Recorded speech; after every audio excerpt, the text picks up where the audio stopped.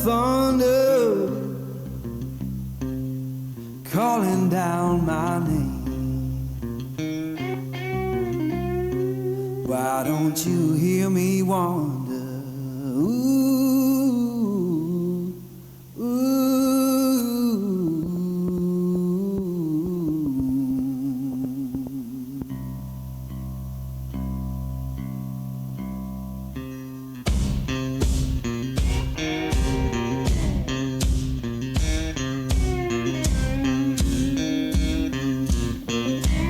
Oh, midnight highway, shining just like sun. Why don't you hear me wonder?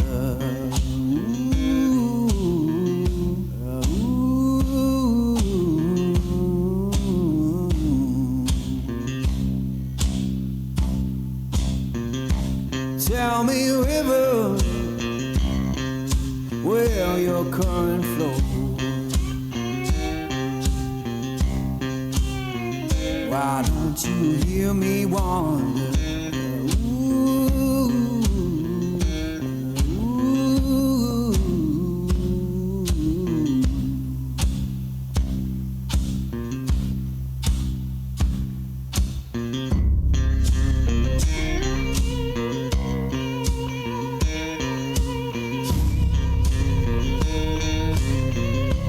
Oh, stop your freight train, let a lost man ride. Why don't you hear me wonder? Ooh, ooh.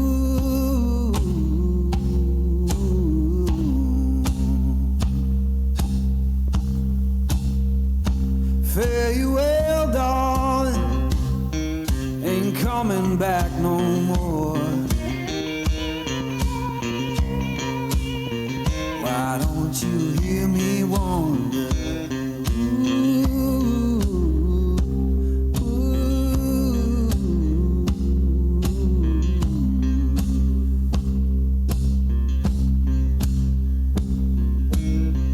Who's been whispering since I've been gone so long? Freedom calling.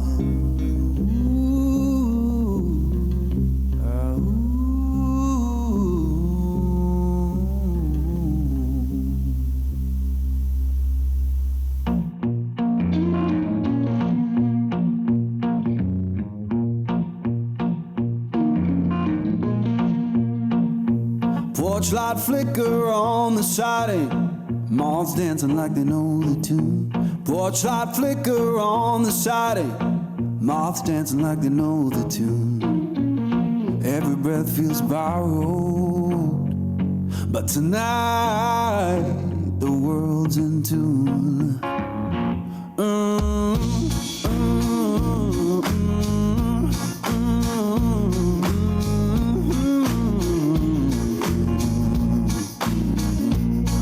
Chair hums beneath me, plank boards keep the time. Old chair hums beneath me, plank boards keep the time. If this sound ain't perfect, that's how I always mine. Someone left the radio humming low next door. Someone left the radio humming low next door. Static sings the harmony.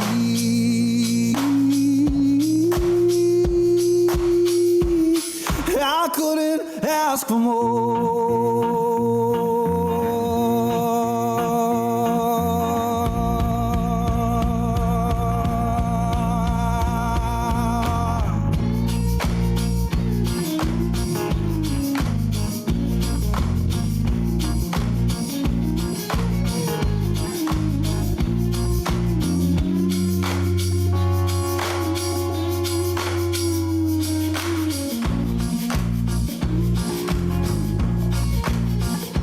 Let the porch light burn uneven.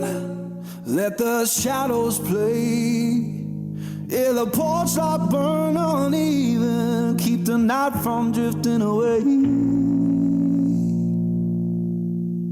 If this ain't heaven, it'll do for today.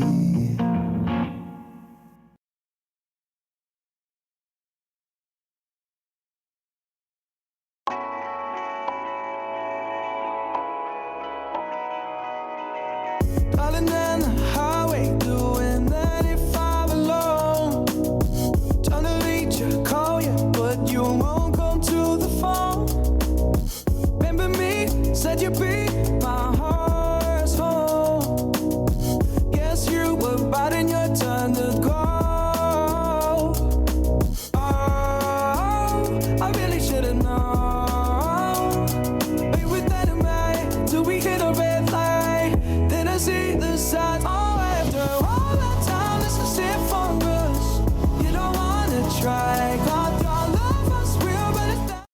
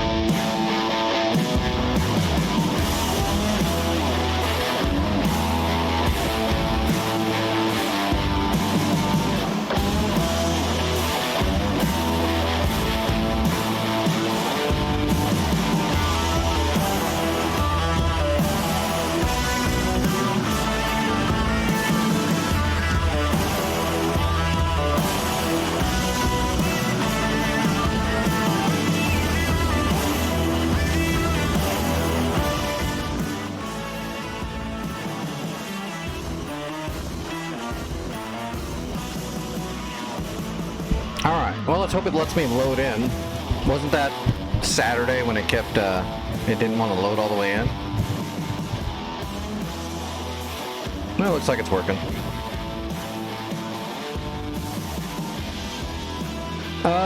Let's see. Well, we're gonna jump back in the Phantom for the warm-up, of course. Actually, I want to test a couple things anyway before we do a merge.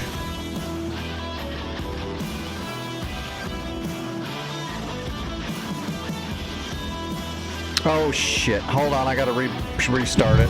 My head tracking's not even being picked up. I think I have to restart DCS or else it's not gonna work. Yeah, I think the game has to pick it up right when you turn it on for it to work. What do you mean? I'm not a rookie. I actually had it turned on. It's just DCS didn't pick it up at all.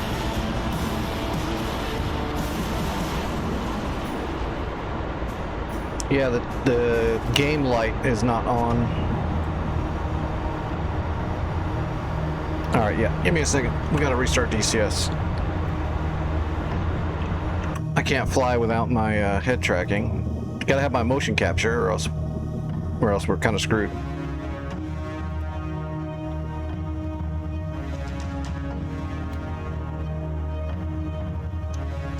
What's up, Steven? How are you this evening? And everybody else.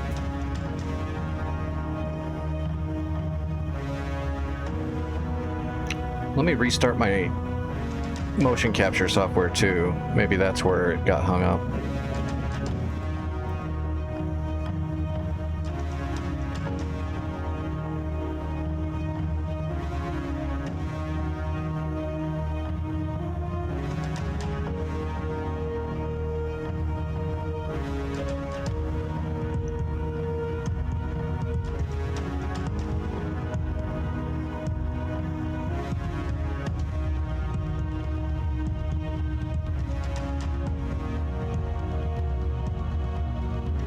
Alright, restarting it. Come on, baby, give me 2 green lights. Okay, it's giving me a green light for the game. Now watch, DCS is gonna have all these problems. It won't load the map or some stupid shit like that. Okay, it says it's reading it.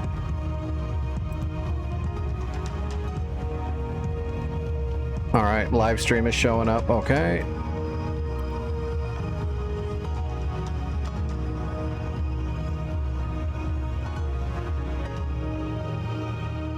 I think building a base on the moon would be really cool, but I think that'll also cause a lot of international things, so I'm not sure what the legality on all that stuff's gonna be.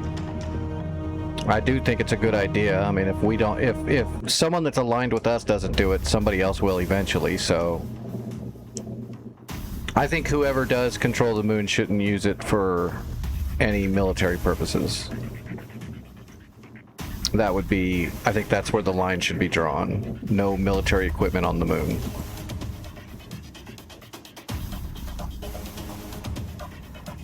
Yeah, but I don't think you can claim the moon. If you start claiming something like that that's in the orbit of Earth, then I assume that means any other nation has a claim to it somewhat. Just by virtue. But, of course, like anything else, the most powerful army is going to be the one that can claim something if you had to. That's why I think the moon should be off limits for military use. Just to avoid all that kind of nonsense.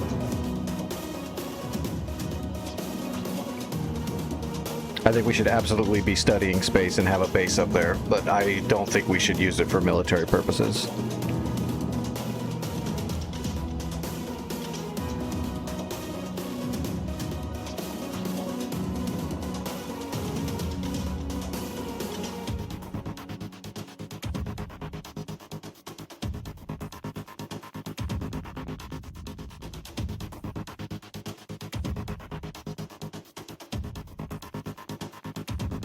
Everybody can already launch their own, you know, military assets into space, into orbit, and that's fine and fair.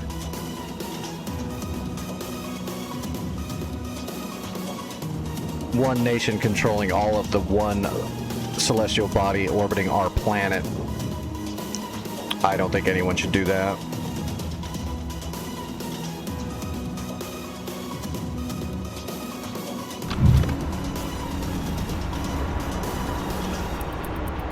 So I think it should be only for science and research purposes. Although no matter what happens, it'll get, you know, corrupted somehow.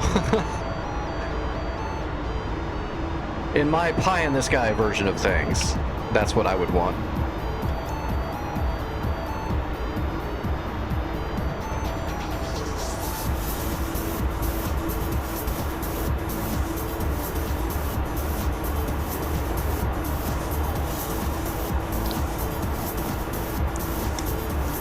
Yeah, who knows what it's going to actually be, Supreme. All I will say for 100% is whatever they say it is only 20% of what it actually is. I can put money on that.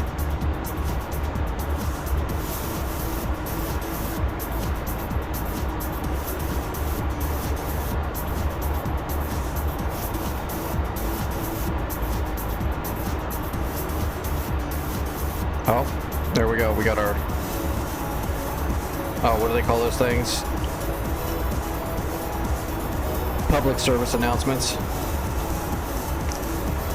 Rearming complete. Gotta have that little jingle with the little rainbow now. Dun dun dun. Vic is out to get you.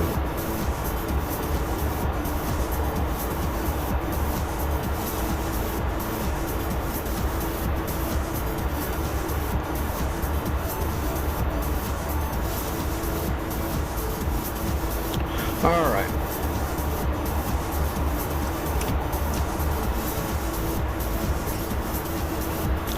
All right, we're gonna get up in the air, and I got to do a couple of flight model tests for a second, and then we'll do an air combat warm up. Here we go. All right.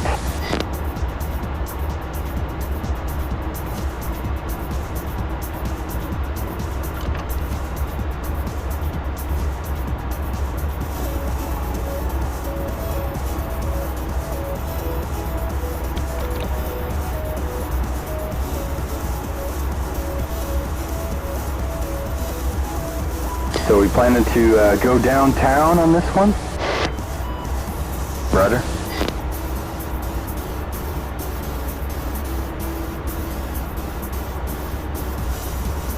Oh God, was anyone around like was it like a year and probably a year and a half ago or something? Back in when the F-14 had that Jester problem, where if you just got like down below 1,000, or if you got down to like 1,000 feet, Jester would just eject. If you like pulled more than 7 Gs, Jester would just eject. He wouldn't even like warn or say that. He'd just punch out. I remember the first time I got into a big dogfight on Hoggett, and I got jumped by 2 flankers, and I shot one of the flankers down, and then I had to maneuver and go defensive because the other one had a good bead on me. So I'm trying to get, maneuver so I don't get shot and get around on this flanker. So I had to get down onto the deck, and as soon as I got down there, Jester just punches out. And I try to finish this dogfight, dragging all that air.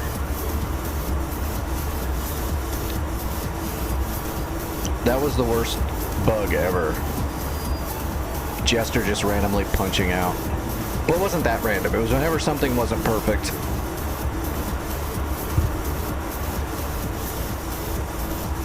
Alright, we're not going to spawn any incombatants yet.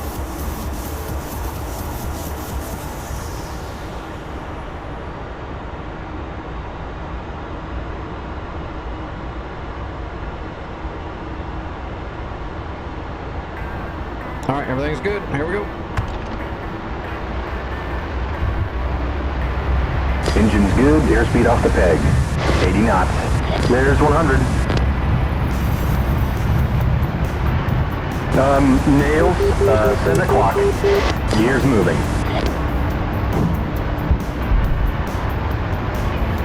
Gear up.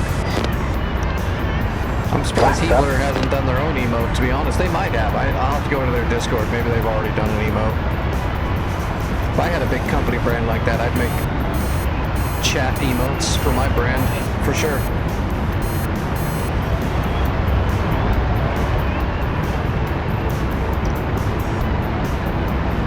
Hello, Vidal and Paint over on YouTube.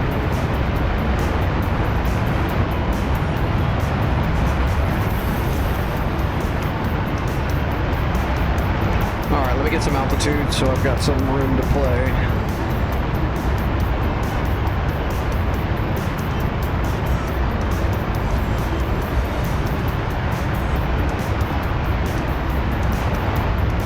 And I gotta do a couple of tests on some rate limits and sustain rates real quick in the Phantom. Horizontal and vertical.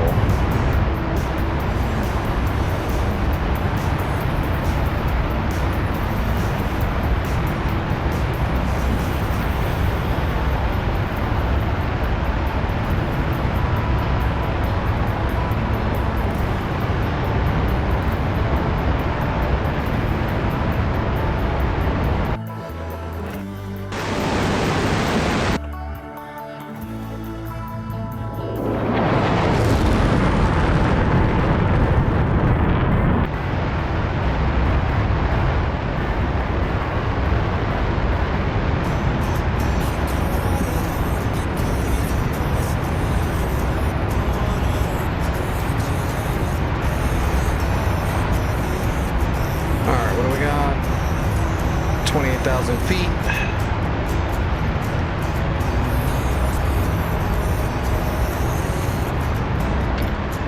Alright, off blower.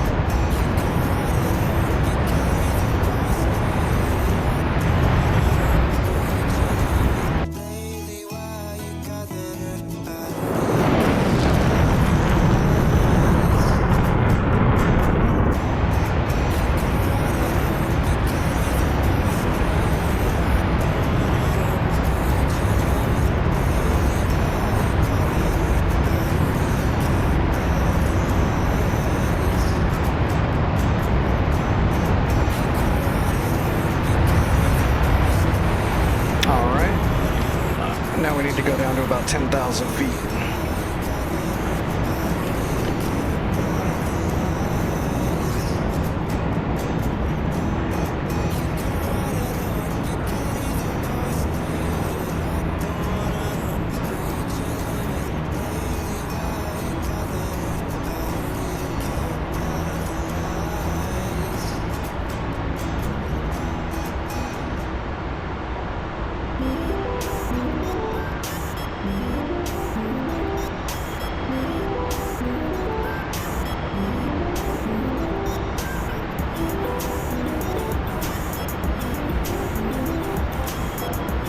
There's 450. Let's come down a little bit lower.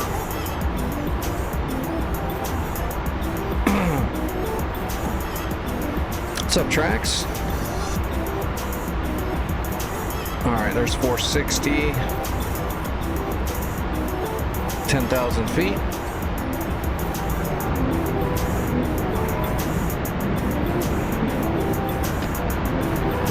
We need to stabilize.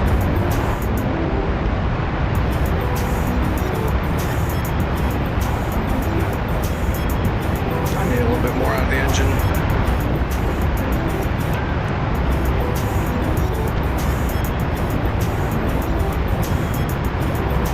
Alright, that's about sustained rate right there. That looks pretty good.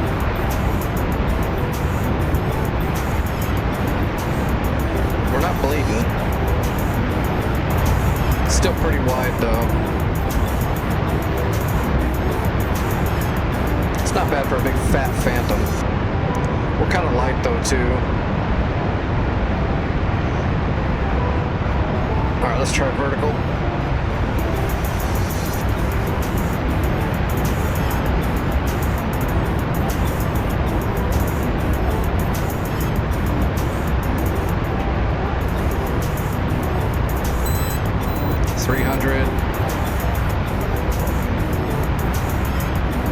So we went 450 to 300 roughly.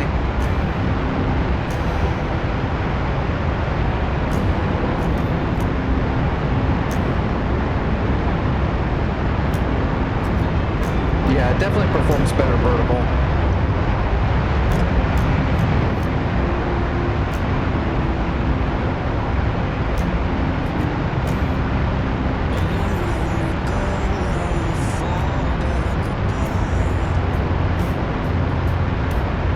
It's got a much better snap rate too.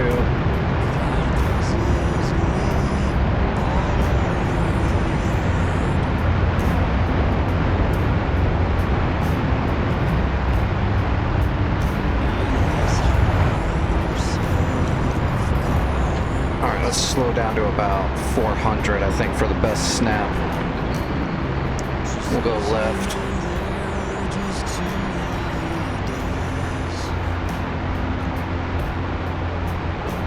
We're almost ready to spawn some bandits and get a good practice session in real quick. Just trying to cement these numbers in my brain, because they're way different than like every other jet ever, because it's such a big fat tank.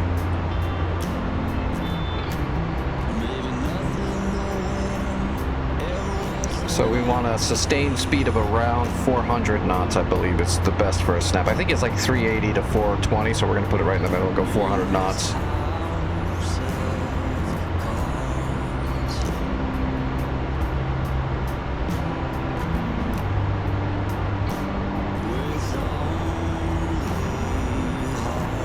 Oh, the bear, yeah, the bear stick that just has the trim hat and the pickle button.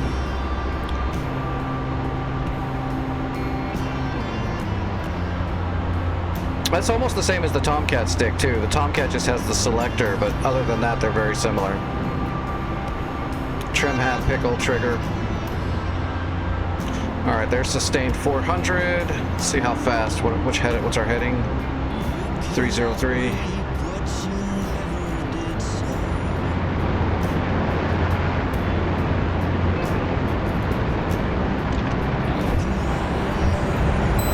About halfway through the turn, you gotta hit the burner. Still not bad. That was only a couple of seconds.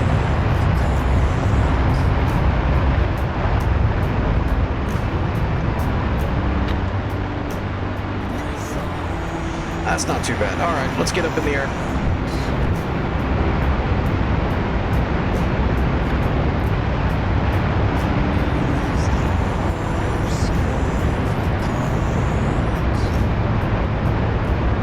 Copy.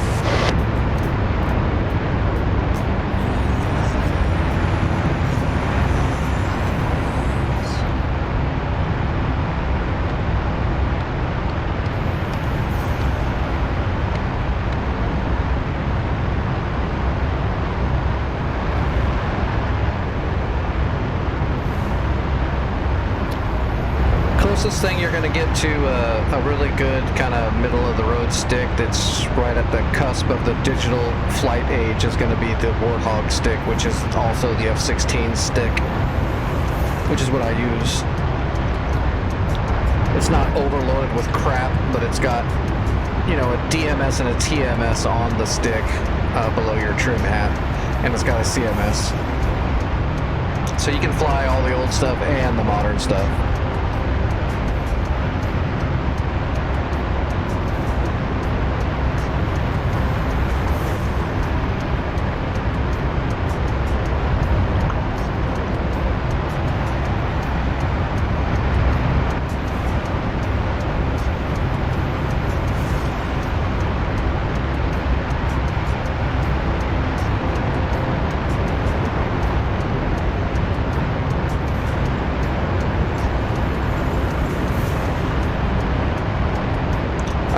hats is good, and having too many hats is not good. So it's just whatever people are comfortable with.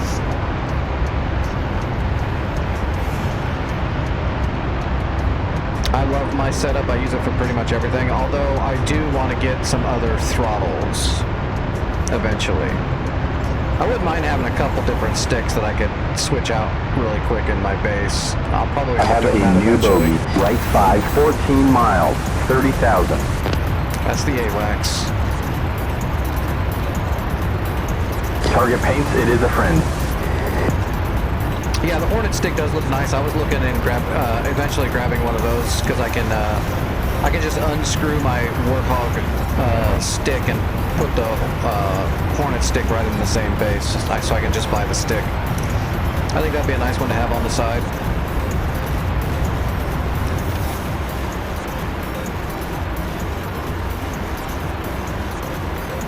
Just like eventually I'd like to have a Viper throttle that I can just switch around once I have more money and such. Get a powered hub so I can just hit a button to switch between throttles. But I mean, this is like all pie Okay, in the that's sky. new bogeys. Let me check these guys here.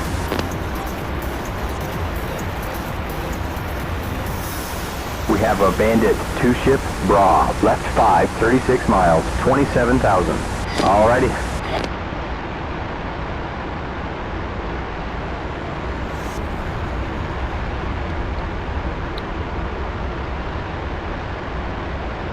If I had all kinds of money, shit, I'd have a whole room just for gear and have a fixed wing pit and a heli pit.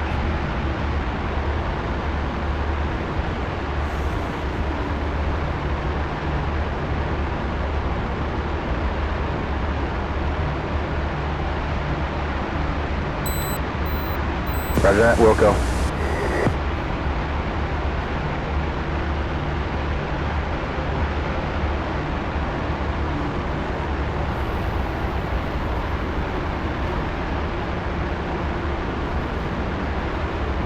Roger.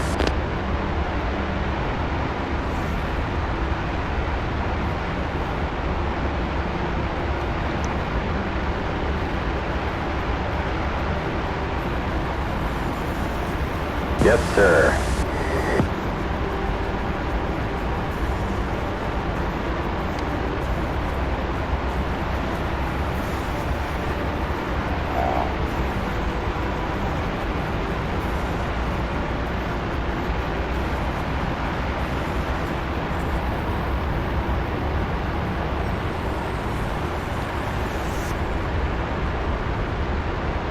Copy.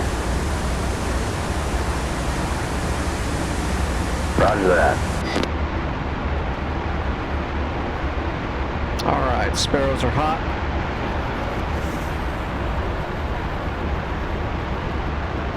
There's a couple of collectives out there. Fuel check, how we looking?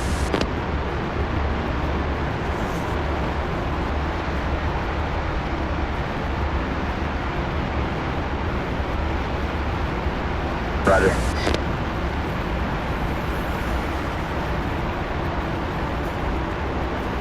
About 25 miles. Surprised we don't see him conning.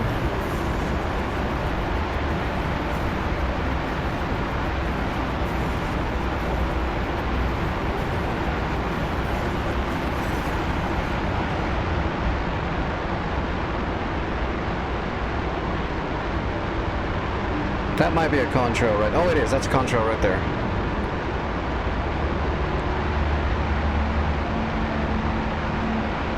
Locking Bandit, left 5 degrees, 17 miles. Good luck.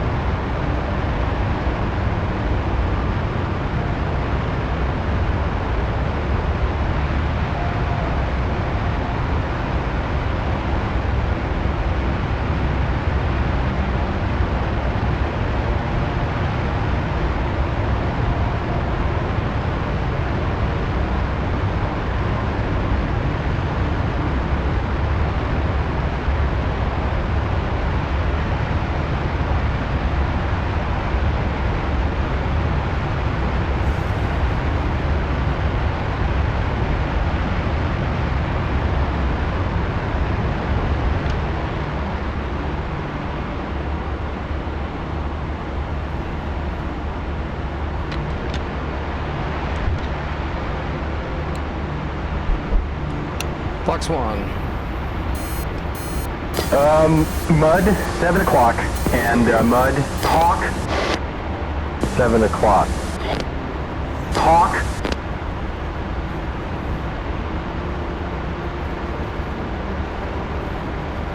We have a bandit, fullback, 12 o'clock, 6 miles. Oh, it missed.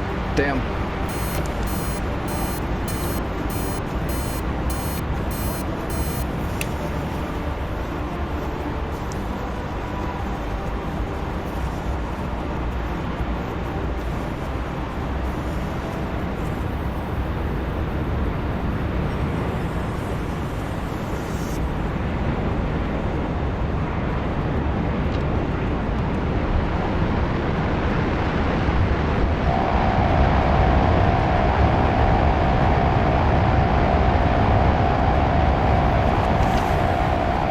What the? I lost the lock.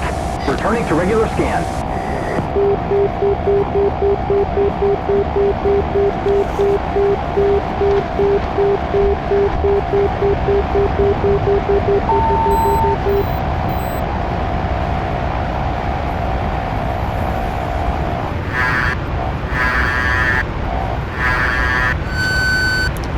Fox 2.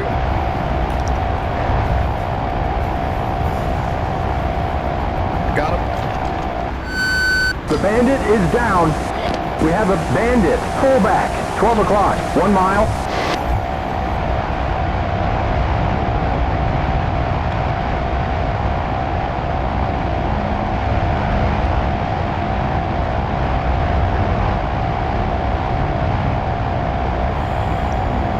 All right, scanning the sky again.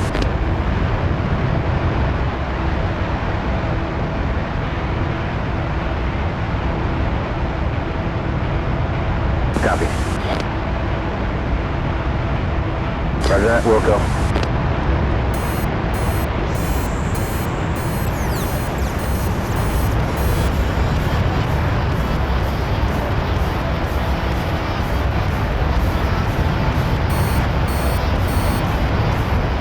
There it is. Nails, 7 o'clock.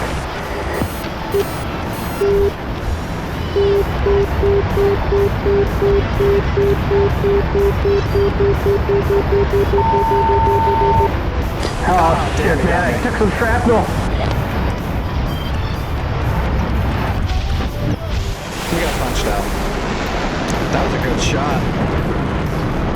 That's what I get for putting him on ace. Over the top snapshot, inverted.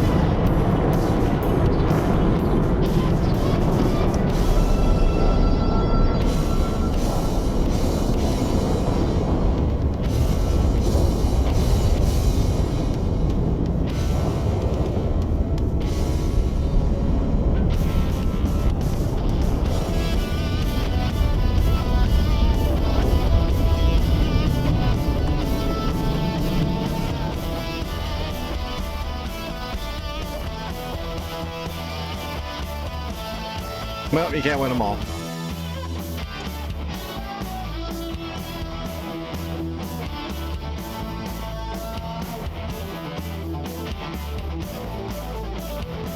There's a few companies that are making like sim pit seats now that are metal bracketed and all that stuff. It's gonna get better and better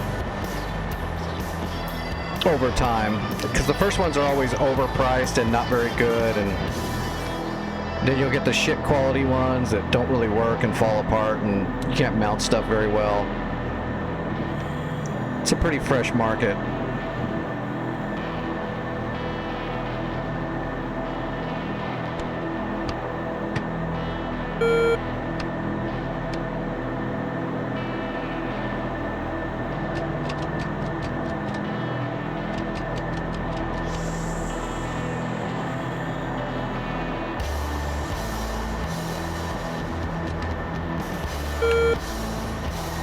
Alright, well, let's get back up there and finish that last guy off, and then we'll jump over to a server.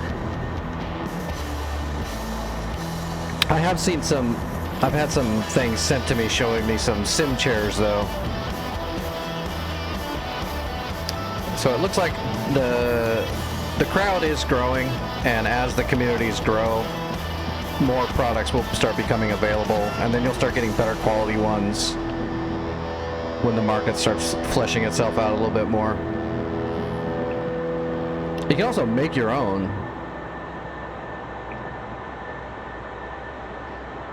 I mean, you know, if you can weld.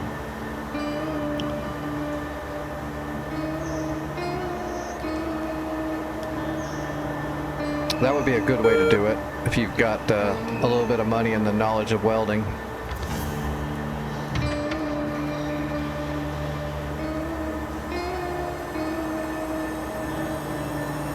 What's up, G2?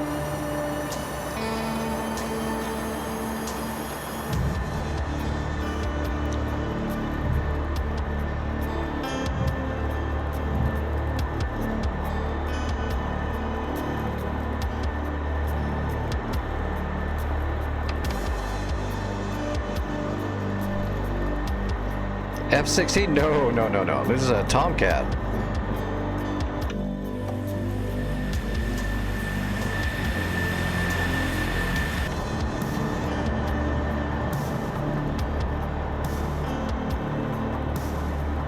This is F-14BU.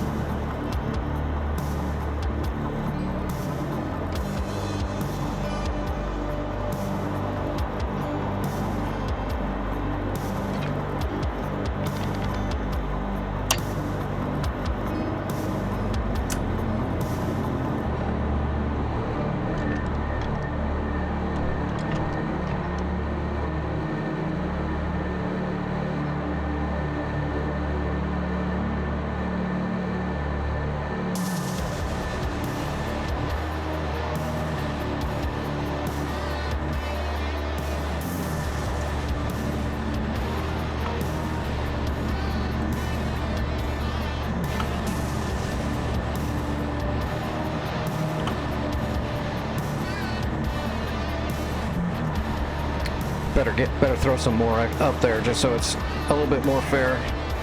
We're not in the Phantom anymore. Alright, running it up.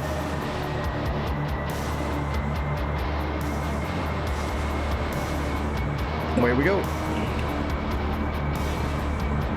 Oh shoot, I forgot to set up my pilot.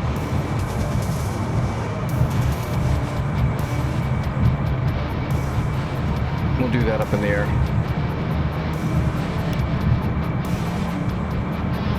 Man, the CO will bust our balls for that again. Sure they won't.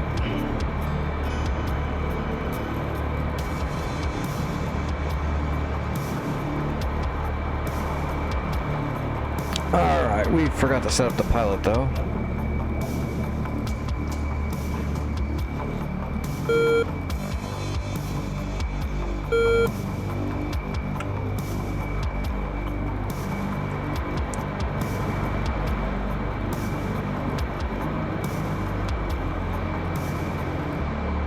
Okay, there's dirt, 12 o'clock.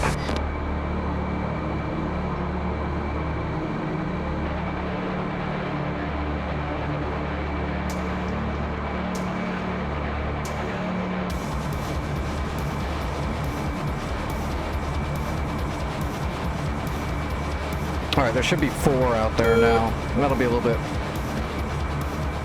more fair for them.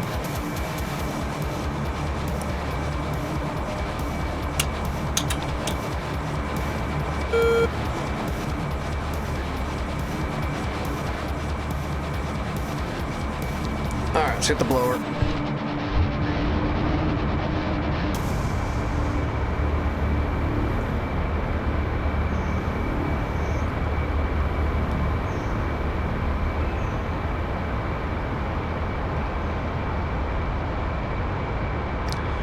That'd be a good way to start. Learn how to TIG weld, or I mean, stick weld.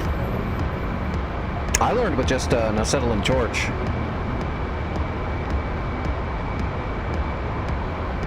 I then moved on to flux stick, and then went to wire feed MIG. I never did any tungsten. We have a friendly E3, 11 o'clock, 14 miles. No, I wasn't brazing. I was actually using the acetylene torch to actually weld. I've learned how to braze too, but literally I learned by just fixing two pieces of metal together using only the two pieces of metal, not brazing with additives.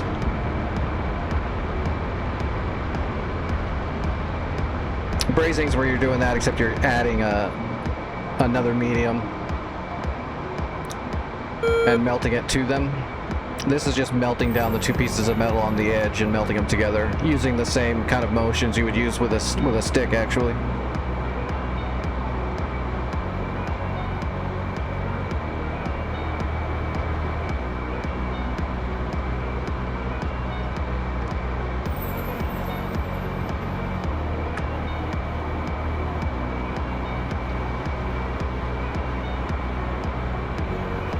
Bandit 3 ship Bra 095, 47 miles. Tally utility at bullseye 3284180. Alright, there's our three guys already.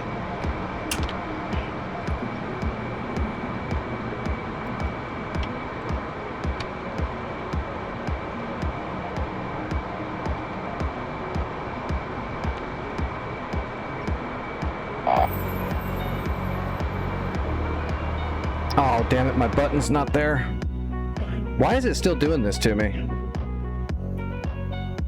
I have to remove my HOTAS and then put it back in. Every time. Okay.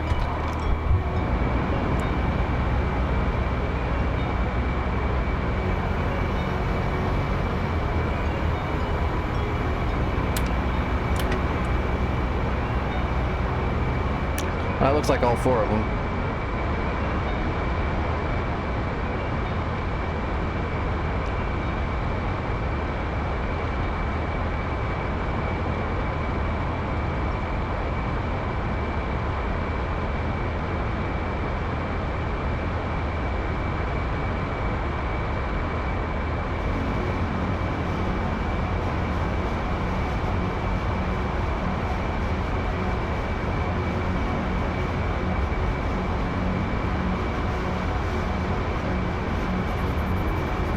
Okay, you're done.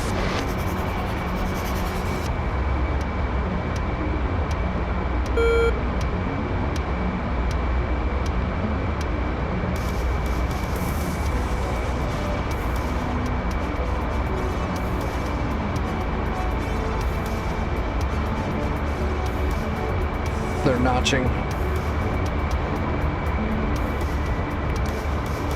Your dot, boss.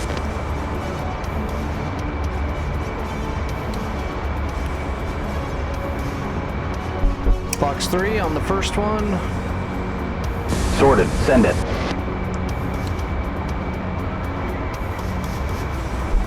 Fox 3 on the second one. Right, you're done. Fox 3 on the third one. We're gonna save the last one.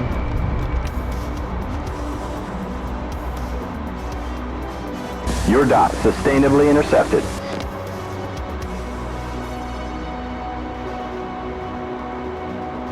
Here we Switching to go. Sparrow. Yeah, your dot. Your dot.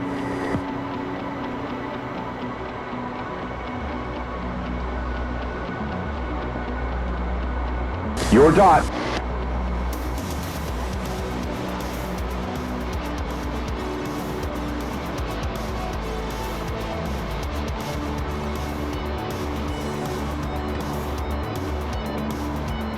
Those missiles should be hitting. Splash. Splash. Got him. There we go. Switching to Yeah, ACM. your dot. Splash. That's a fullback. Sorted. Your dot. Target. 6 miles. That's a Su-34. He's locked. Go get him. Your dot. Sorted.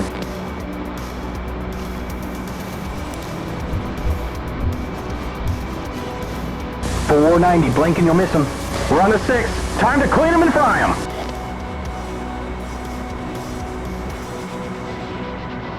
He's under 12-ish, closing. 460. Shoot him, he's right there. Closing. And that's 420.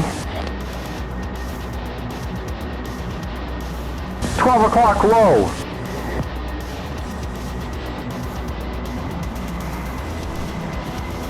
We're on his 6. Passing 450. Looking good, we're on a 6. 370 knots. And that's 320. Okay, there's 280. Speed 250. Light him up, he's right in front of us. Oh, we hit him. Oh wow, we hit him a lot. I'm surprised he's still flying.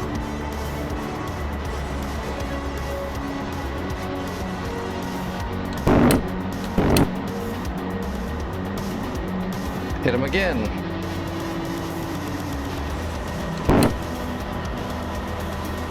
Passing 220 now.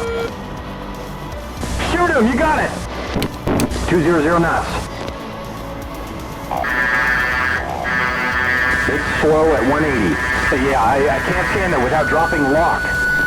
Watch this stall, man. Buxton. Oh, splash! The Bandit is going down. Can't believe I hit him with that many gunshots and he was still flying. Did I have the wrong ammo? Wonder if I was hitting him with just armor-piercing rounds. Alright, ACM off.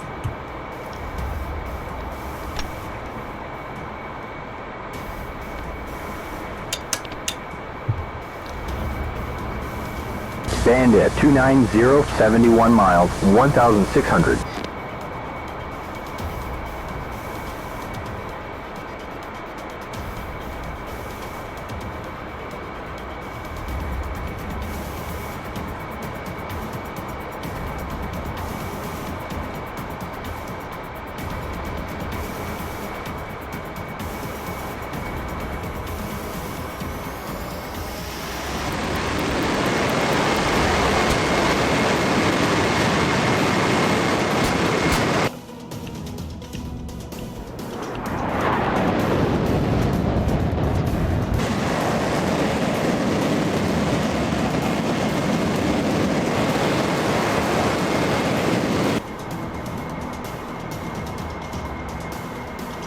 Alright, that's a good warm-up.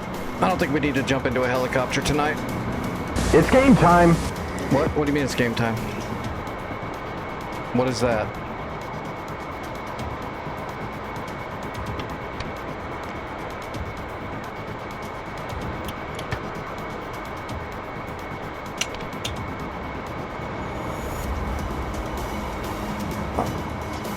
Bandit 355, 29 miles. Roger. I'm spiking him. Oh, it's that transport. Target 27 miles. Well, I guess we can shoot the transport really quick. Just give him a Phoenix from here.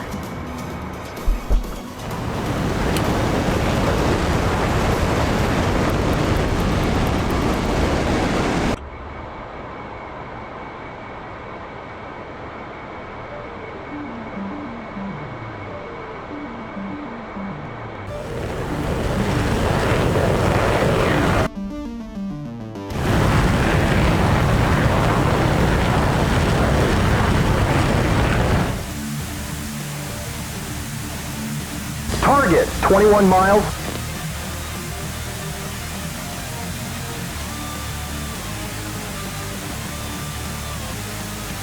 Yeah, welding's a lot of fun.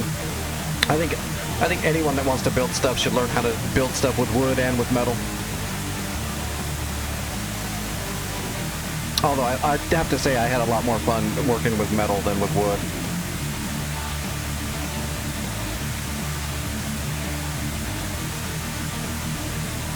I enjoyed welding. Target 16 miles. Never got to use it a whole ton, but I used it a little bit.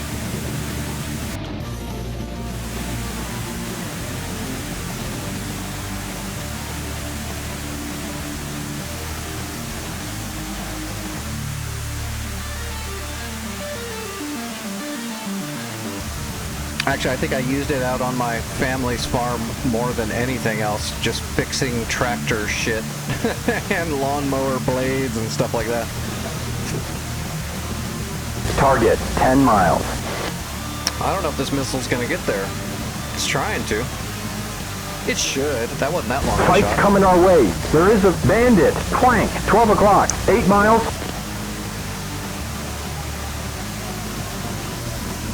Well, I learned how to weld when I was young, just because I wanted to learn how, and then later on in life, before I got all... Flash! Bandit is going down. Before I got all messed up, and before my family kind of passed on me, I got to use it a lot, you know, in that... 5:20. 11 o'clock low. 11 o'clock low. All that farm equipment always broke down, the decks on the 12 tractor o'clock and low. stuff, and 12 o'clock low. the shielding over the friggin' brush hog mower. I had to weld that thing multiple times for him. Stuff like that. Although I did do like when I was putting together my bluing tank for my gunsmithing, so we built that out of metal ourselves, the bluing tank and all the gas rods for it and all that stuff. We fabricated all that by hand using welding and stuff. Dirt on the nose, on the nose.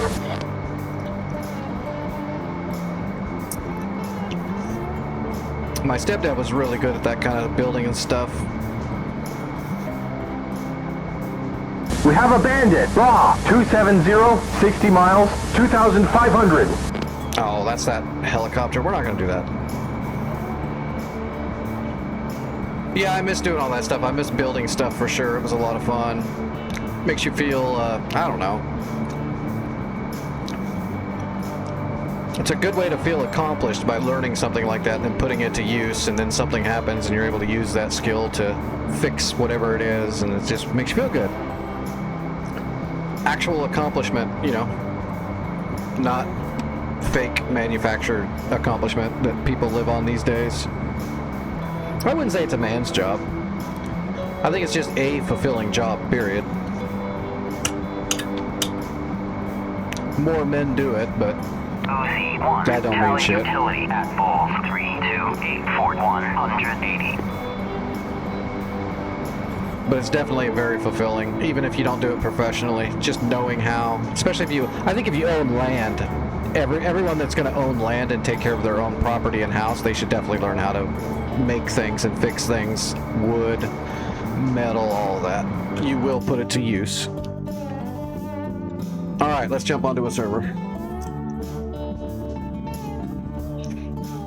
I definitely miss doing all that though. I'm glad I'm still alive, don't get me wrong, but I do miss being able to do all that stuff. The only thing I've got left is my gunsmithing desk and some of that stuff. A bunch of that stuff though I don't have anymore. When I lost my house, I lost a bunch of stuff because I couldn't just pack it all up and leave, especially in my conditions.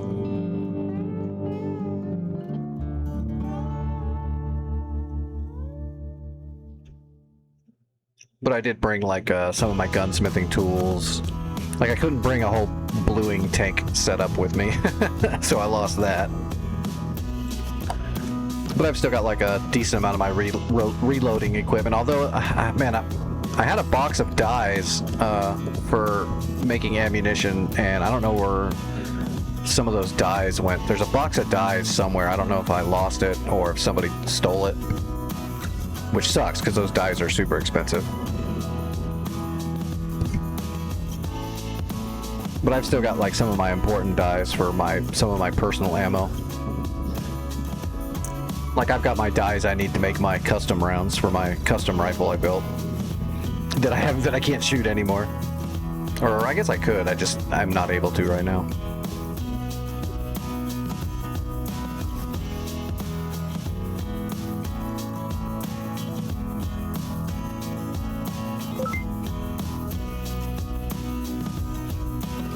It's kind of expensive to make those bullets and shoot them.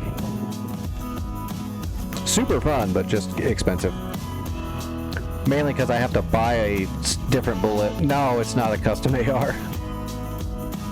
I took an old Mosin Nagant and I took it all apart to get the receiver and barrel, and then I floated it and mounted it in my own stock. I've put pictures in the Discord before of my custom gun.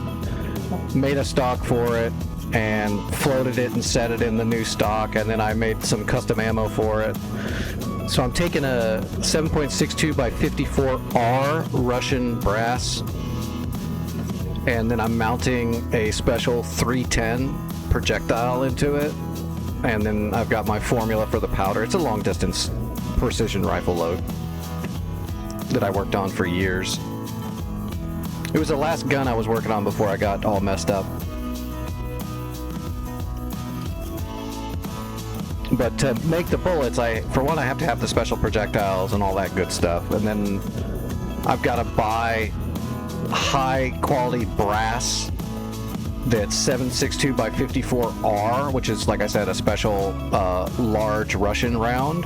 So it's hard to get good brass for it. It's super expensive, and then you have to shoot the shitty bullets out.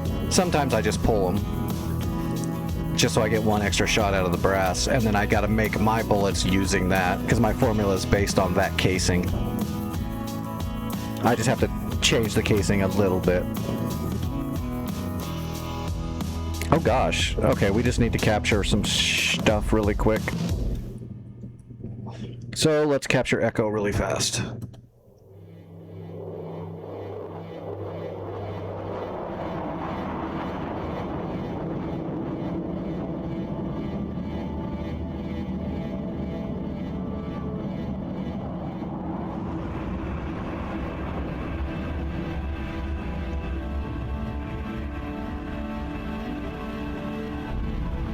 Oh, I should have took the sand filter off there.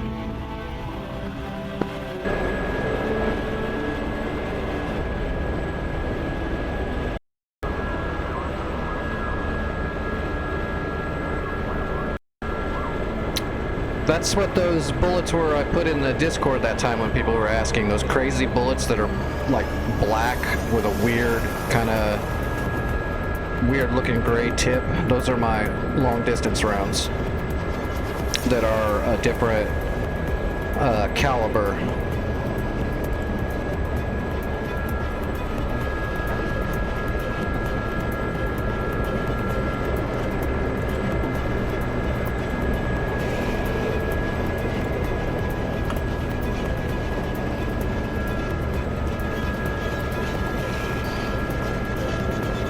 No, they have to be brass.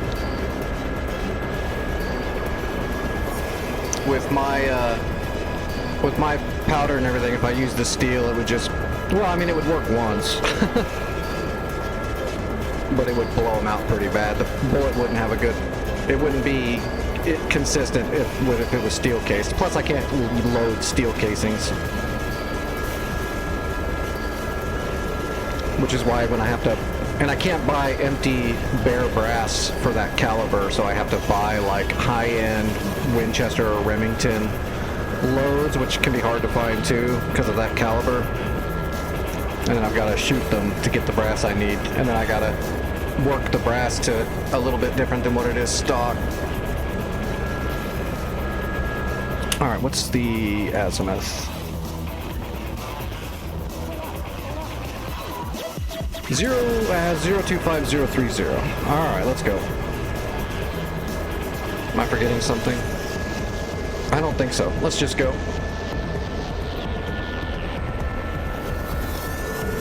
Steel casings are garbage, and you can't, once you shoot them, they're done. Unless something changed since I've been messing in that field. I know a lot of the Russian rounds, you buy them cheap that are steel casings, but those are just one-time use garbage loads. Military use.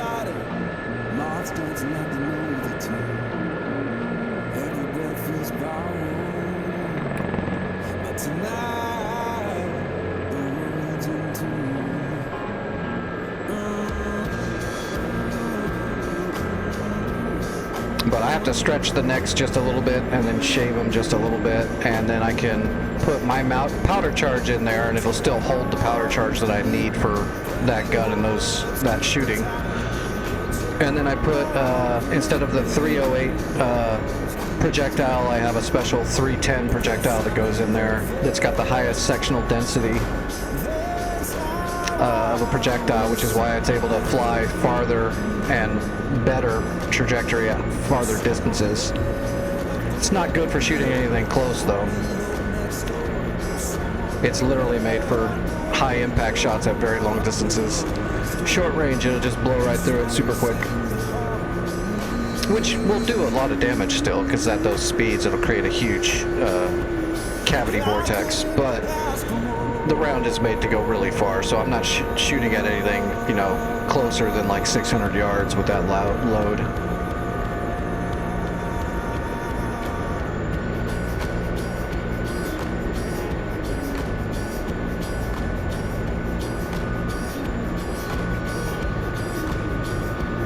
Yeah, I had a buddy of mine that did shooting competitions with his AR, so he wanted me to make him 223s for his shooting competition. I only did it for him once because the amount he wanted made. And I'm like, it takes a little bit more work to make matched rounds, you know, because he wanted like 150 rounds, which I can do, but it would take some time, unless they're just. He wanted good rounds. He wanted matched rounds so that they're all identical, so that the shooting solution on each round is identical. But I did it for him once. He said they were great and they were so accurate, and I said, yeah, but I'm not. You have to pay me some money to do that again. That took a lot of time.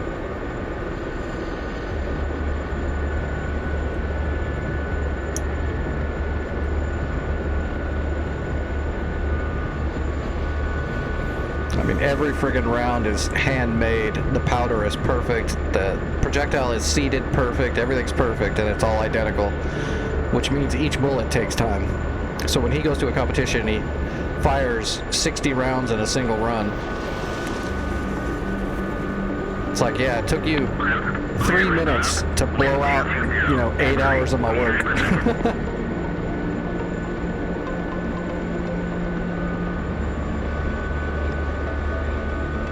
Shooting ARs is fun. It was never my thing, but it's fun.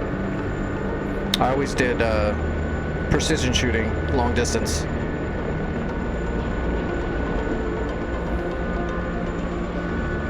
That's why I was working on that one rifle right before my body got all jacked up. That was my last project. I was working on that modernized, sporterized Mosin Nagant with a custom bullet. Yeah, it all takes a ton of time. I mean, if you want them to be perfect, which if you're doing precision stuff, you got to, then yeah, it takes a lot of time.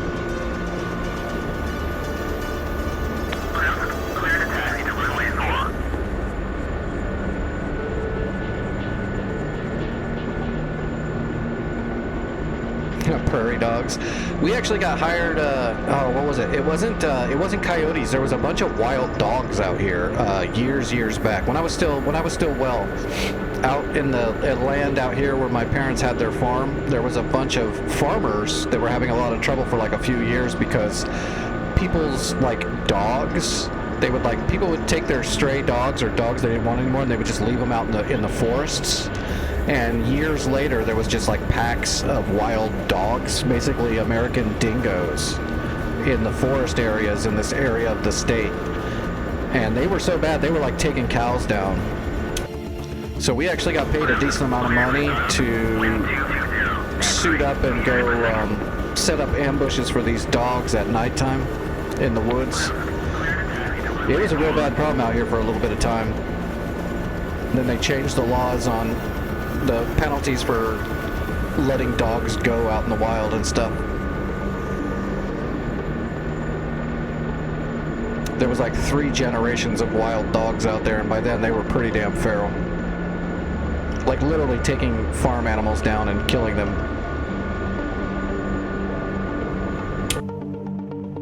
So that was an experience.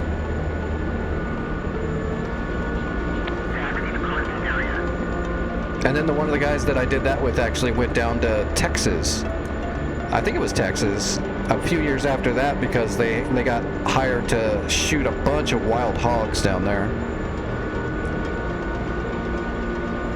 And from what I remember, he said it didn't seem like they even made a dent, and they killed tons.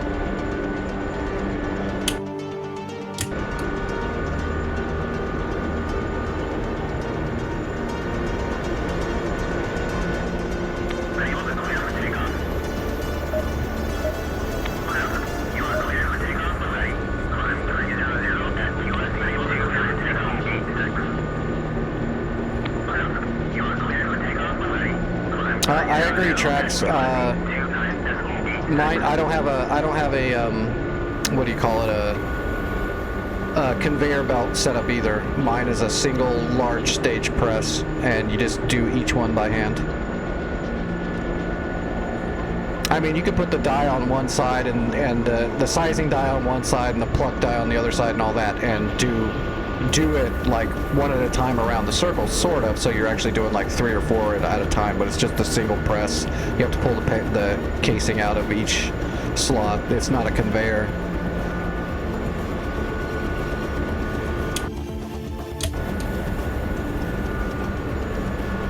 And then I've got 2 different powder drops. Both of them are mechanical. Even my powder scale is an actual scale. I don't like the digital one because it would uncalibrate.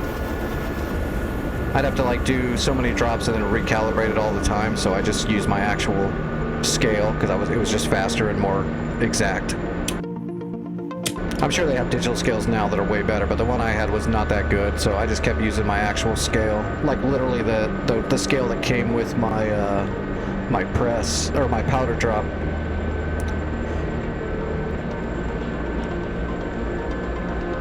Yep, Rock Crusher, that's exactly what I have. The old green one, I think it was just called Rock Crusher as far as I know. The big green one, sitting right here behind me. And then I believe my powder drop is an RCBS, but then I think I also have a second powder drop in my box still. I'm trying to remember the brand on it. It was red. It wasn't RCBS though.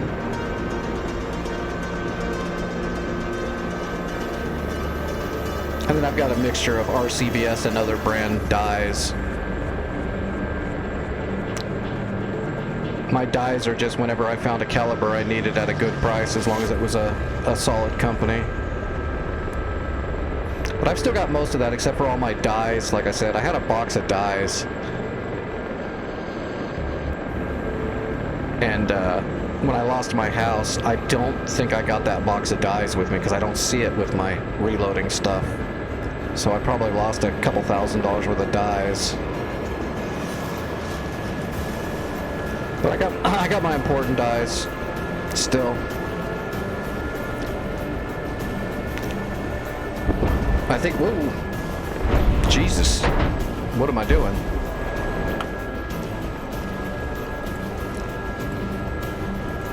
Oh well, we still captured, screw it. I think the most expensive dies I had was, oh, well, let me just look really quick, hold on.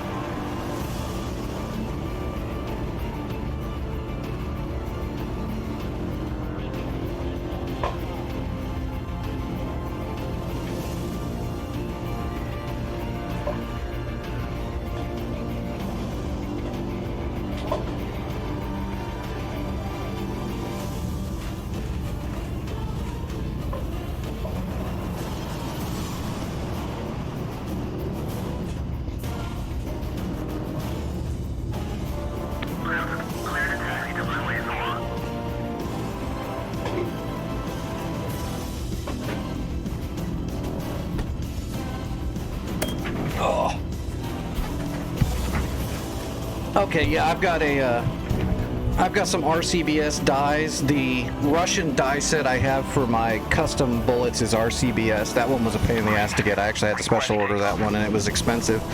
The other dies I have that are the red casing, they weren't Hornady. I don't even know if Hornady makes dies, actually. It was Lee. My die's in the red tubular casing, which is kind of weird. All my other die sets from like RCBS and that other company come in boxes, but the Lee stuff came in these old red plastic clear tubes, and the dies sit into it vertically, which is cool, but it takes up more space. And I think the most expensive one I have of that is I've still got my 7mm Magnum die, because I used to make a lot of long distance shooting match rounds, so I've got 7mm.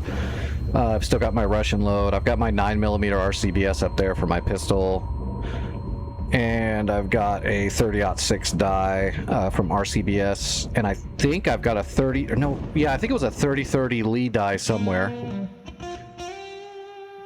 and there was one other one, 7mm 30-06 30-30.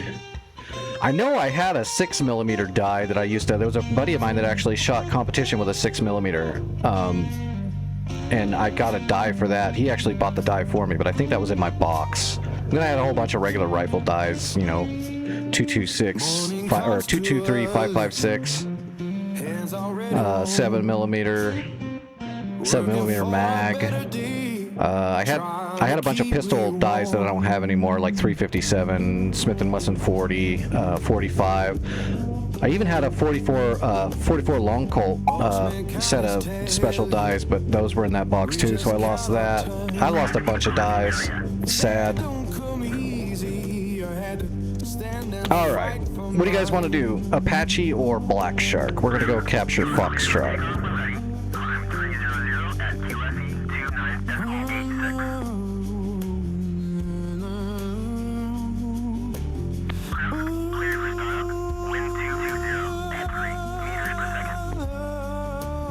Well, I did.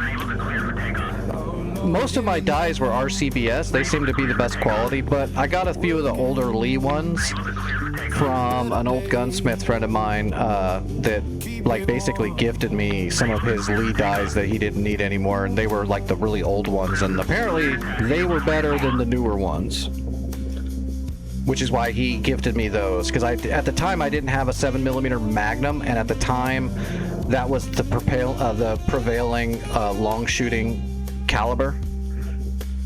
Besides, like what I shot for long distance was a special custom 308 round that I created. Because I used to shoot people aren't gonna know. I don't know. Does anyone even want to hear this stuff? I used to shoot a Seiko, and I had a special 308 round for it. So that was the die I used the most for myself. But everybody else I knew that shot at hunting and competition for long distance all shot 7mm Magnum, and I didn't have that die. And when I told my buddy about it, he's like, here, use this die, because it's an old version from Lee, and they had the best dies back then, so this will last you forever. So I still have that die right here on my gunsmithing desk. And it worked really good. I never used the RCBS 7mm mag. I'm sure it's fine. RCBS, I've never got a bad die from RCBS.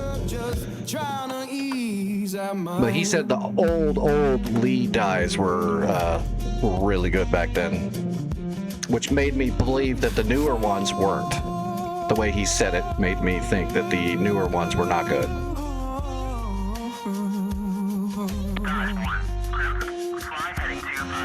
Man, I haven't messed with that kind of stuff for years now. Well, ever since I got messed up, so it's been 15 years.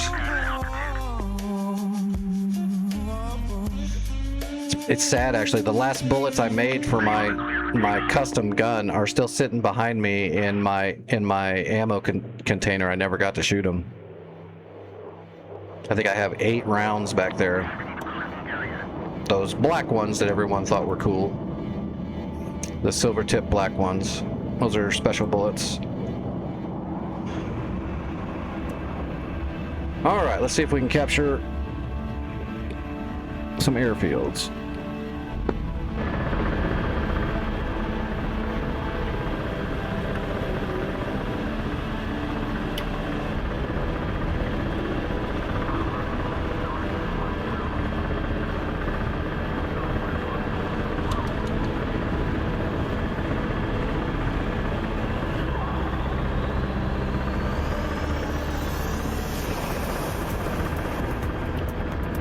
hopefully maybe in the future when I make a little bit of money, I'll be able to maybe go shoot again a little bit.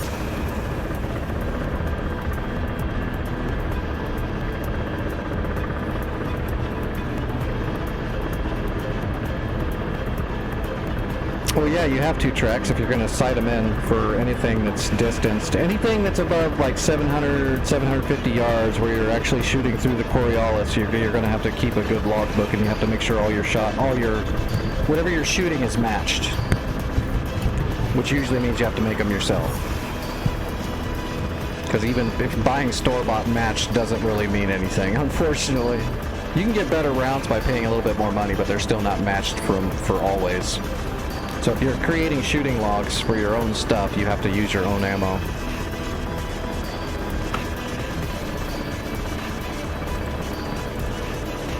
I've still got all my formulas for making my bullets and everything in my shooting book back there on my desk. All my drift records, the formulas, the whole bit.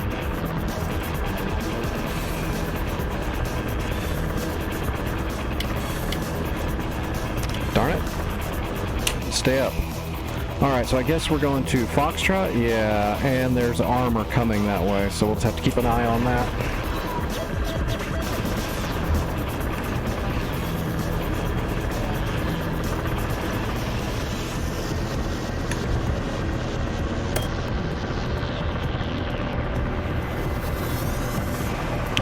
Alright, gear coming up.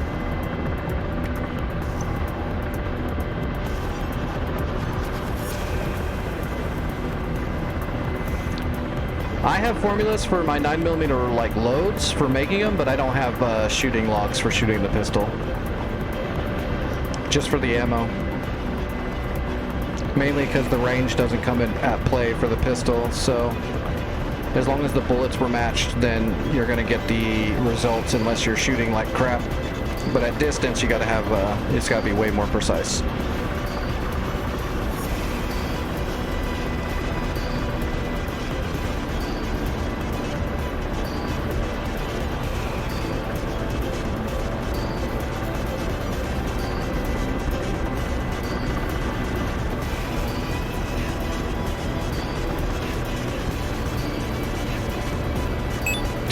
I feel you, I'm the same. I was forced into this though. Trust me, if my body hadn't got all messed up, I would still be making money and probably wouldn't see me flying online at all. Because I'd still be able to fly in real life. And I wouldn't be a poor, broke, old, disabled guy. Gotta play the hand you're dealt.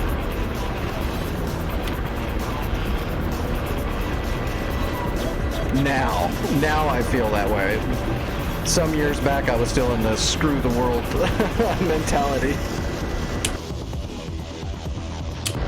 I was pissed off Nix for like 6-7 years.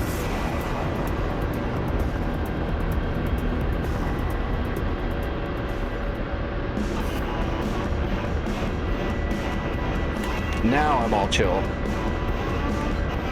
I definitely was not always chill.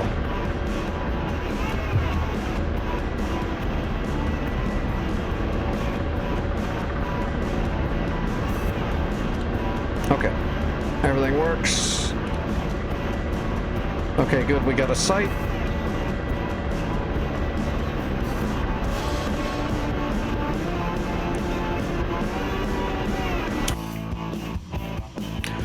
We might be able to get up here and get a shot up on this well, no, there's the trees right there.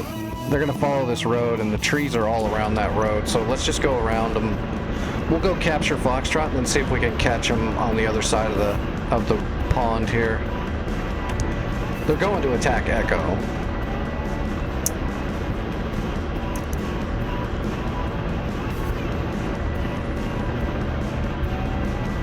Yeah, I was already I know what you're talking about. If it's the same time, I was already messed up when the real bad one happened. But prices on ammo stuff always fluctuated by politics.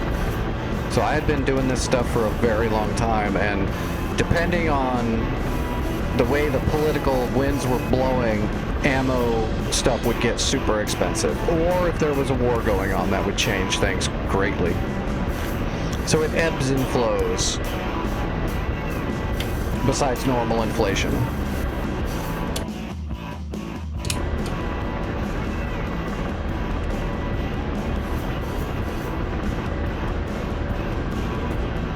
And it's always been that way.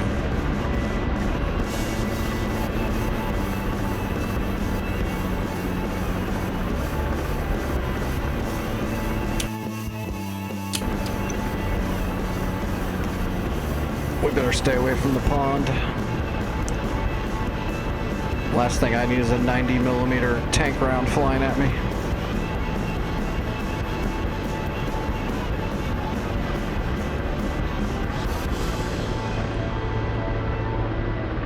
We had a couple of powder shortages, mainly for... We had some powder shortages once that were pretty bad, but it was just a couple of companies that we were getting them from, and one of the powders I use is a very specific brand for my long distance rounds. I don't even know if they're still around, but the company I used for all of my long distance stuff was a company called Hogden. And I remember for a while there, all of a sudden, I couldn't get Hogden powder for nothing, and when I did, the keg was super expensive.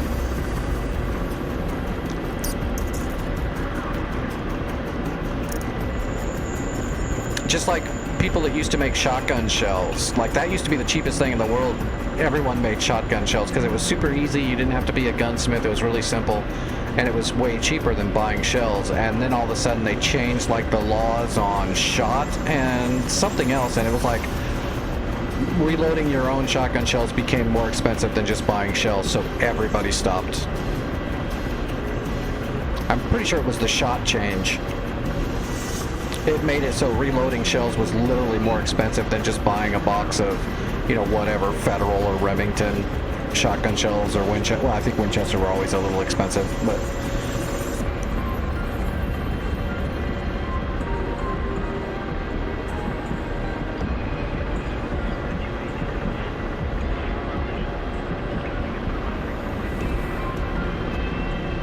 Yep, we used to make our own 9mm rounds. We had a lead mold, so we would like rip old lead piping and stuff out of houses that my stepdad was working on. So we'd have a bunch of lead laying around, old lead sewer line and stuff like that, and melt it down. And we had a mold that would make the 9mm. God, what was it? It was like 1/10 or something smaller than the actual 9mm projectile because it was a core mold. So we literally would just make our own lead cores, and then we would case them ceramically. So we had a powder coating, the ceramic powder coating we would put on the 9mm cores and cook it, and it would become hard as a rock, and they were basically armor-piercing 9mm. And we made those super cheap. We always called them our toilet bullets. If somebody broke into the house, we'd get them with our toilet bullets because they'd die from infection. As a joke. But they were really good bullets. They were super cheaper to make, and they were really hard as a rock, so they would penetrate through like a 4x4 board without even trying. That ceramic coating is no joke. Warning, under attack.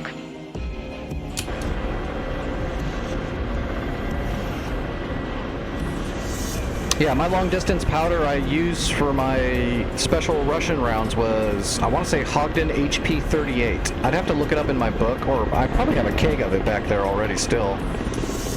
I'm pretty sure it was HP38 was my long distance powder I use in my custom 310 round.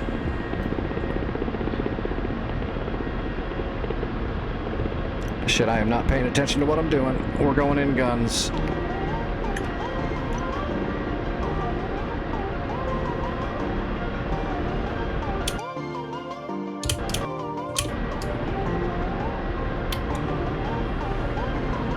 Those look all dead already.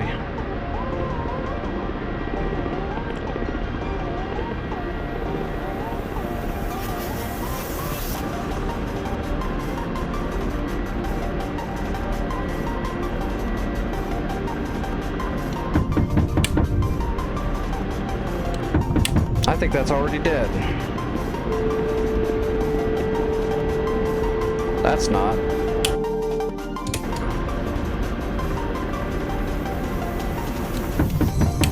What does bore sighted. Ah, we got it. Oh, there it is. There it is, right behind that tree line.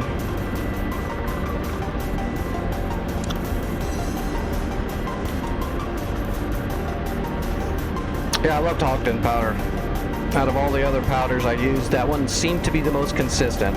Pretty sure I've got it written down in my shooting catalog, the different powders I was trying. Ogden was just always the best. Although I might not have that book anymore. That was my old notes from when I was like really young. That's probably gone to time. But yeah, Ogden was my favorite. It was just good quality every time.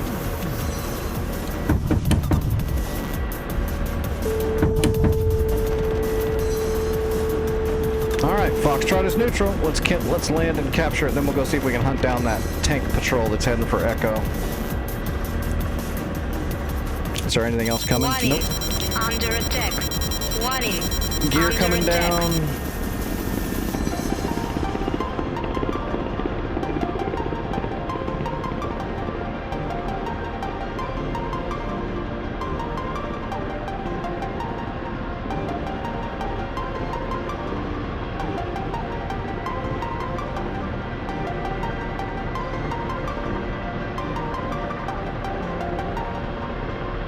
We're going front door parking like a stud.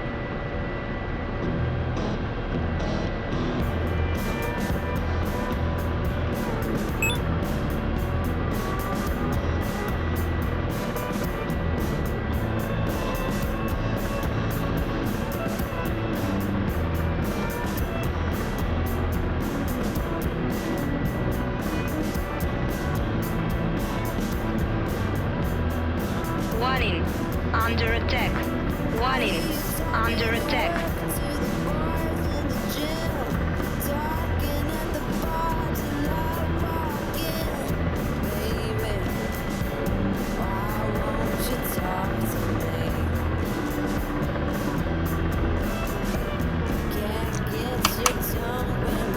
Nice and smooth. Had to make up for that awesome gazelle landing. Alright, unloading. Boom.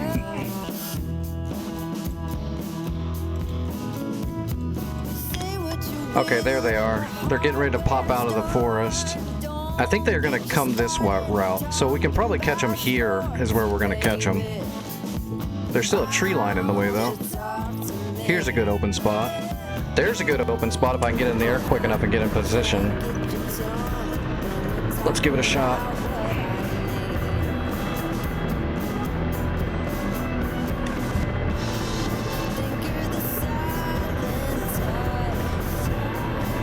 Warning. Under attack. Who Warning. is shooting? Under attack. Okay, I know it is. I'm getting warnings from this R-SAMs shooting at those enemy helicopters. Alright, there's the town right there. Right there.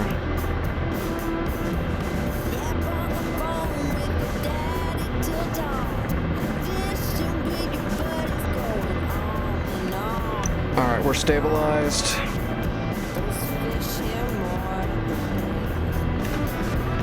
Let's go manual.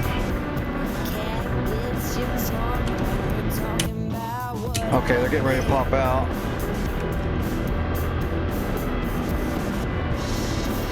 Warning. Under attack. Warning. Under attack.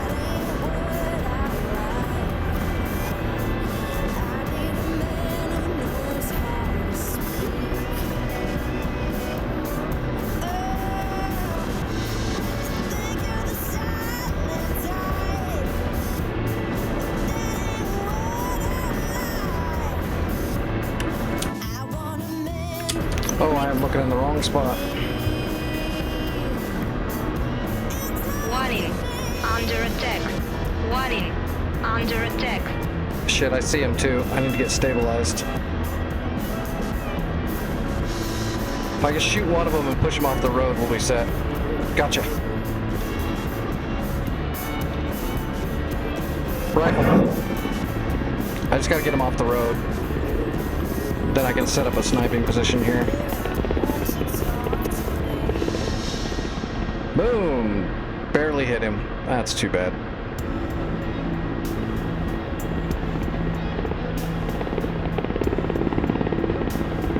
on, stop.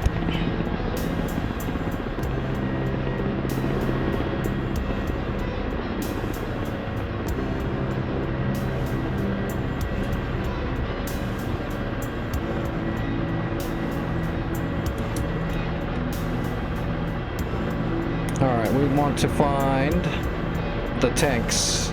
There we go. Rifle.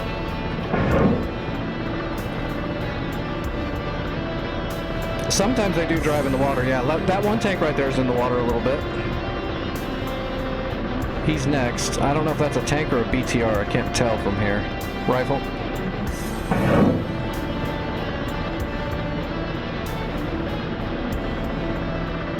At least we got set up really quick and got him off the road, so we're getting work done now. Ah, damn, they went into the tree line, didn't they?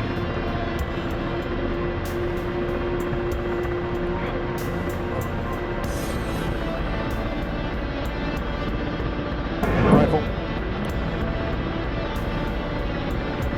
Yeah, I think it was a BTR. There was 3 BTRs. I think that was the last BTR there. Rifle. So there's 2 tanks over here somewhere that are kind of hiding. I think they went to the trees. We might not be able to get them quite yet.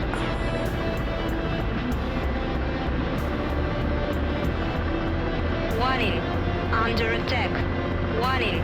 Under attack. I believe I'm getting shot at. Is that I think that's a tank right there.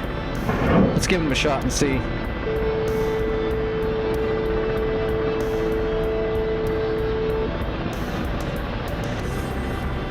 Maybe not. Oh wait, no, I see smoke coming up. I got something.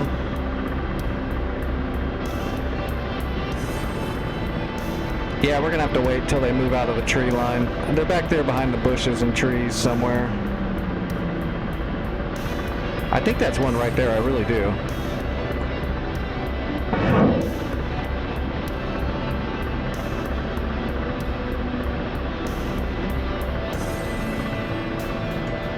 If it was, it's gone now. I think it was. I think it's dead. Okay, there might be just one tank left. Okay, yeah, that was a tank. So there's just one tank left and he's in the trees there. I'm not gonna be able to see him probably. We'll have to relocate. He's right back in there somewhere. So let's fixate our camera there and let's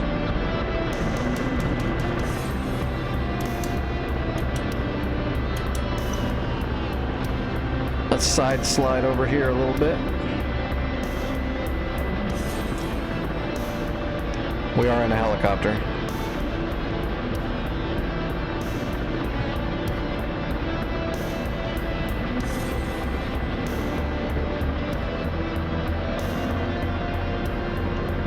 Hey, what do we see right there? Look at that.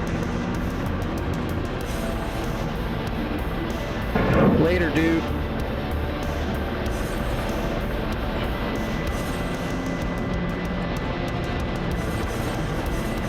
Kablooey. Alright, that's the whole thing. Laser off. Yep, we got him. Hell yeah. Like a boss. Oh, there's an enemy black shark attacking our base too. I guess we can go see if we can take care of that.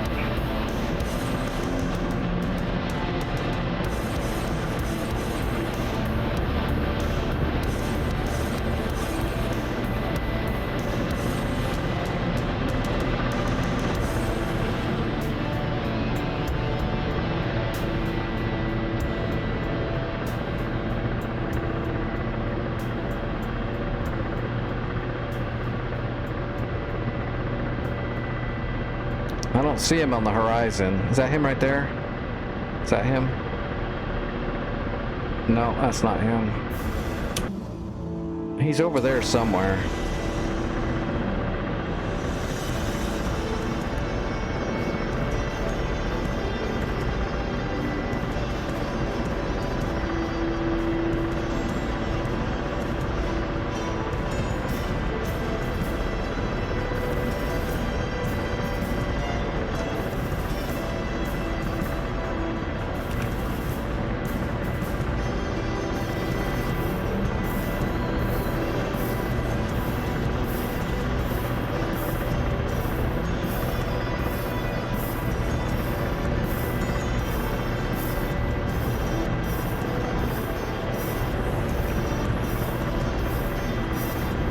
Okay, there's our base right over there. So that helicopter should be over here somewhere, but I don't see him. He must be down really low. Oh yeah, he's basically on the ground. So I might not be able to see him until we get way closer. If we can sneak up on him though while he's down in the trees hiding, then we can probably get a tandem on him and just blow him into pieces. Or we can hit him with the BTR gun. Really wish I could see him though, so I knew right where he was.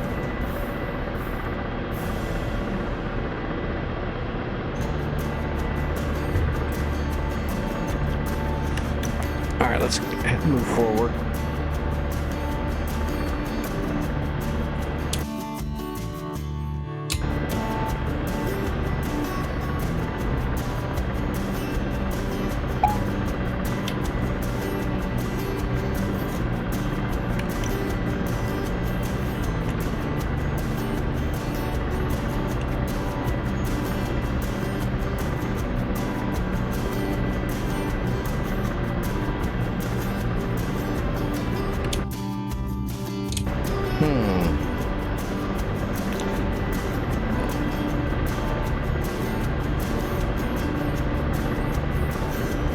He should be right here.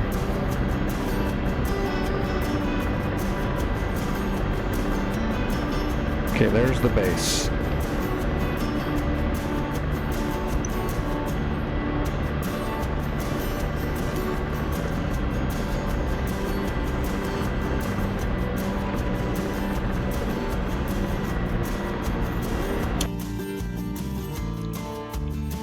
He's getting shot at by a jet, too. Well, there's the missile.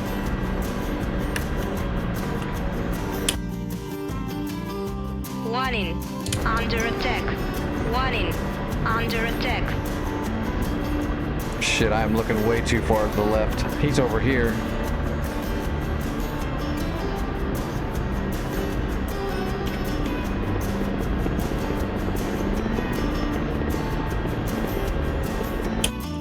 Oh, he's dead. Well, that'll work. All right, let's go RTB back to base.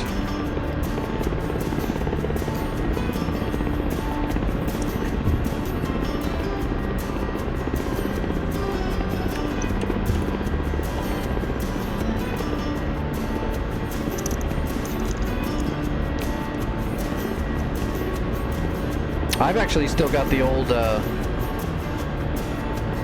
Russian stamped Mosin Nagant.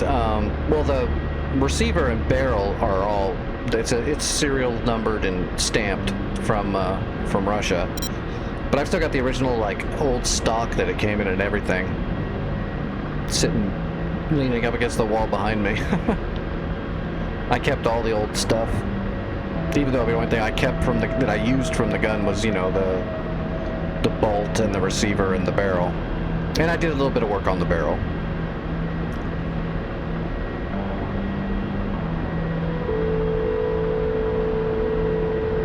Yeah, my version is extremely brutal, deadly accurate, but it's barely a Mosin anymore. But I needed that old Mosin because I needed something that can hold the 54R caliber, and had enough thickness in the receiver and in the neck and stuff to hold the load I wanted to make for it. A lot of the modern guns are a lot thinner in the receiver and in the yoke, and my custom round is pretty powerful.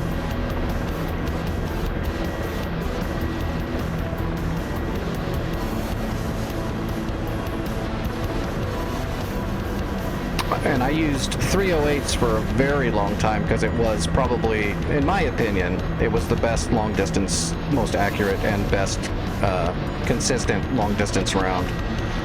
But I thought I could use the 54R, which is a thicker casing and had a little bit more compressibility to get a little bit more power out of the shot, and I could up the size of the projectile just a little bit so that I could use this special projectile I always wanted to use that's got a really good sectional density. I think it's the best sectional density, although, again, by now I'm sure there's stuff that's way better. But back when I was doing it, this was the best sectional density you could get. So, and I didn't want to try. I couldn't really. I mean, I could try to make a 308 do it, but it would be a lot more dangerous. But the old Russian 54R brass, I could stick a 310 projectile into that brass and compress the shit out of it with my powder formula, and it would handle it. It wouldn't blow up, and it wouldn't deteriorate the bullet out the barrel so much that it wouldn't fly cleanly and accurately. But I did it with 308s for the longest time, and I never got to test my custom 54R round as much as I wanted to. I did test it. I did get very accurate shots. I think my longest accurate shot was right under 1,200 yards because I didn't have anywhere to shoot farther than that. And it did really well. But I didn't put it through enough testing to say it's amazing, but it's definitely good.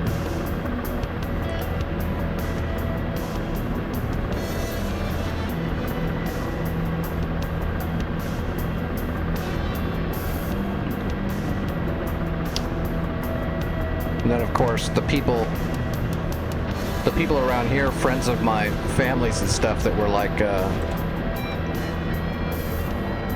hunters and stuff, were like, "Are you gonna hunt with that gun?" I'm like, "No." That deer would probably, well, I don't know.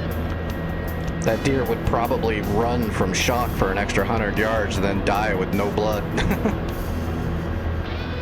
Way too much velocity.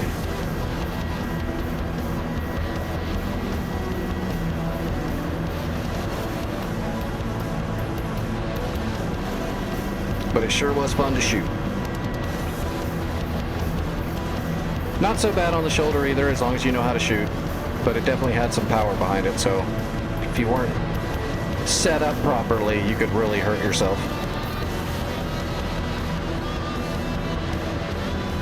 Alright, landing gear coming down. Oops.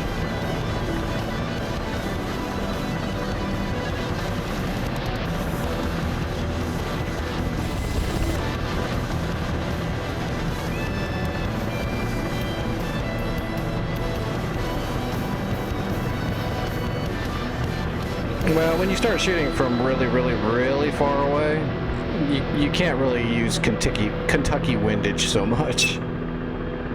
I mean, unless you just want to shoot a whole lot of bullets.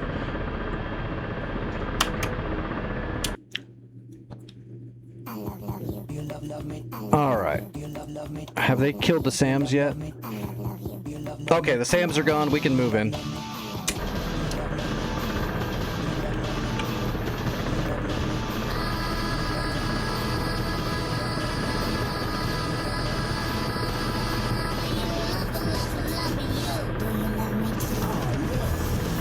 Request refueling. Request rounding.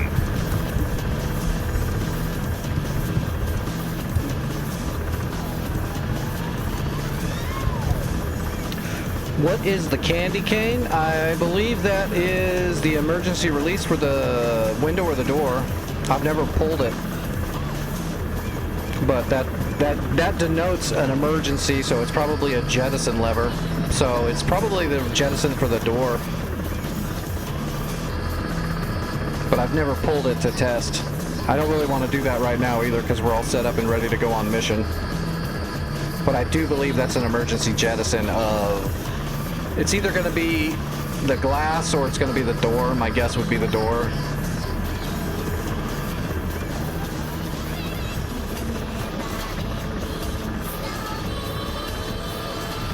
Anything in an aircraft that's got swirls like that is an emergency lever or emergency jettison of some sort.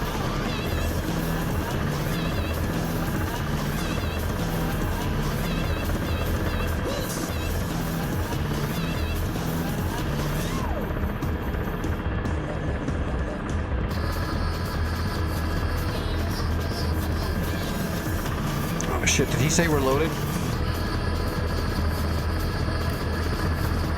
No, we're not. Oh, you know what? I didn't turn on my radio, did I? Or yeah, I did. There we go. I didn't have it set on ground. I'll say it. I don't think they heard me. They didn't. I always forget the Russian stuff. I gotta switch it over. Request refueling. Request rearming. Nope, still didn't do it. Oh my god, I gotta get up on the friggin' FARP. Hold on, we gotta relocate.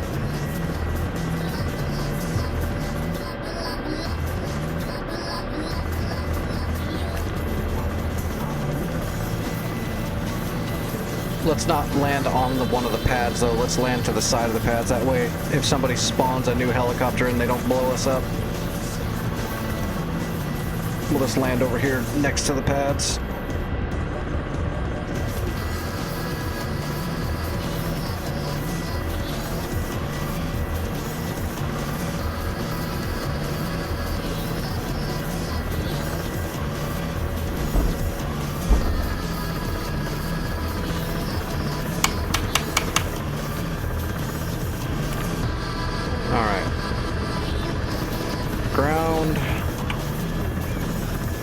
Give me fuel, give me gun ammo, give me flares, and reload my tandems. Perfect. Request refueling. Copy. Request There rearming. we go. Now we're on it. Copy.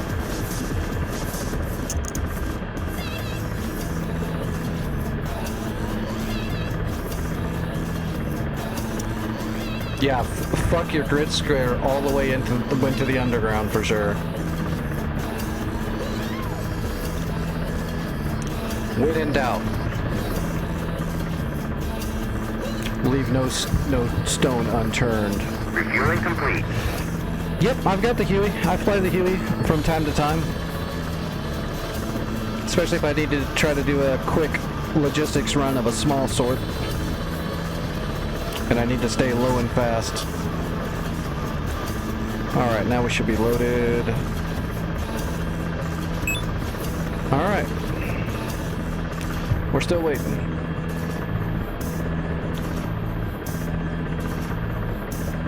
Hey, what's up, Vaughn? How you been doing? Rearming complete.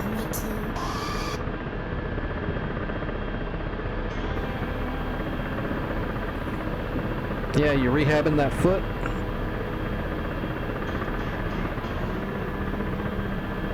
There we go. 12 tandems. Now we're cooking with oil. All right, we're gonna go over to Krasnodar and try to finish it off. And let's grab supplies in case we do, so we can capture it. Rolling thunder, All right, calling down my lasers off. Good. I remembered to turn the laser off. That's good. At least I didn't cook the laser again. All right, here we go.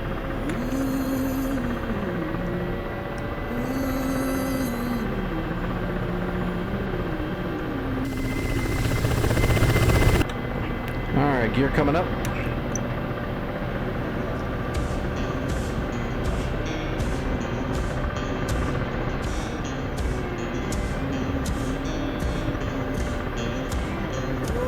midnight highway,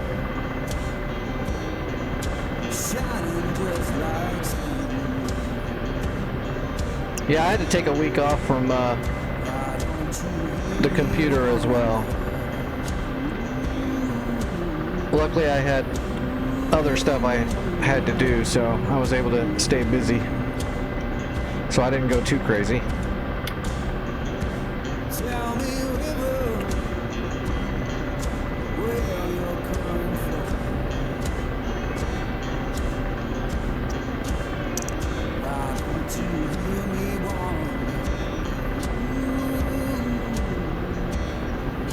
warning? Did they have any counter error? Nope. Okay, I'll say I did see another black shark up here, so I was worried about that, but it looks like it's down now, so we got a Hornet overhead. Although there's a bunch of MiGs out here. We'll have to keep an eye on it. Keep going forward. Oh, stop your freight train.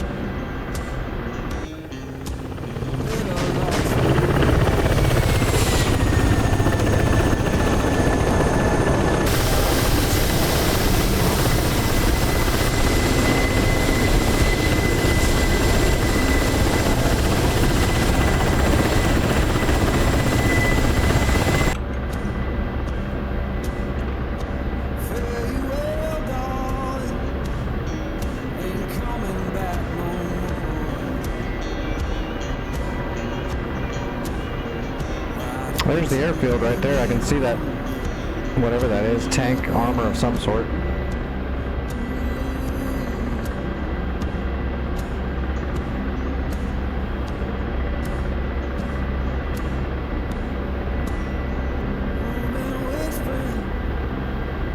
Since I've been gone so long, freedom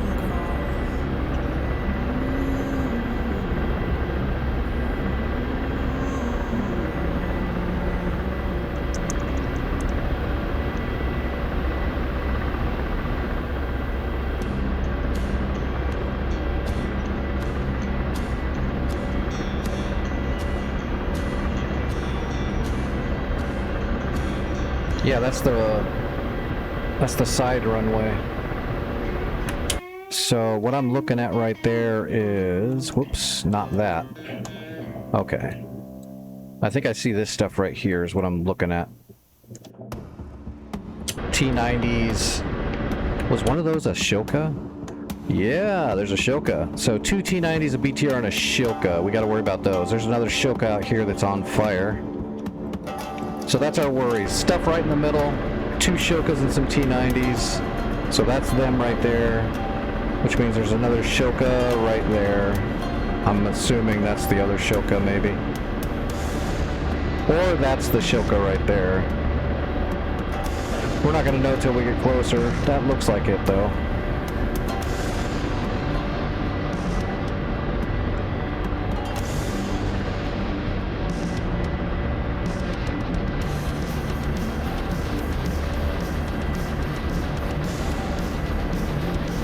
This is the Caucasus Mountains.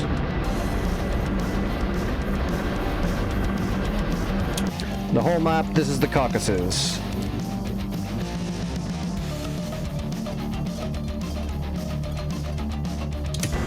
So, Georgia. Russia.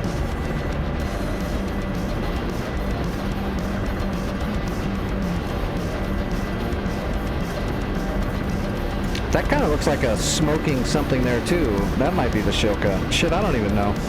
I don't think so though. That's too close to the runway. It's got to be this thing out here that's out in the middle. That's probably a friggin' radar box for the runway, for the airfield. That's got to be the Shilka right there.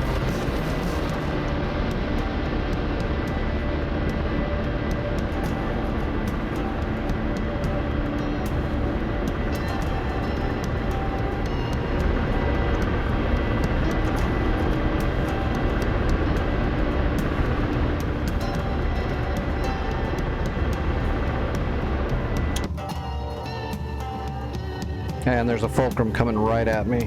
Hopefully he's going for the Hornet. Hopefully he leaves me alone, but let's jump down anyway.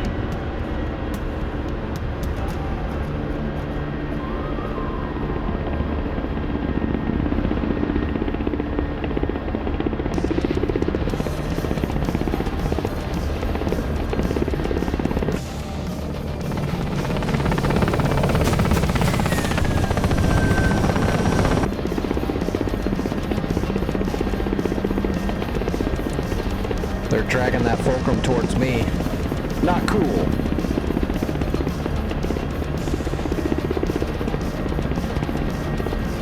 There's the Hornet right there.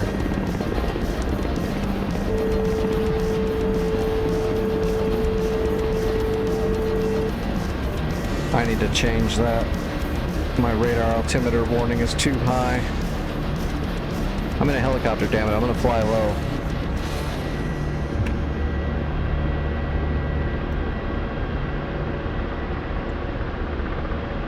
There we go.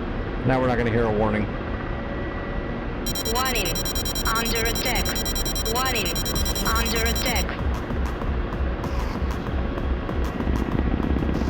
That's probably the Hornet shooting at the MiG or the MiG shooting at the Hornet, but just to be safe, I'll try to get behind some terrain.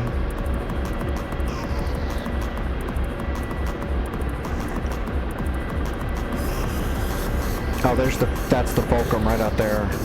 I don't see the Hornet anymore. That's because the Fulcrum won. Damn it. He's coming right for me too. Oh, turning my Iglas on and uncapping one? That's all we can do is try to shoot him back. Pre-flaring. Igla is uncapped.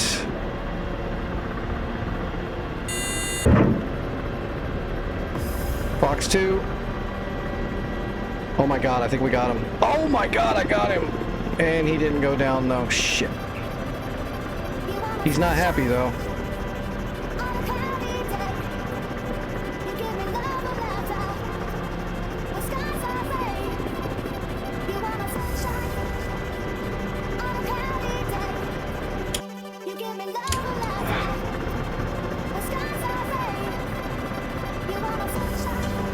There he is, got him uncapping.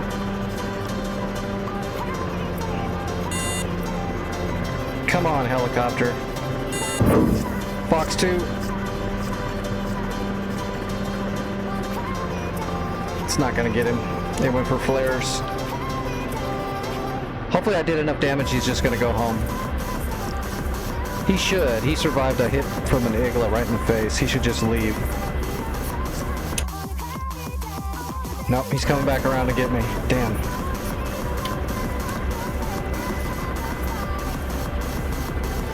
Is he coming around? Yes, he is. Okay, uncapping. We've only got 2 left. Pre-flaring. Cap is off.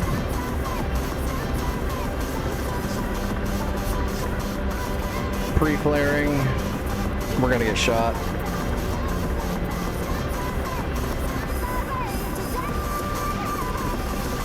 We're getting low on flares. Warning. Under attack. Warning. Under Fox 2. attack. They went for flare. I mean, I flared it off. Get him! Get him! Oh my gosh, Warning. that's 2. Under attack.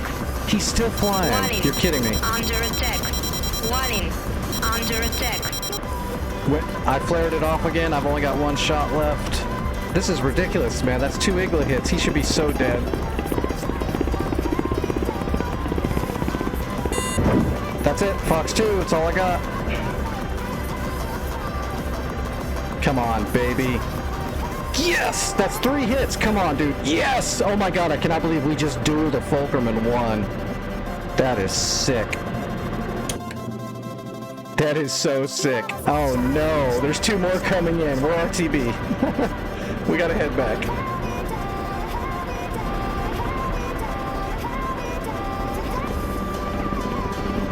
Fuck it up, fuck it up.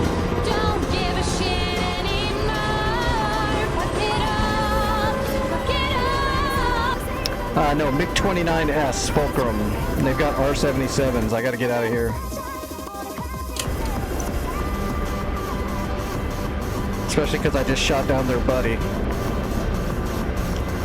They're gonna definitely not like me. I will be removed from the Christmas card list for sure.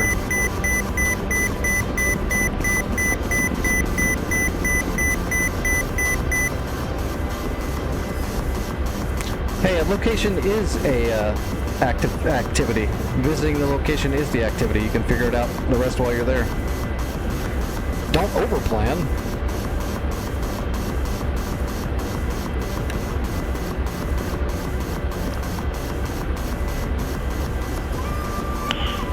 Nice.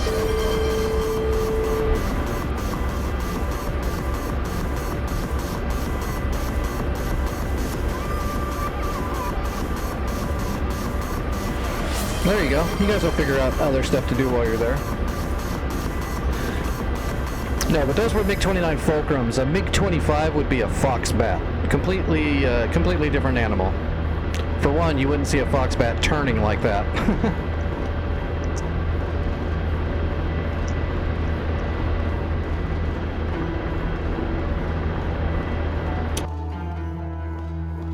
Okay. Let's just head back to base. We'll rearm and then we'll head back out. Wouldn't be smart to keep heading towards Krasnodar with all of our Iglas gone and most of our flares.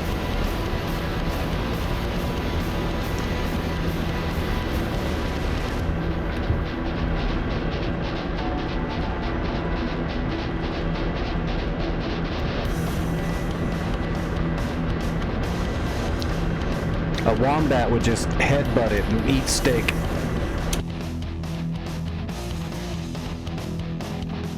Oh, they're getting ready to repair. We're gonna have to jump into a fixed wing, I think, and do some damage.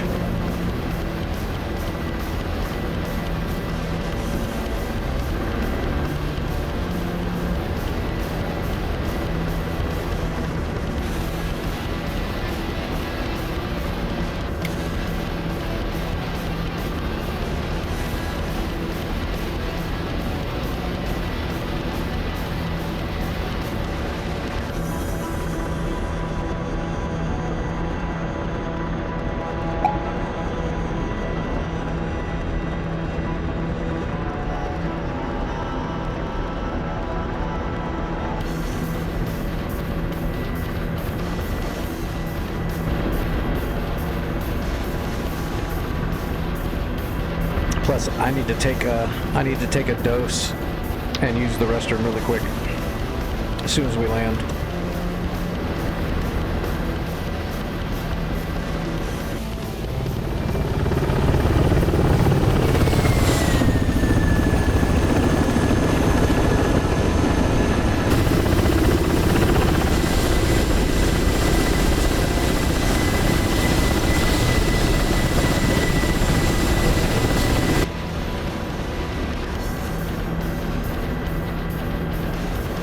Follow the river.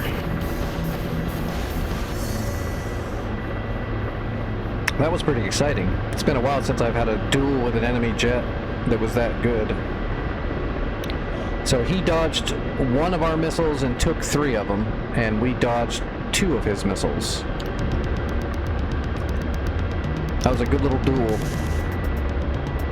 He's actually stupid for trying to kill me with heaters like that. So he must not have had any radar missiles, because he knew I was there from a distance, but he didn't lock me up. So that means he didn't have any radar missiles. He didn't have any 27s. So that hurt him a bit. Shooting heaters at helicopters is not really the way to go, unless you're shooting them from really close to where they don't have time to flare them. Even then, it's just not good. IR deflection is a thing. Helicopter IR deflectors actually work.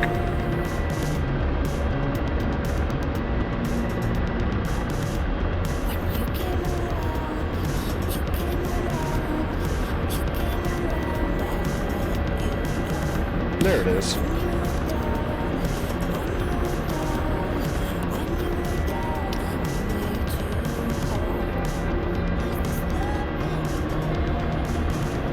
No, I just mean another Pepsi and 1 pill.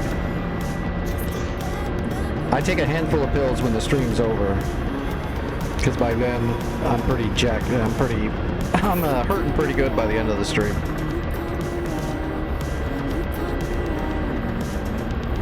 While I'm flying, though, I only take like little half doses just to try to make it by. I mean, to be honest, I don't really take that much either way. Like, I never take enough medicine to, like, not feel all the pain.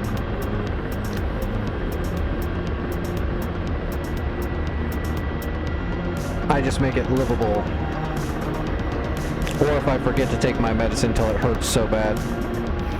I'm not very good with my medicine. I'd be the worst addict, because I'm just not that type of person. But I need to start getting better about it. At least if I would take my half doses on a better schedule, then the pain wouldn't get as bad as it does at times. But even then you get spikes, and sometimes my body rebels and the pain gets triple bad quicker.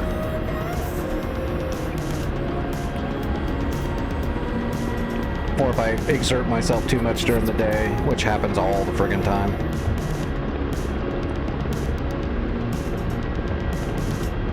The only time I'm loopy for medicine is when I get injections from the doctors, or on the rare occasion that a nurse shows up to the house to give me an injection. That stuff will kind of take the pain away for sure.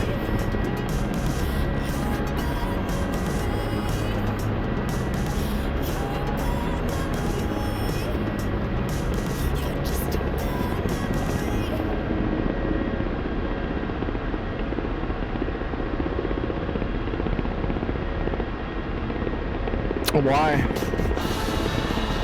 Is it the needle thing? Needles never actually bothered me until I had to use them like every day, and then I started really hating needles.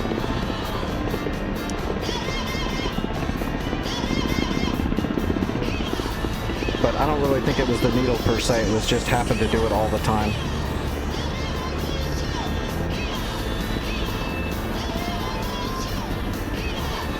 Alright, gear coming down.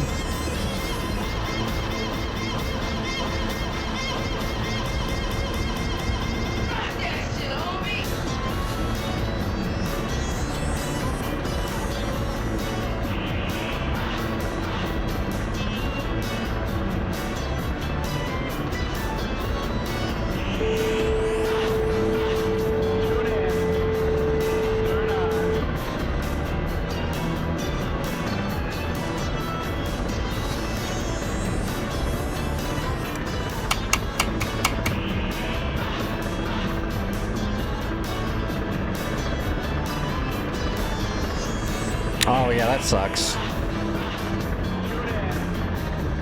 I think the biggest needle I ever had to deal with was when they did, they had to pull a sample from bone. I don't know exactly how big the needle was, but it looked pretty big and it felt bigger than it looked. Alright, give me a second, let me use the restroom and I gotta grab a drink and get my medicine.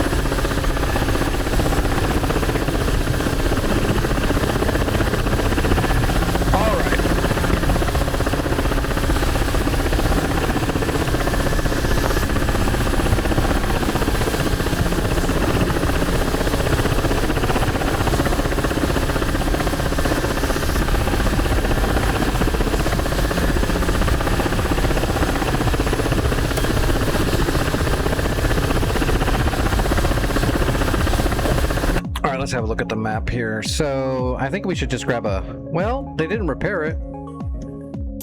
I thought I saw an MI8 coming over here to repair stuff. It looks like nothing got repaired. We can probably just rearm and reload and try to go back again. 1, 2, 3. There's just some hard, just a few hard targets. The rest of it's pretty simple. Let's try it again. We're doing good so far with our Black Shark. Stick with it.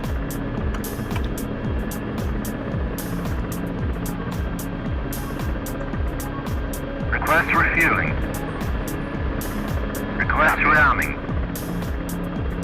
Copy.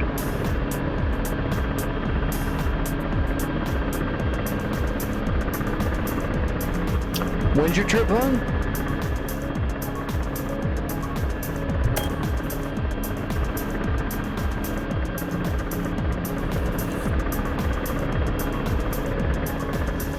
Refueling complete.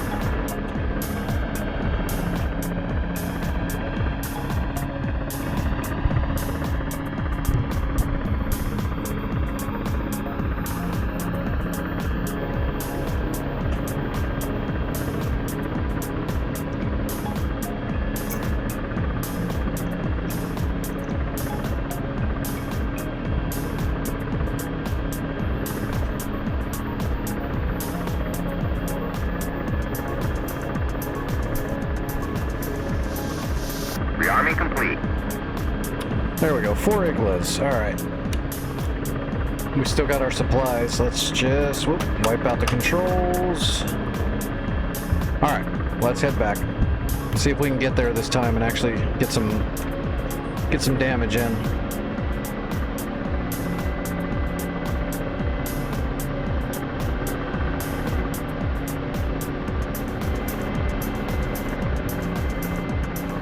Alright, gear coming up.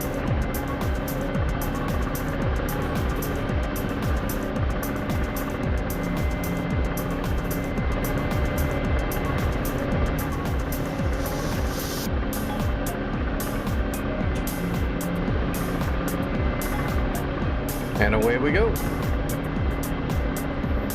Should be like 090 roughly.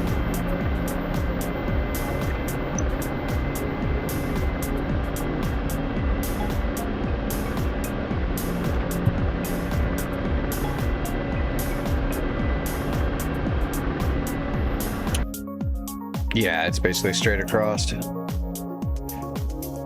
One MiG-29 still out there, but he looks like he's patrolling towards Maycop, so he might be out of the way for us. We might be able to actually get there. What were they launching though?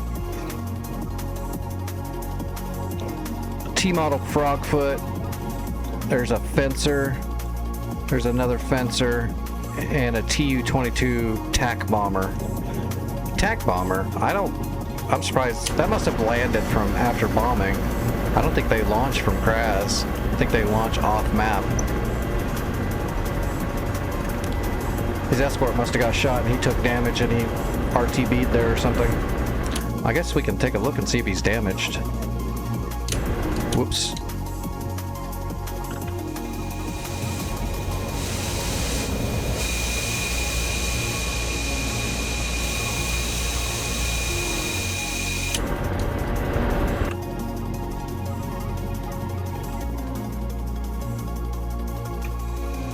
There we go. I was gonna say, that's not no Tu-22, that's a Tu-22. He dropped his bombs. He doesn't look damaged. He just must have RTB'd here. So he's not gonna be taking off. We just have to worry about those two fencers, and that frog could be a problem. That T-model frog could shoot us down if he takes off. So could those fencers.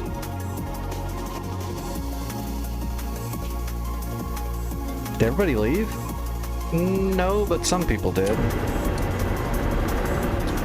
Yeah, if that bomber's if it's still there when I get there, I'll definitely shoot it. That's a big old expensive plane. Swept wing tactical, high altitude tactical bomber.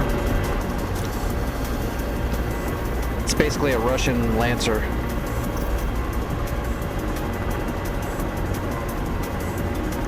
That's definitely a righteous target. Any of those jets are righteous targets. Any jet you can take down with a helicopter is righteous. Plus, all those tanks are right there near them too, so it's not like I'm going to be going out of my way to shoot them. I'm going to be walking. This Shilka goes first, and then the rest of it is just walking down the friggin' line. As soon as I get in range and set up on I'll fire a shot to kill one of them, and while it's tracking in, I'll be setting up a sniper position on the outside edge. So hopefully by the time that shot hits them, I'll be ready to start shooting off the next one. And just walk right through all of them as quickly as I can. Unfortunately, I can only do one at a time. but as long as I don't screw up my flying and I can get set up into a good position and stable quickly, we should be able to walk right through them pretty quick. Matter of a couple minutes. Oh, the enemy recaptured hotel. That's fine. We can recapture hotel easily. We just need to get Krasnodar first so that we're not launching everything from way back here at Krimsk. It's actually a decently long flight. Oh my gosh. We got an I-16? Really? Is that a donkey? That's a donkey. Bombs and rockets. Get them. Who is that? Potawin. I don't know why, but that makes me think it's Gremlin. But I don't think Gremlin would change their name.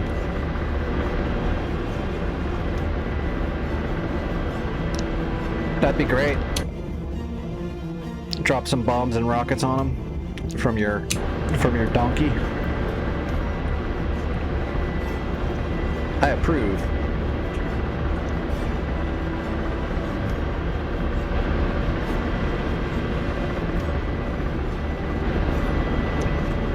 I don't know why that paint is so harsh right now. Oh shit, I know why. That dose I just took was my dose I'm supposed to take right before the warm-up flight. I'm a dose behind. Again, I would be the worst addict. I'm gonna probably have to take another half dose here in about 10-15 minutes. Friggin' legs are all bouncing.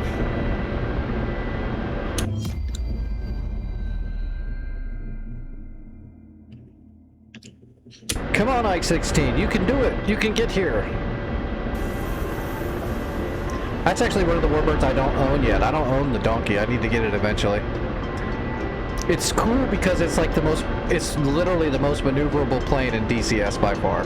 By a large margin. That thing can sit inside anybody's turn. Aw, shit. Why me? As soon as I get near it, a MiG comes out of nowhere. Man, that sucks. Alright, let's get our Iglas ready. And let's get lower.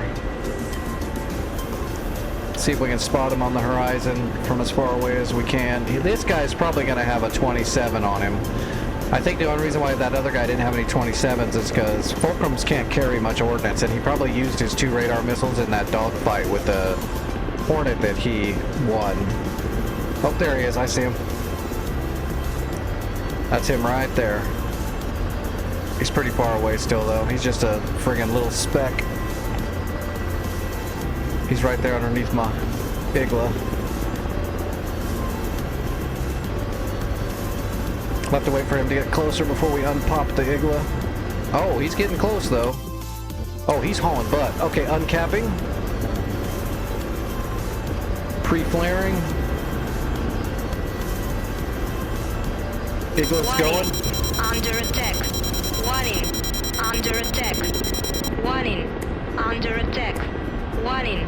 Under attack. I'm flaring.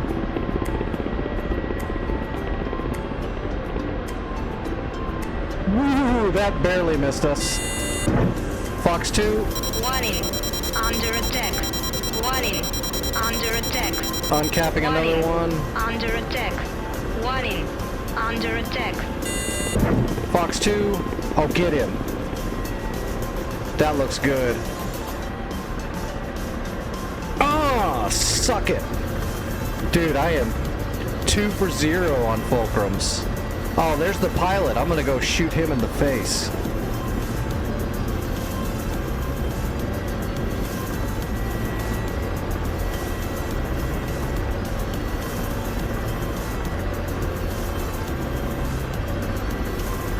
Oh, it's not gonna let me. Of course it's not. Okay, we're heading back to. We're still on mission. We didn't use all of our flares this time. What is going on with my controls?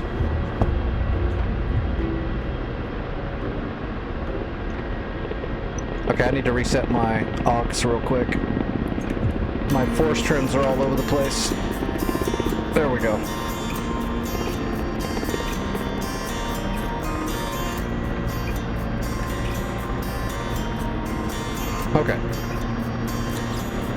awesome.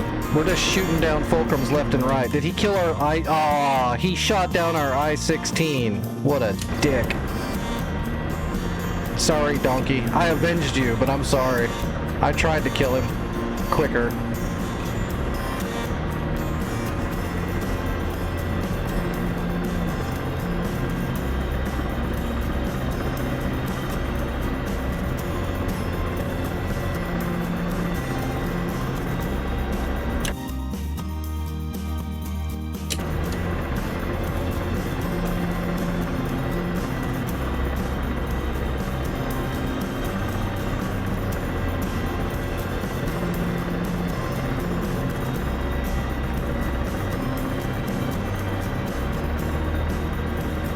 There's the Shilka. Okay, there's our first Shilka right there.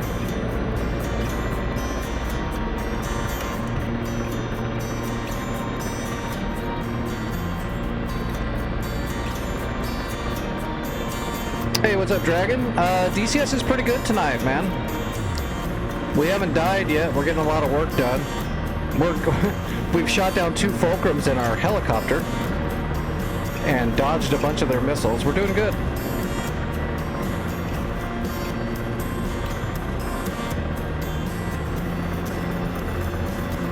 Yep, we're black sharking it right now.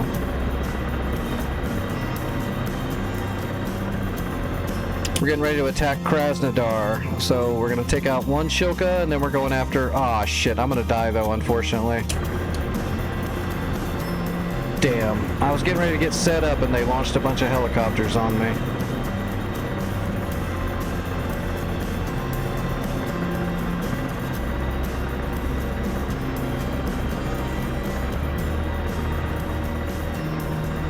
Warning. Under attack. Warning. Under attack.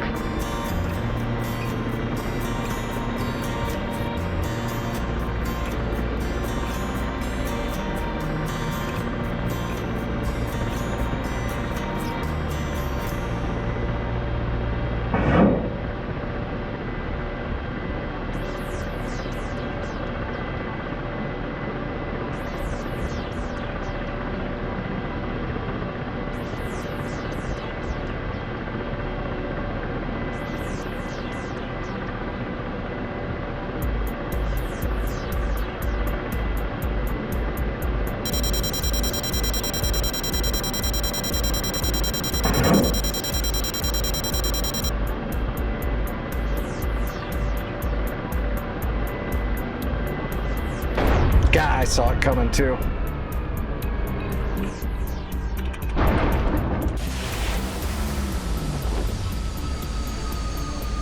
There's not a whole lot I can do. 2 versus 1 with black sharks. They're gonna be able to, they're gonna range me just as much as I can range them, but there's 2 of them.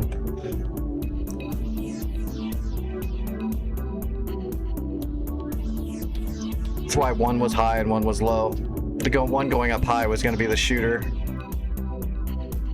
Because he kept going up higher than I could climb because I was going forward.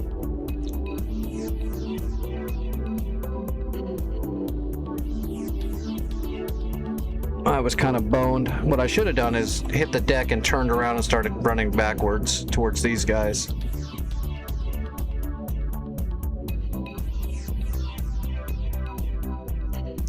What's up, Gremlin?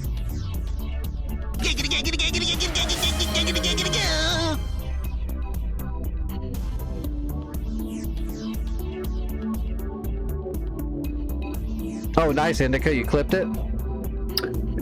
Nice.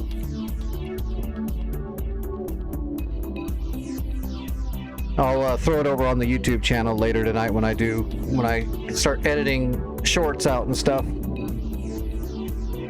Cooking? I'm hungry.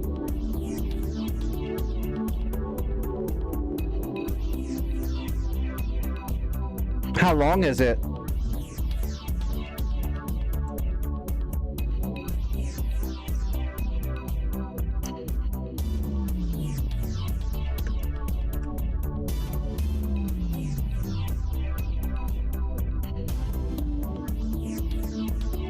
I'll put that thing over on highlights on the YouTube channel.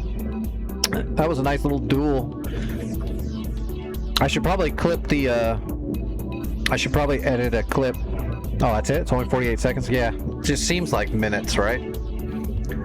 That other duel before where it took like, where it took all 4 of my missiles and we dodged 2 missiles, I'm gonna have to make a longer clip out of that later and put it in onto the channel too. Those were both good duels.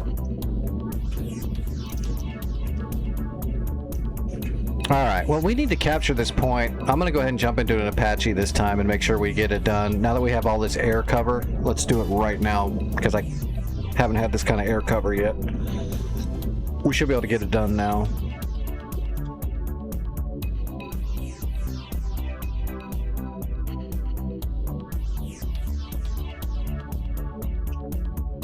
Oh shoot. I forgot this server won't let me take full racks, will it? We'll take some 229s then.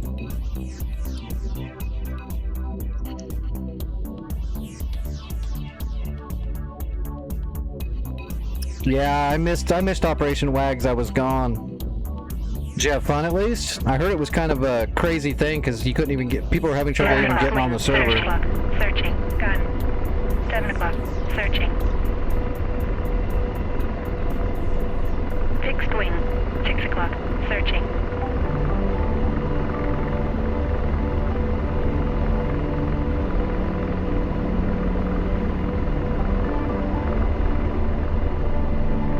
Gun, 11 o'clock, searching.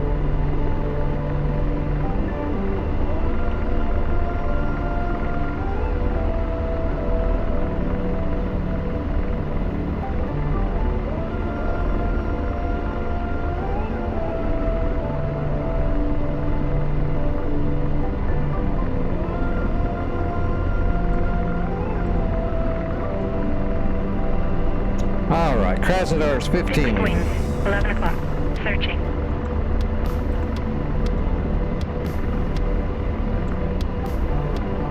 Gun, 11 o'clock, searching.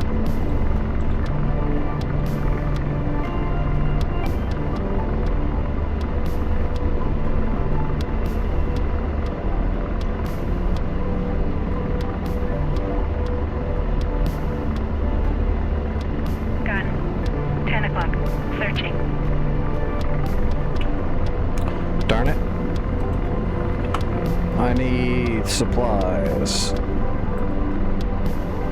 Alright, George.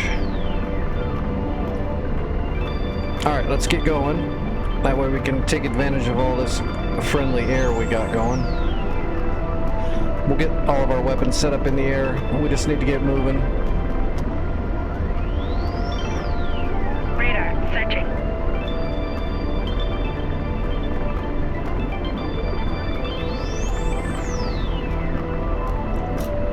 Alright, arming the helicopter, arming the chaff, arming the George. Pausing Hellfire. Roger, ceasefire. Missile set to low ball. Alright, let's set up the rockets to shoot from my helmet.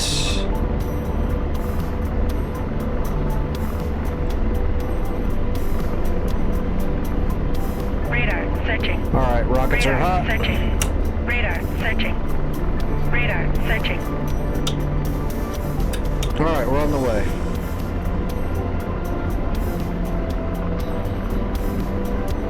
Radar, searching.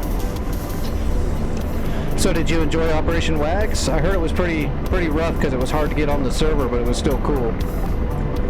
They asked me to join that thing a while back, and I already had that schedule. I had to be gone for a week, right when Wags started. Radar, searching. Radar, searching.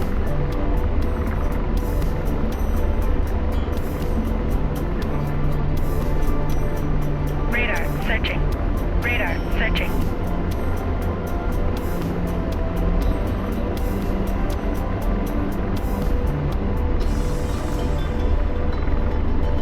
Was there just 1,000 missiles in the air at all times?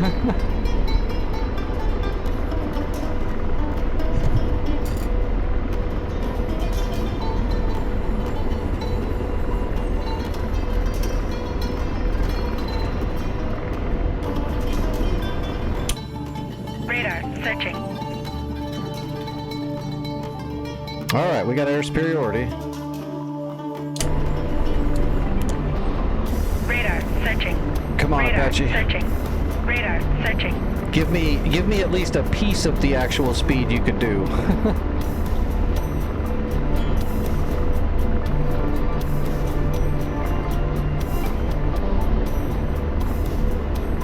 Radar searching.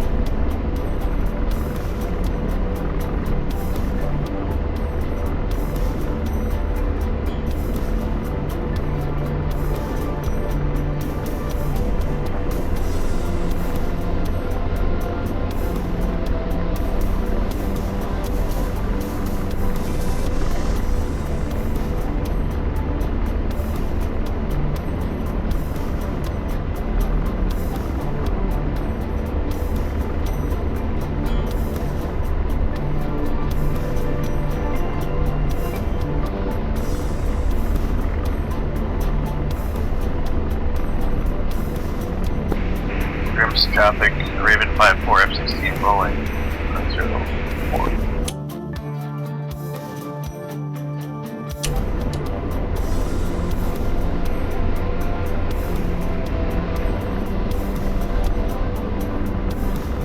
04. Kilometers. We still got a ways to go.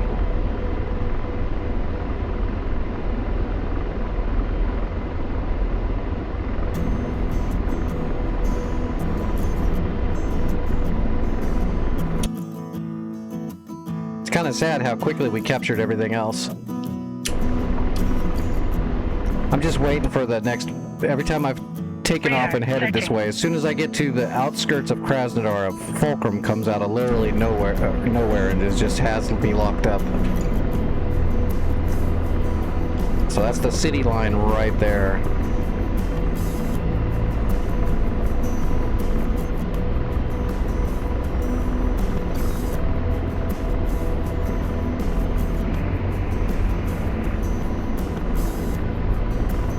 Radar searching. Radar searching.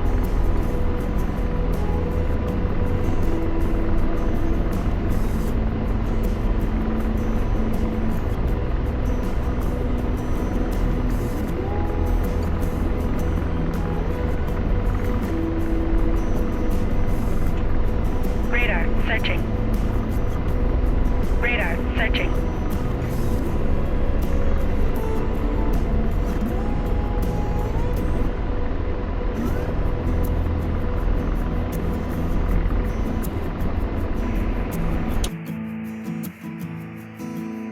Well, Raven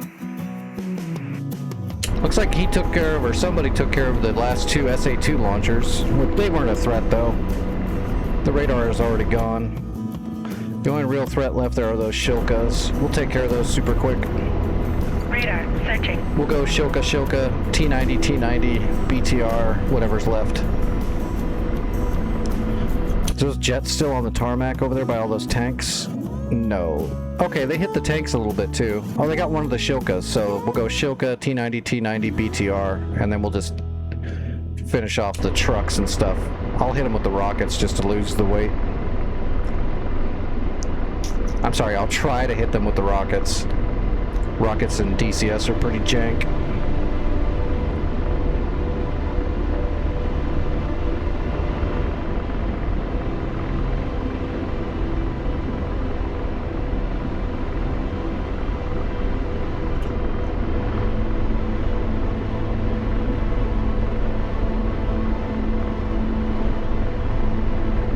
Radar searching.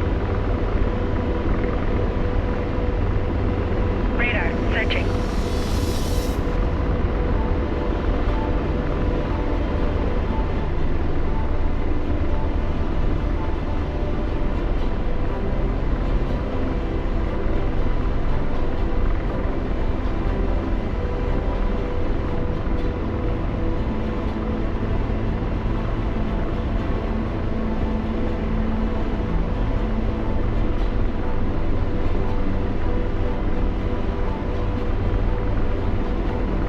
Radar searching. Oh no. Now I'm just worried because that F-16 did his thing and he's gone. Okay, we got another one coming in. You know a friggin' MiG-29 is gonna just like, as soon as I'm within Radar, like 5 searching. miles of Krasnodar, I'll have a Fulcrum within 15 miles of my face. Just burning for me. Radar, searching. What radar is that? Oh, that's the enemy AWACS. Those are all friendly except for that 50. That 50 is the enemy AWACS. Well, that's good. Maybe the skies really are clear this time. 19.5 kilometers. Radar, searching. There's the airfield. Let's see if we can see the Shilka yet. Radar, searching. Roger. D-slave. MI8. Is it taking off or landing? It must be taking off. Radar, searching. Alright, what's the ground target? Zoom Radar, in, zoom searching. in. That might be the Radar, Shilka, actually. searching. Alright, let's get some altitude. Radar, searching.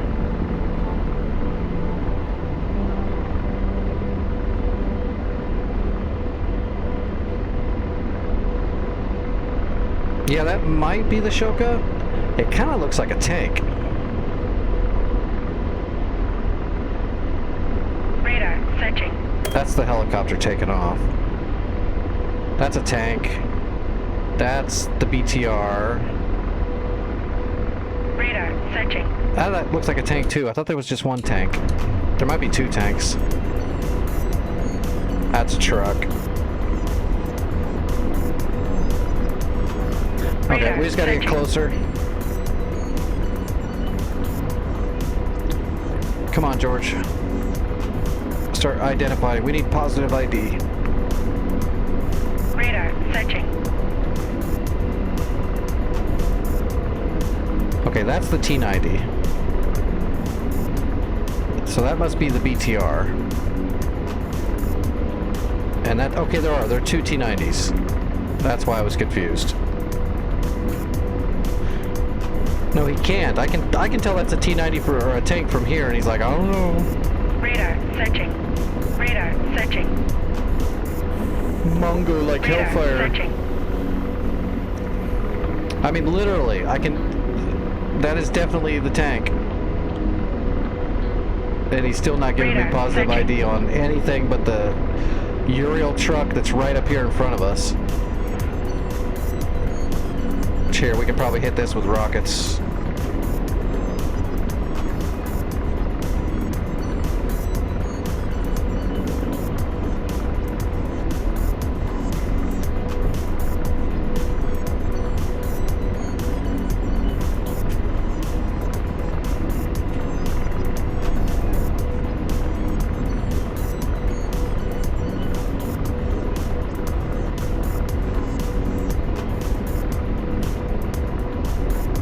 Radar, tracking.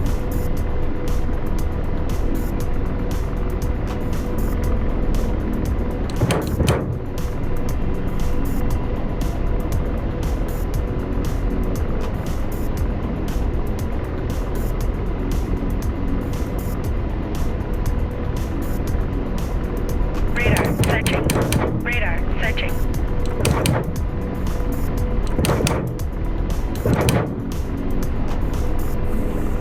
Radar, searching. He still Radar, doesn't know what searching. those tanks are. Radar, searching. And slave. I'm de-slaved. Shilka? Tracking target. Laser on. Copy. Radar, searching. Radar, searching. Engaging. Radar, Rifle. searching.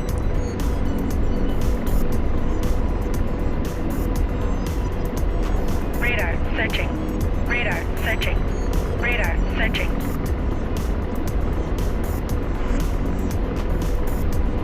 Laser. Good effects on Radar, target. searching. Radar, searching. Radar, searching. Radar, Slaving. searching. De-slave. Radar, searching. Laser on. Roger, engaging. Rifle, T90. We're on return to pre-contact Caucasus right now. Radar, Laser. searching. Those are Radar, slaving. searching. De-slaving. Popping tanks. Blazing. Engaging. Radar searching. Radar searching. Engaging. Are you gonna shoot? Rifle, BTR. We gotta come back around. We're getting too close. Way too close. Laser. Target destroyed. Oh wait, there's that. And slave. Deslaving. Radar searching. Blazing. Fire. Radar searching. Rifle, MI8. Radar searching. Radar searching. It's gonna miss. It's flanking too hard. Radar searching. Hold on, I'm getting my gun set up on my helmet. Tracking. Radar searching. Radar searching. Radar searching. Radar searching. Radar searching. Radar searching. Radar searching. Radar searching. Hit him. We got a hit. Radar searching. Radar searching. Radar searching. Radar tracking. Radar searching. Radar searching. Radar searching. Radar searching. Radar searching. Radar searching. Radar searching. Radar searching. Radar searching. Radar searching.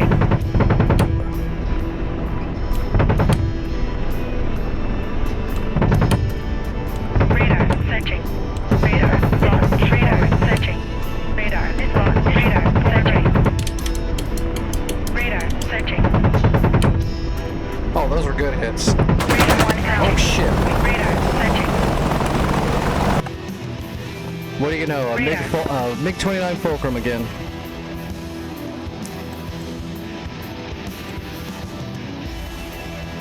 God damn. We have a few more minutes and we could have finished everything off. How did that thing stay in the air, man? I shot it multiple times with the chain. That should have shredded the shit out of it.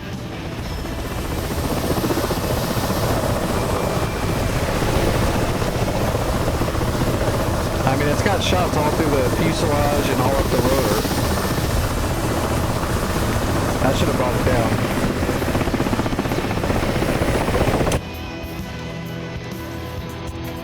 So what's left? One tank, a piece of a truck, and another truck and a dude, and that's it. Oh, never mind. MI8's gonna come here and repair everything. I might just have to do a fixed wing and kill everything. Oh yeah, they're definitely made out of stalinium. Stalinium.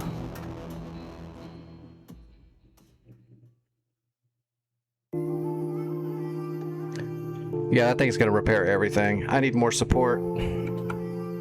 Where is everybody?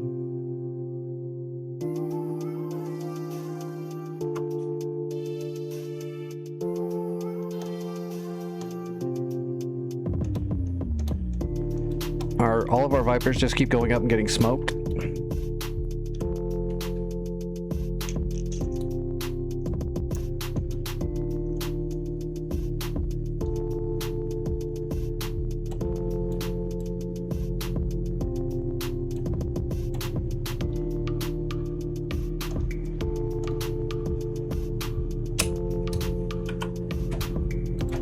Oops.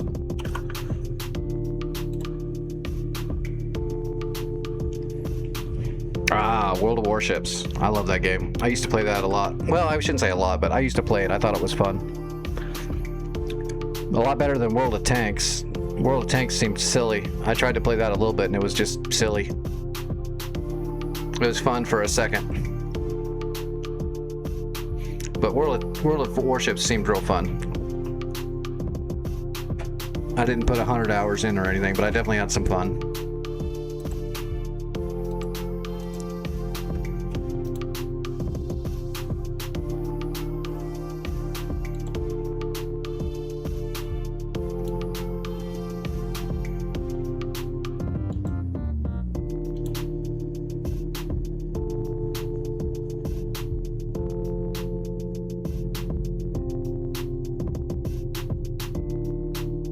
What the heck? Uh-oh. They changed all the menus. I gotta use all these new menus. Actually, you know what? Let's just go to Save a little bit of weight. And then we'll put some 38s on here.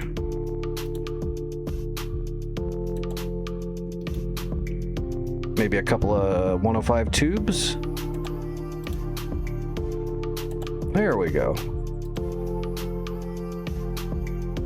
Torp me harder, Daddy.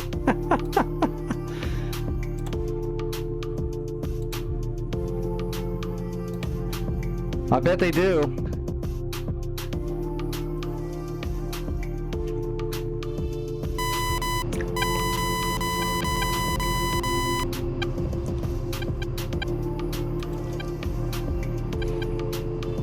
It's like one of the most nerve-wracking thing is being on that game and being in like a battleship. And you just know there's 40 friggin' torpedoes coming at you from 3 different directions at all times.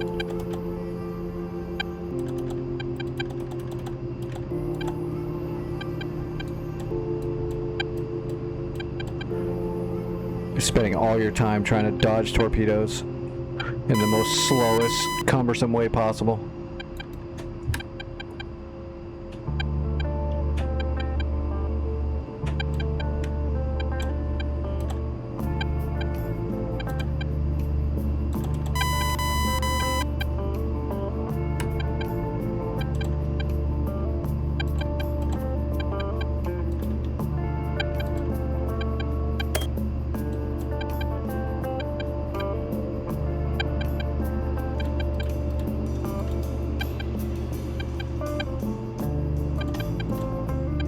Alright.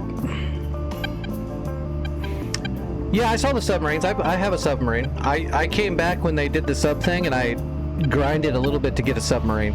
So I do have a submarine, and I thought that was really cool.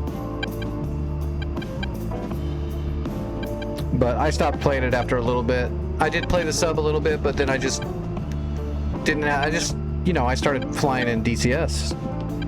I haven't really gone back.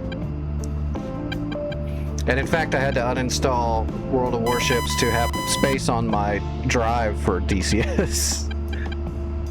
So it's been a while since I played. But yeah, I saw the subs. I did grind and get one, and I really enjoyed playing the sub. It was really fun and very challenging, which was good because I was worried when subs came out it would be too easy and it would just become this crazy submarine gank fest. But that's not true at all. Submarines seemed really hard. Even if you were really good, it seemed like you're not going to just take over a game very easily in a sub.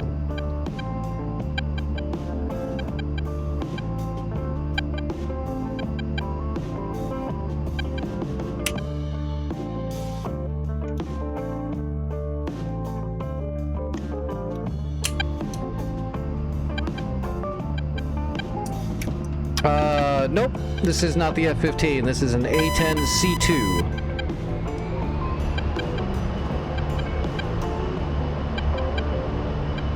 See, what was Kraz? Was 15, right?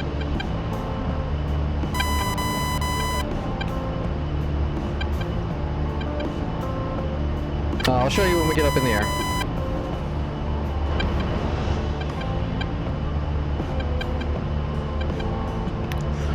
Now the other guy grabbed an A-10, so I probably didn't have to do this, but we'll do it anyway just to make sure we get this Krasnodar cleared out.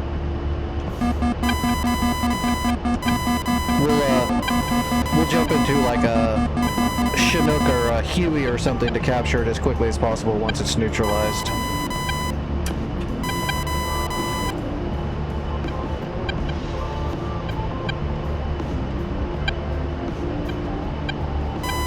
Alright, warming up the Mavericks.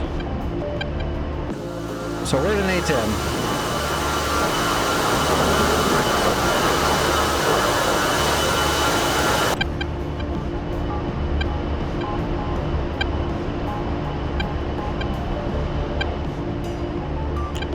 Do not need externals. Alright, there's Krasnodar. Mavericks will be warm in 2.5 minutes.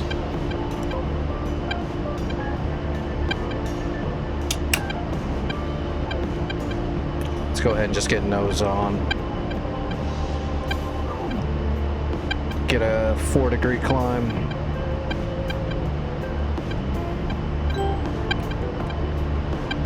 Targeting pop's probably not warm yet. What?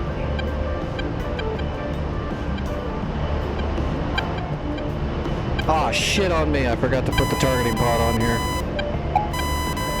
Wow. You can tell I haven't flown this thing in a minute. Craft traffic, Raven 4-1, taking active runway for departure. I can't even drop any of my ordnance. I screwed up. I can shoot my Mavericks, and I can shoot my gun, but I can't shoot... I can shoot my rockets, but I can't use my 38s or my 105s. They're all GPS guided.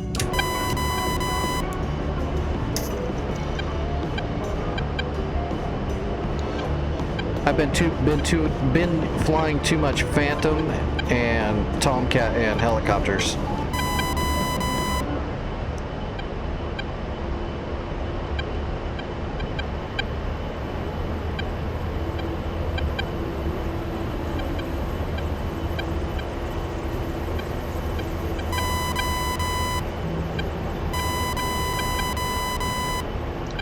But we can still shoot a Maverick off the HUD and off the seeker head. The only thing left there was one tank, right? Oh shit, now we got two S-34s coming in. Two fullbacks. Oh, and there's a man pad here too. We'll have to kill that man pad with a Maverick.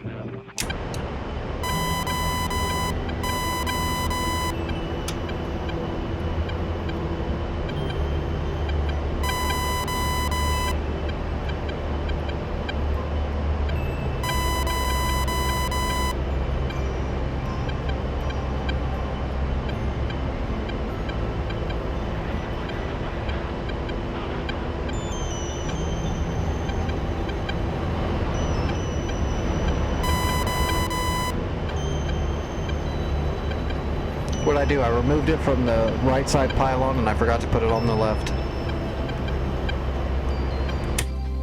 Should have just used my normal preset. Oh, here comes a Fulcrum too. 2 Fulcrums and 2 fullbacks. Alright, Mavericks are hot.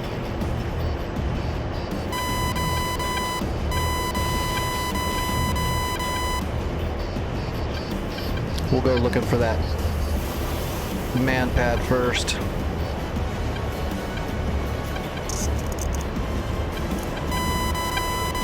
If we can get close enough. Have to see what these jets do. We got a BU up in the air. And we got one Viper. Viper should... Ooh. No, Viper's not doing too good. Where are these missiles going? These missiles look like... Is he even locking them up? These missiles keep going straight. I don't know if he doesn't seem like he's locking anything. He's just like ACMing these missiles out into the wild blue yonder.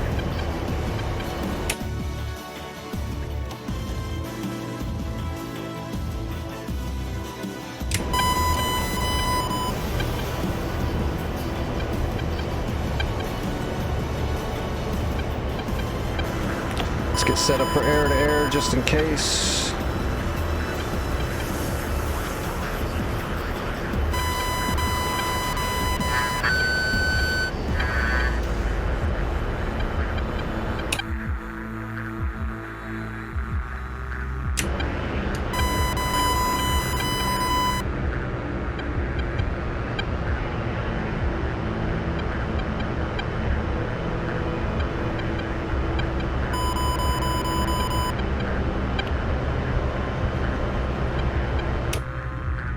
Oh yeah, they're coming for me.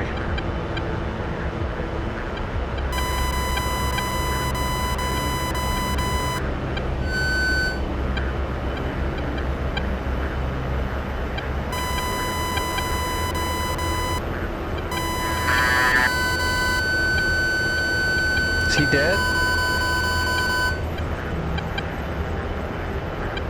He must be dead.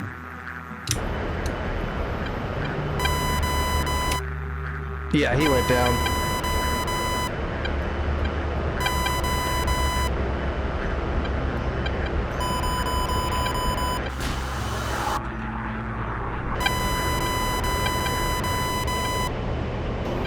Okay. Oh, he didn't die.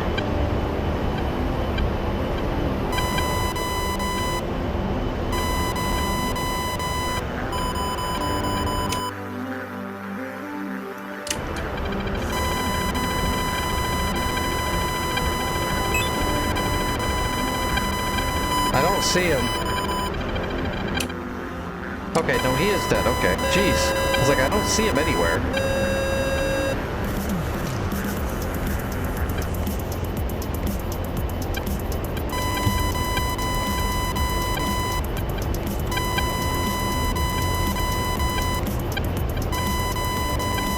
Alright. So there's a man pad near some trucks, right? Yeah, we gotta get this man pad.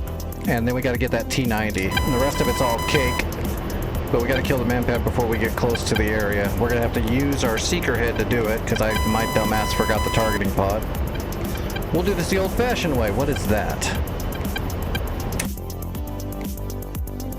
Somebody shot missiles out there? Oh, those are parachutes. Okay. Alright. Soying the Maverick manually. So there's the airfield. Should be right over here somewhere.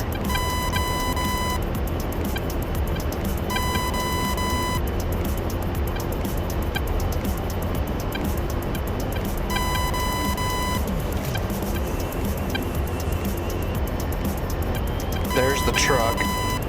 So the man pad should be over here by that truck, I think. How far off the runway are they? Yeah, they're pretty far off the runway.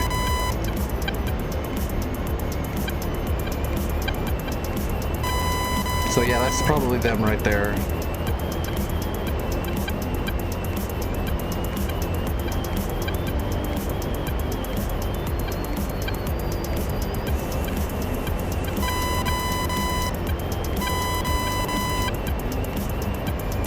Can't really see the guys.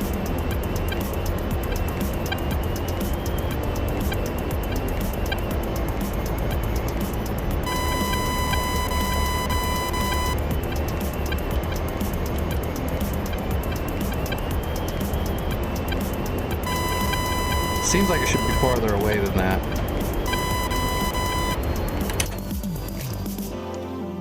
No, that's them.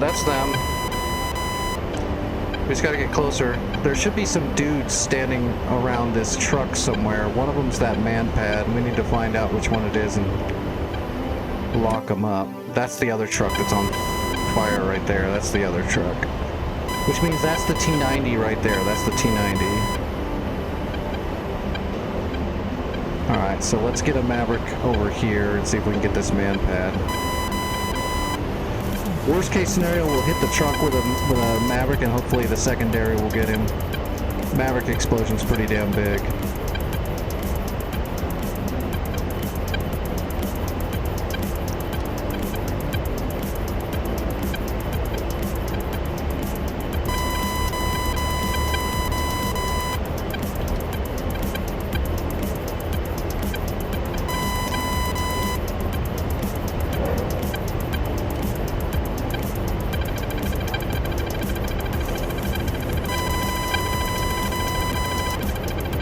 Warning, autopilot.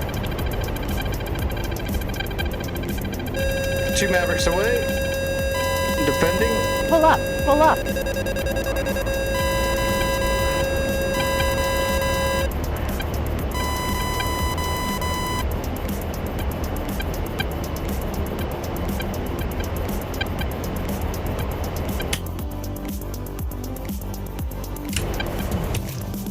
God damn, another Fulcrum.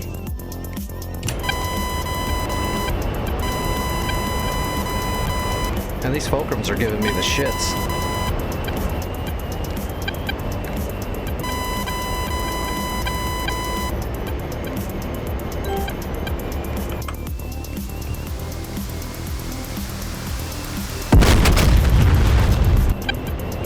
Damn. Yeah, we need a targeting pod, don't we?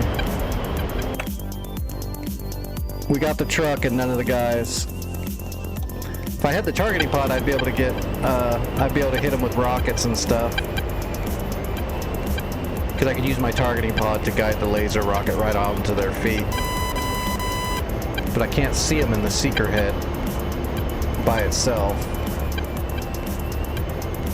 Somebody go tell that guy with the man pad to light a cigarette. That'd do it. Then I could get him for sure. Hopefully, hopefully Flaps here, Raven 5-4. Hopefully he's got his targeting pod and can take care of that man pad for me because I screwed up.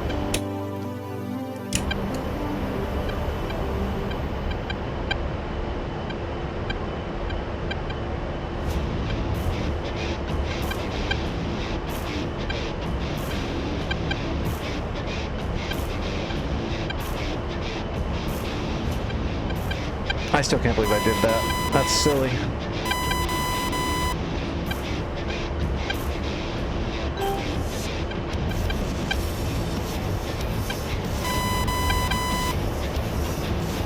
Yeah, you just can't see a human being very well on the seeker head by itself. Warning, autopilot.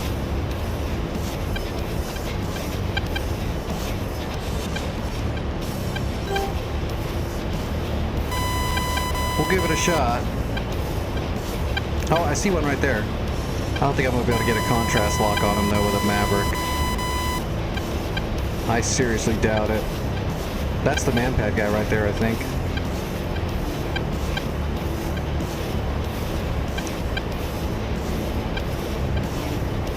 Oh, no, that's the manpad guy right there.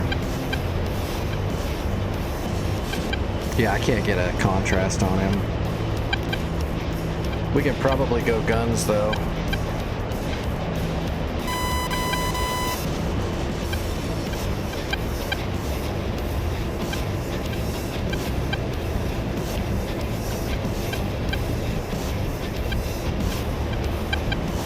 As long as he doesn't shoot at us. If he shoots at us, we're screwed. I don't see him now, though.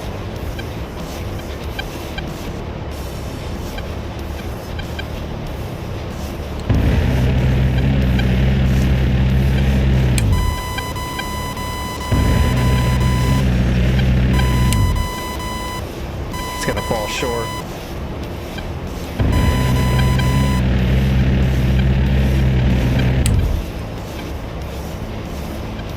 Where is he? I don't see him. Pull up, pull up. Altitude, altitude.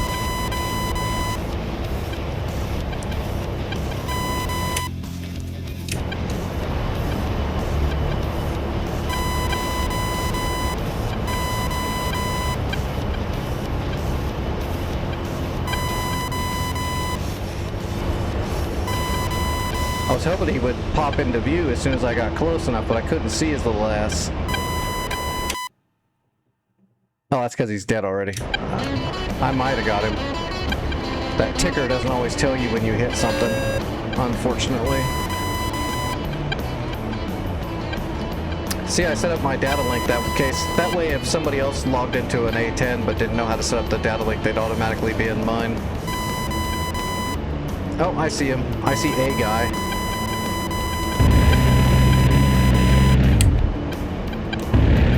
Pull up, pull up. Neutral, alright. We're RTB. Altitude, altitude. Let's head home, seeing how I forgot all my friggin' equipment.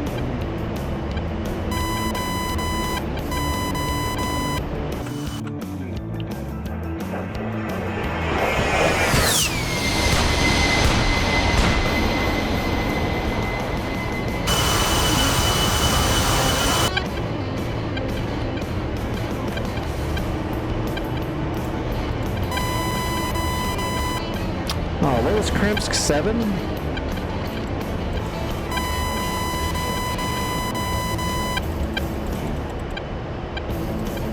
Seven, yeah.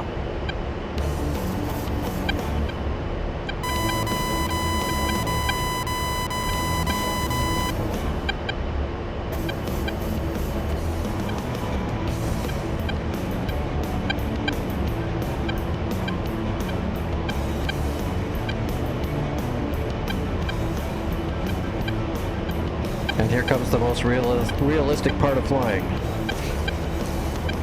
Flying direct lines for long distances to get somewhere. Smoke them if you got them.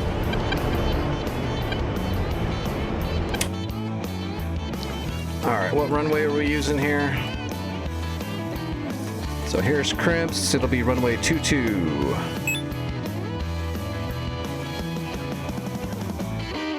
magnetic is going to be 219. Is that really right? Yeah, 219. So let's set our course on our HSI to 219. There we go. That's our runway.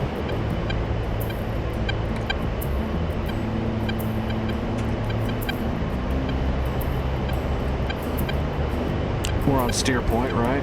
Yeah.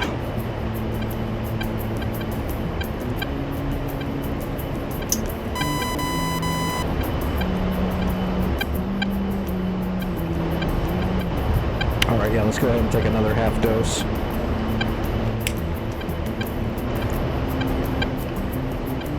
There you go. We'll blame all the extra abdomen pain on me not putting a targeting pod on. It was that's definitely what did it. That and Vic. Vic and pain combined was just too much for my little brain to handle.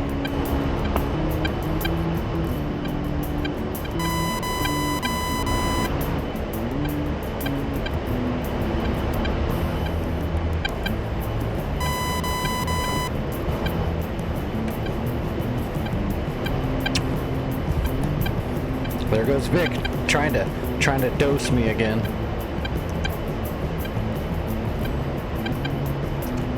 Calm down, Vic. I'm not taking rupees.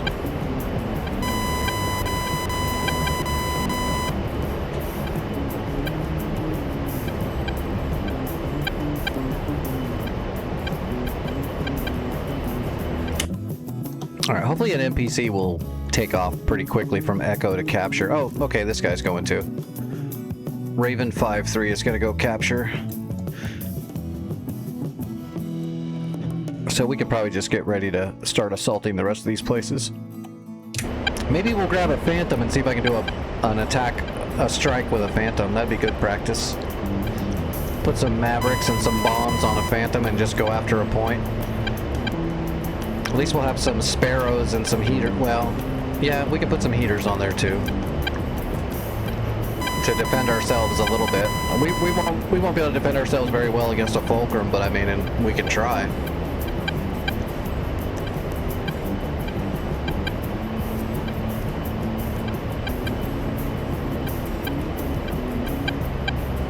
I mean, I can't wait till they come out with a Vietnam map and we have a few more aircraft. Just mark my words, in a couple of years we'll be able to do Vietnam War, Vietnam Dynamic War, and we'll have a couple of other aircraft, and we'll be able to do your normal Phantoms versus MiG-15s, MiG-21s, and MiG-19s. And we'll have A4s and Phantoms, and probably we'll have intruders. I don't know if we're going to have Crusaders and Corsairs. I'm assuming eventually we will. At least one of them.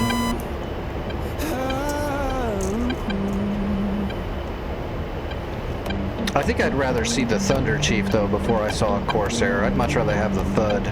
The Thud is so iconic. Well, I saddled up my shoes, headed out.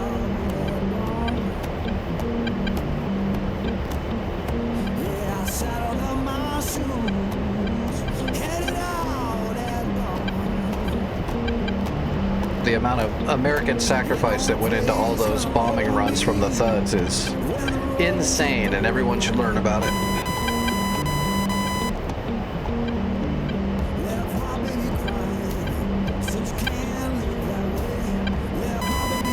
Although once you know the full story, you'll get really pissed.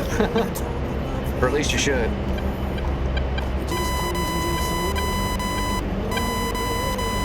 A lot of politics in that war, got a lot of Americans killed for no reason, unfortunately. I mean, there was reason for the war, but at the time when the Thuds were getting shot a lot, there was a lot of extra rules that were being put in place for political reasons that were putting a lot of American Thud pilots in unnecessary danger, and they were losing their lives. It's a pretty bad deal.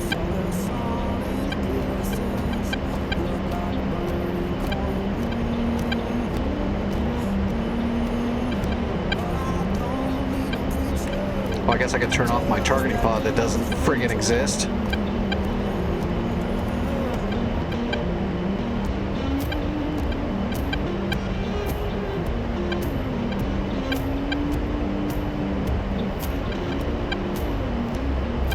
I still can't believe I did that. That's crazy.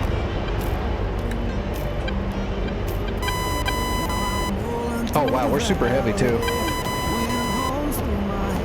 We'll be fine. We're not overweight or anything. It's just got to be careful on the landing. That's all.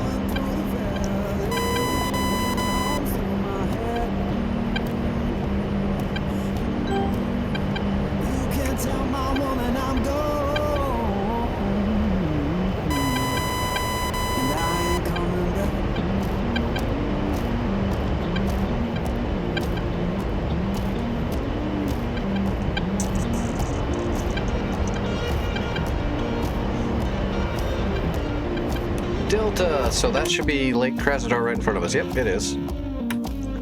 Uh-oh, where's Raven at? Okay, he hasn't started taxi yet. Oh, he started taxi right now. They're all in the BUs. So here's what we're gonna do. Warning, autopilot. Yeah. So we're gonna go ahead and fly a circuit. We're gonna enter the downwind on this side of the runway, and then we're gonna loop back around.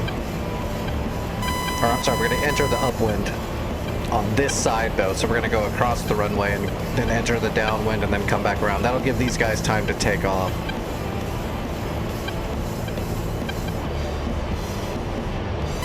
So it'll Some be the viewers may upwind find on the the east following side. video disturbing. Viewer discretion is advised. Oh, those guys were on SRS, but they left. So I guess I don't have to do any of that. I'll just do what I want.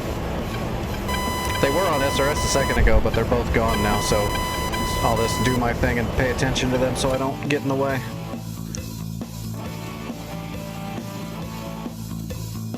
Although he is not taxiing anymore, so we're just gonna go straight in. I was gonna tell him what I was doing so that, you know, there's no accidents.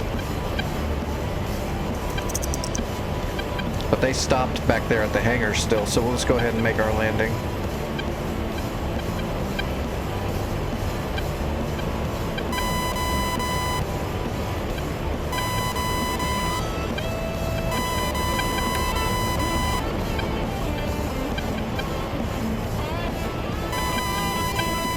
Alright, we're idle.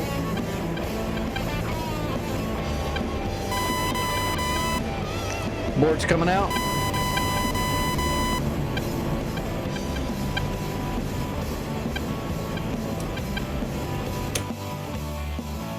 Yep, they're still not moving. We're good.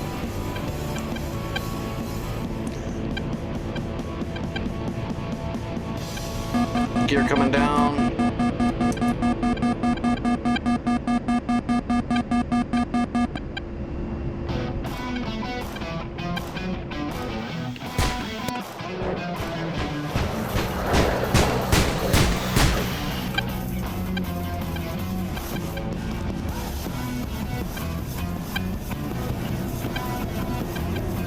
On speed.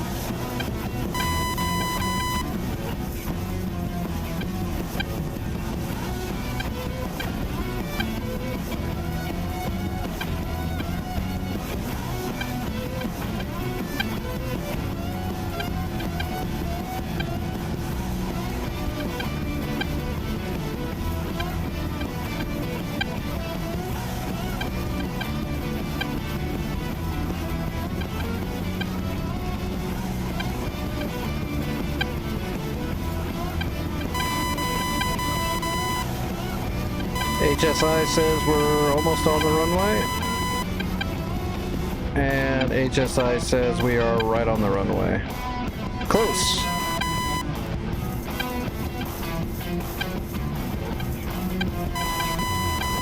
Alright, on speed, on time.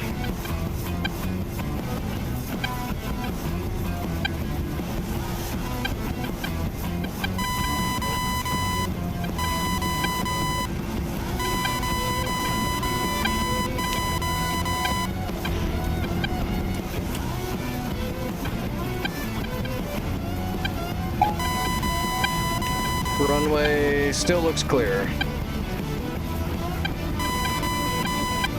So we should be fine. Even if somebody started taxiing right now there, unless they're blind, they wouldn't speed out onto the runway and then hit it.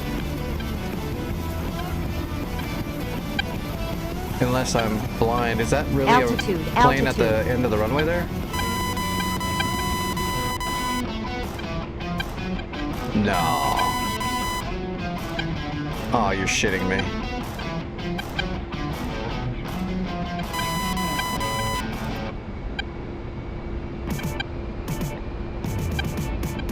Christ.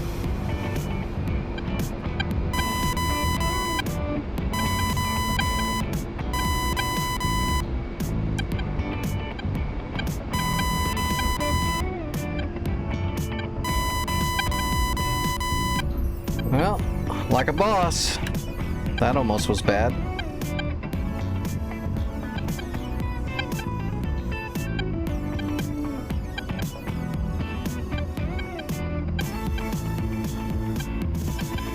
Alright, well, let's get off the runway before somebody else jumps out here.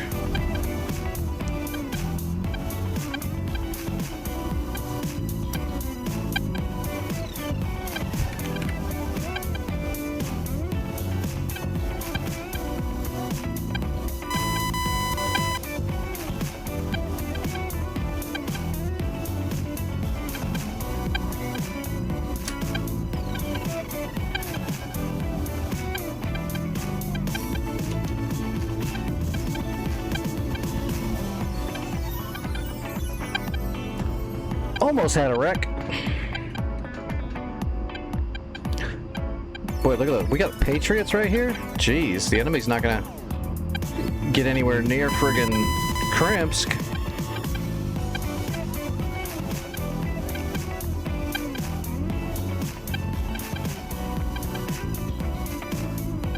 On this server, a bunch of Patriots seems like overkill.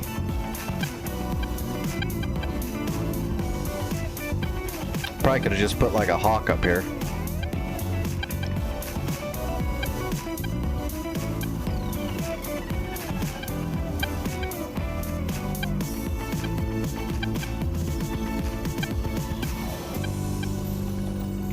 All right. Oh, he still hasn't got there. Wasn't? I thought one of those Raven guys was in a Chinook to go capture. They must have changed their mind.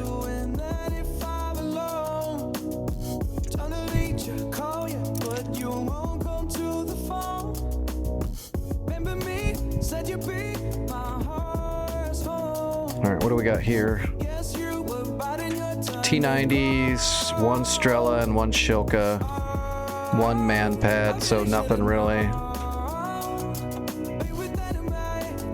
SA3 with radar, that's something. Just a single though. Wow, one SAM? Okay, here we go. Double gauntlets. SA6. SA10. Okay. These guys are all in their BUs. Are they all air-to-air, or do they have some ground munitions? Oh, yeah, they're just... All of them are just going to try to kill this one guy. Yep. They're all loaded for air-to-air, so they're not going to kill anything, except for that jet. So I guess let's just rearm and put our targeting pod. Oh, you killed the one guy. Now you guys don't have nothing to do. Those guys are patrolling way out there. You run out of gas. Yeah, let's just rearm and we'll go hit hotel.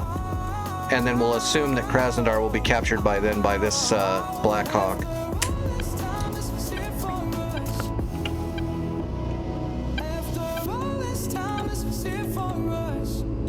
All right.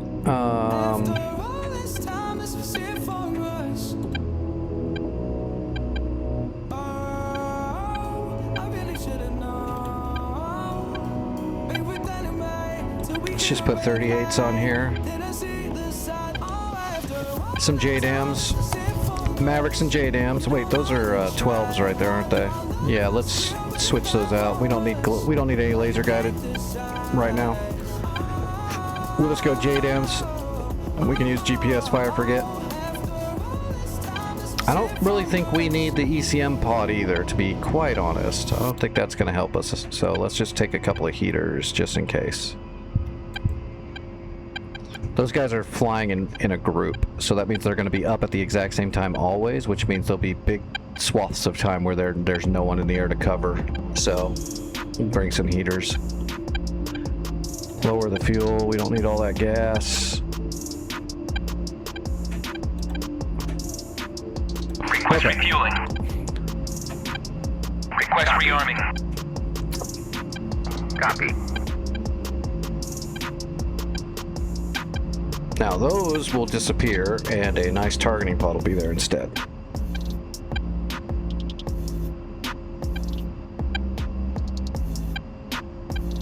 Let's see, we're gonna have to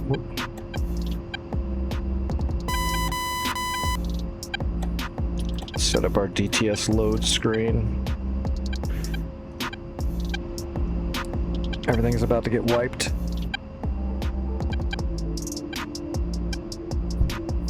That'll be a good mission though. We'll just go hit hotel hard with everything. We'll kill everything here and neutralize it. So we'll have to put a Maverick. Put a Maverick on the Strela and on the Shilka. And then we'll come over here and hit this Shilka, both T-90s and that BTR. So that's 4, 5, 6. That's our 6 Mavericks. And then we'll use laser rocket to kill, or a JDAM to kill this guy. And then we'll just gun the rest of it and be done.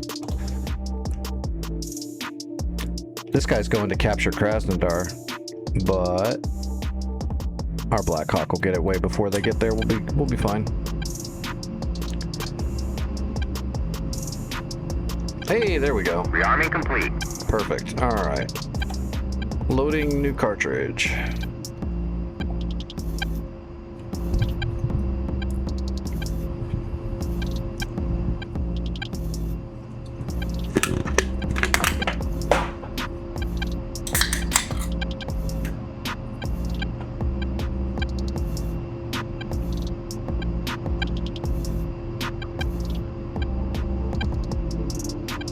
Oh god, that heat wave's gonna be... It's already hot outside even right now at night. It's gonna be bad tomorrow.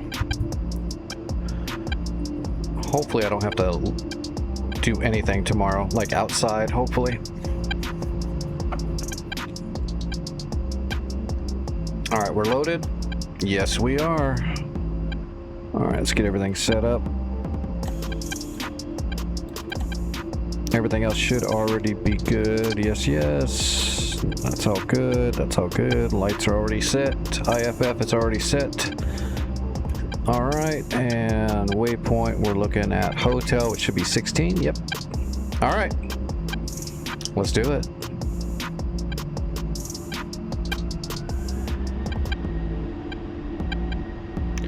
Steer around all these Patriots so we don't friggin' wing clip them.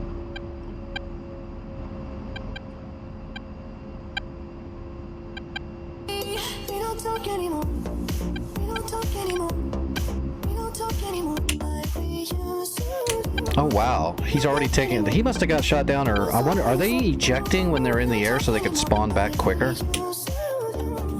Is that what we got going down here?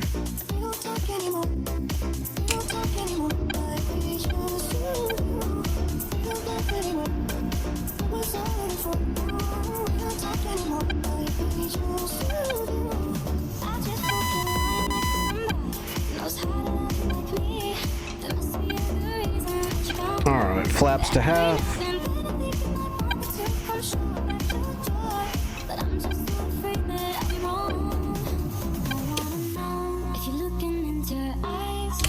Make sure there's nobody else in pattern before we go to take off.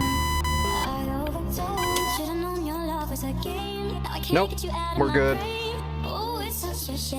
Yeah, we can go.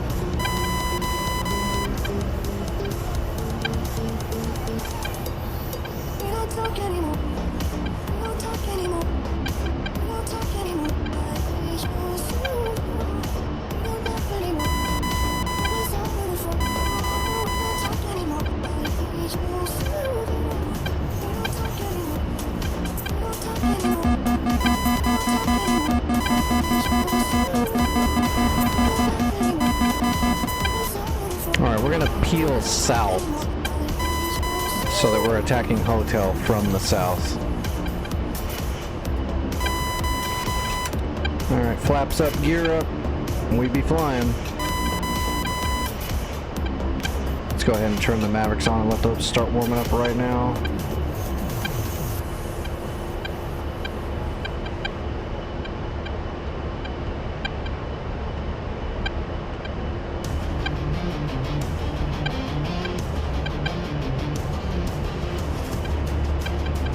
Alright, Mavericks are warming up. There's Hotel.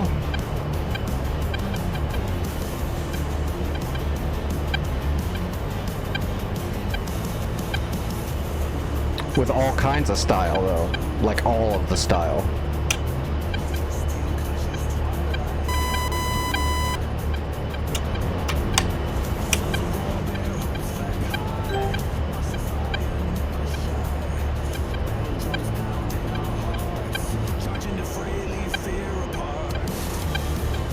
Boy, my trim is way out of whack. Okay, that's pretty close.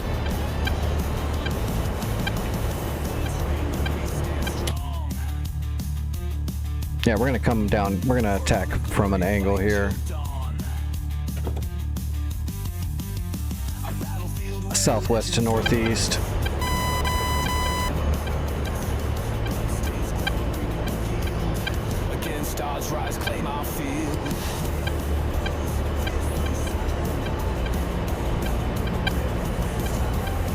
Targeting pod is heating up.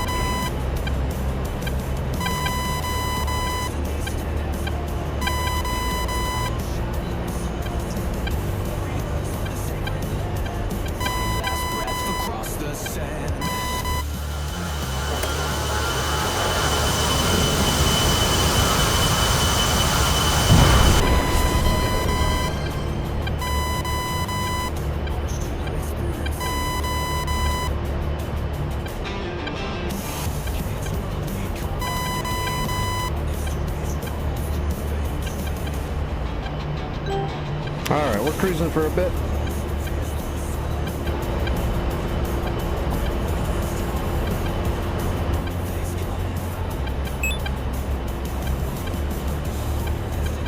Oh, he must have just, yeah, did he capture? Perfect, good stuff. Last breath across the sand. ACM firing. What are they doing? So he's just ACMing Phoenixes at nothing. Because if it would have had a block, it would have gone up to orbit. This thing's just going straight as an arrow. He's just ACMing these things. That's so weird. I don't know what these guys are doing, but it's odd. I guess that's just the word for it. It's odd. Hello, Luca. Yep, this is the A10C2 to be specific. So it's the A10 with all the goodies. We've got the updated modern Iggy for the CDU and all the GPS, which, you know, Iggy, so yeah, we have GPS. All the goodies. Whoops.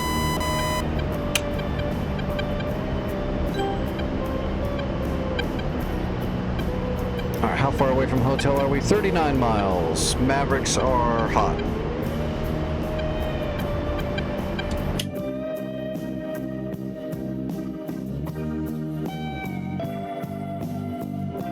There's some strange things afoot.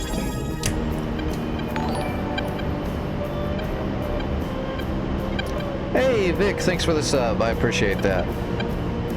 23 months, nearly 2 years of torture, huh? It is torture.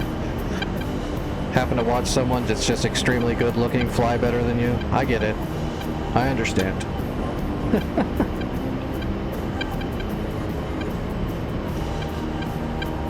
Thank you for the sub. I appreciate that.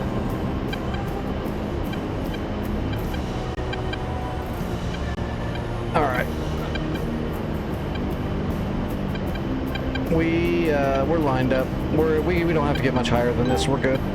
Let's get the targeting pod going and see if we can start picking some winners. That's not a good picture. There we go. Alright, slaving. So what are my targets I'm looking at now? There was a Strela. Okay, yeah, Strela and Shilka, and then there is another Shilka, 2 T90s. There is a man pad over there.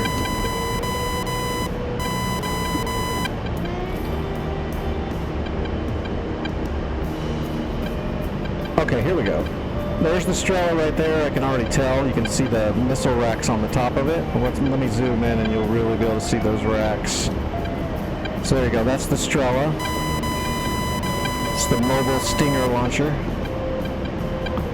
So we're going to mark that as our first coordinate. Alright, safety off. Mavericks are up. 30 miles. We got a little ways to go, but we're ready to shoot.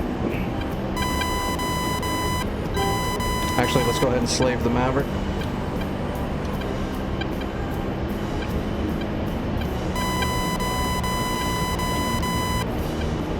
Perfect.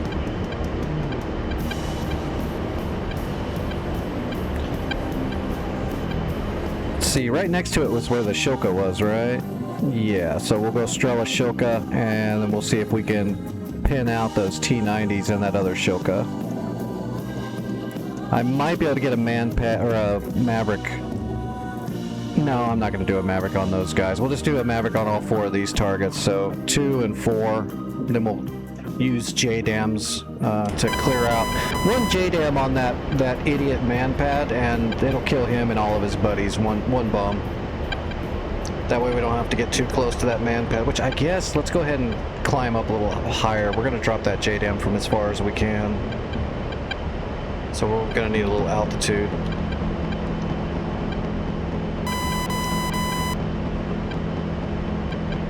Or we could just hit the man pad with a Predator rocket. Laser guided right into his kneecaps.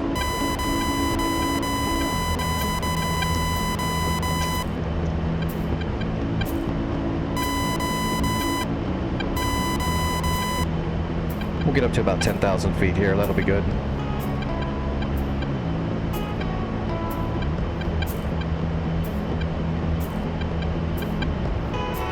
That's right. What you don't know is he's actually a great shot. He's just an assassin.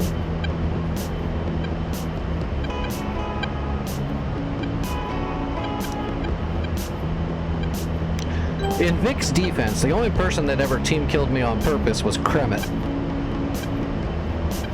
And I killed him back a few times for his one time he team killed me on purpose.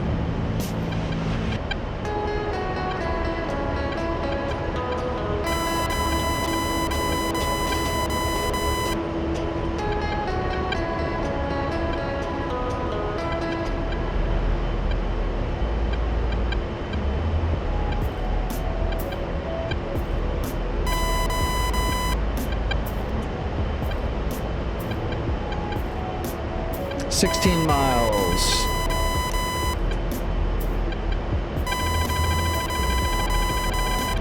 All those...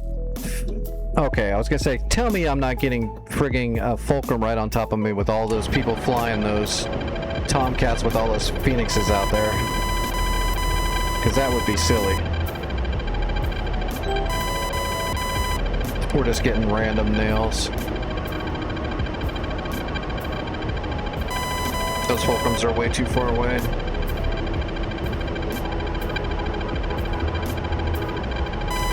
$13 miles.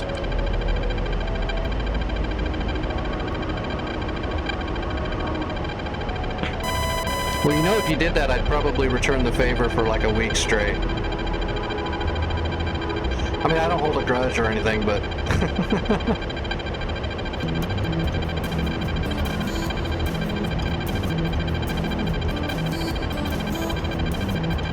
Oh, we got an SA-6 pinging us too. Let's turn the volume down on that just a little bit.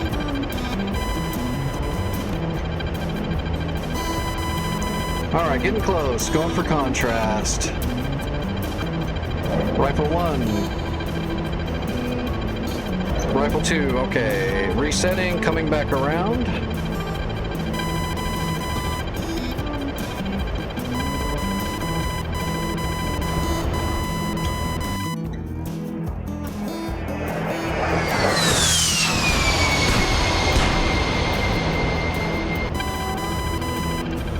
We'll come back around and reset onto those T90s next.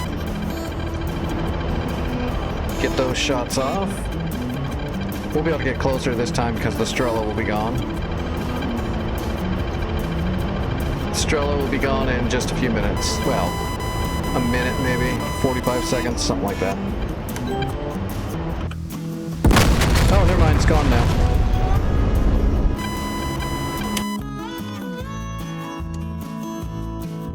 Oh, that wasn't my Maverick, that was somebody else's. There's my Maverick.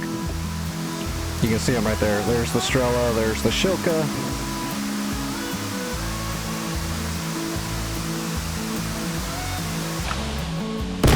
Boom, boom. Alright, coming back around.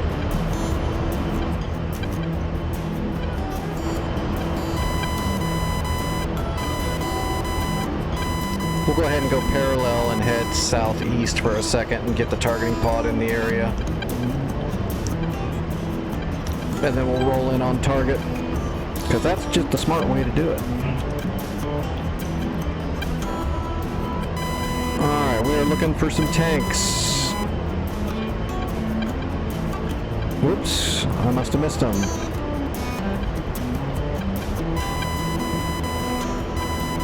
There they are.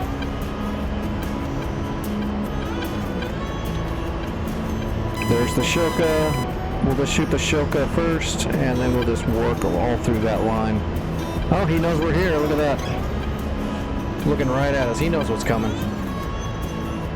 His days are numbered.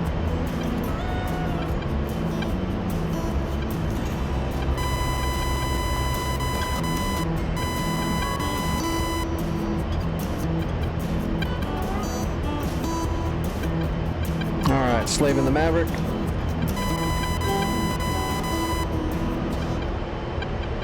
Oops. Alright, waiting for contrast. There's that SA-6 again. That must be at Juliet. 10 miles.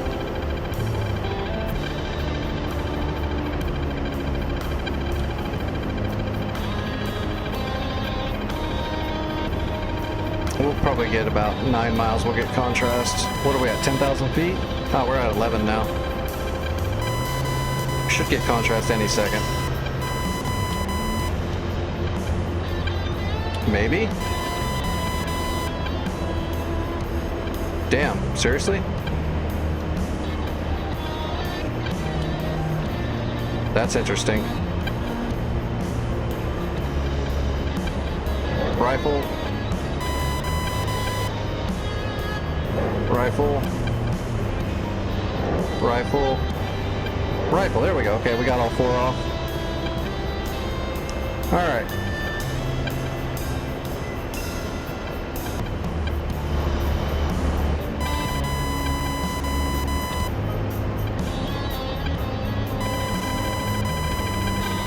Next we'll have to find that truck and that man pad. And we'll get a JDAM heading for him after we get rid of this armor.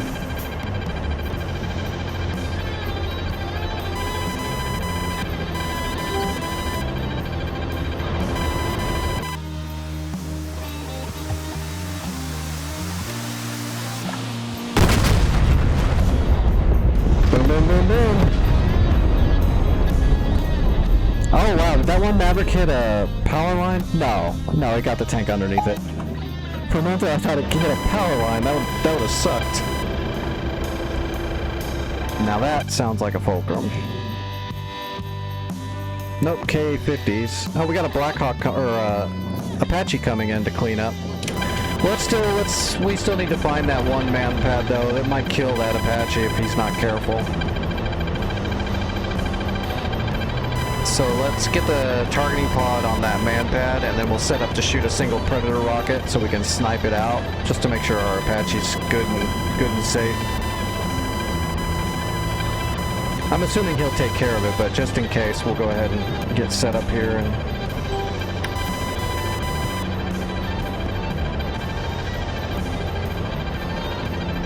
alright, where was it? Okay, there's the truck. And there's the man pad shooting at the Apache, just like I said, or at somebody. I called that shit. Alright, GPS marked. Let's give him a Predator rocket. One single shot. Oh, it fired at those Mirage 2000s. Alright, rolling in.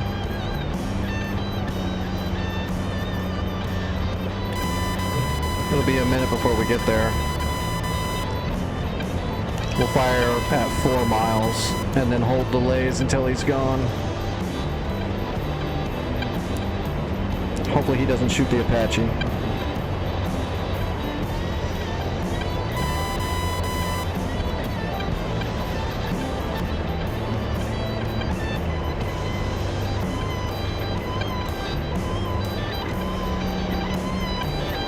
I don't want to drop a JDAM with that Apache in the area in case he tries to bum rush or something and that he gets in the blast radius of that bomb. So we'll just use a Predator rocket, which is a much smaller explosion. It'll be just enough to kill this idiot. Alright, 6 miles. We could probably do it from here with our altitude, but we're going to get closer to make sure. Alright, let's get in the keyhole. Alright, we're lined up. Laser is firing, and he's shooting at the Apache just like I knew it would happen. Damn it. Pistol 2.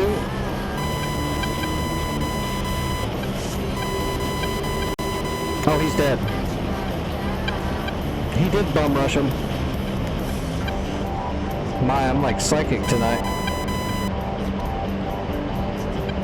Can I move the laser and get this truck? Nope. Rockets just hit. Okay, well he'll be able to finish all this off then, so let's stow the targeting pod.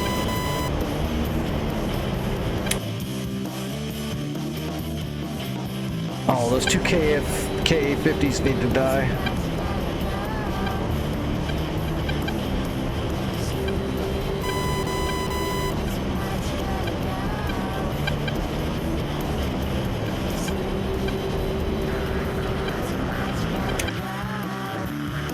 Somebody already got him. Alright, T-90 and manpad there, India. Let's see, there's India.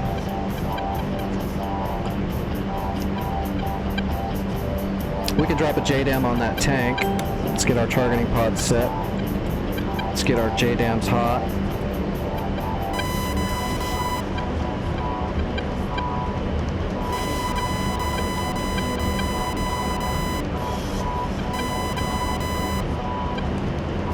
That is a Shilka of some sort. Oh, somebody just blew up the tank, huh? Nope. They did not.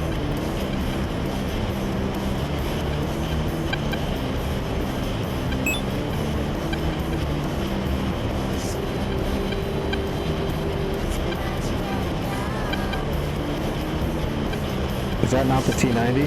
Oh, that is the T-90, okay. Marked. Perfect, we got time. 12 seconds to drop.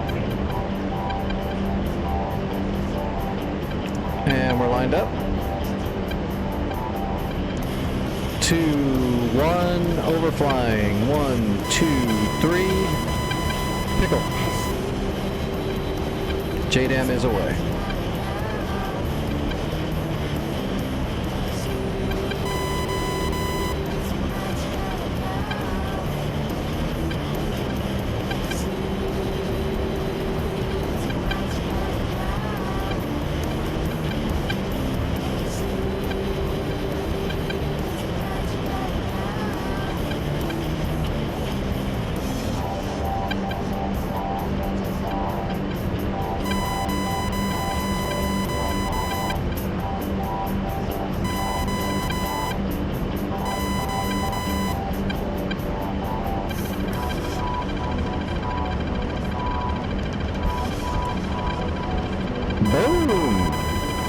Alright, that tank is decaffeinated.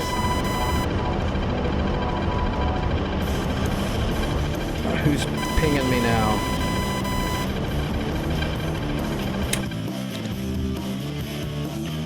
Oh, we do have a Fulcrum coming in on us now. Alright, we gotta move.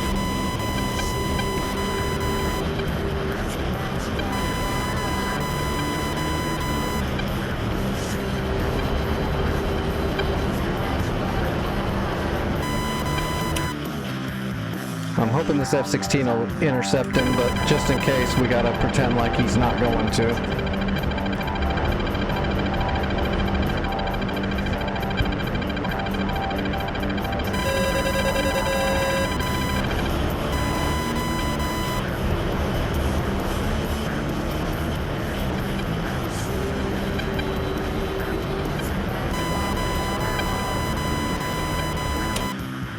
Good job, he got him.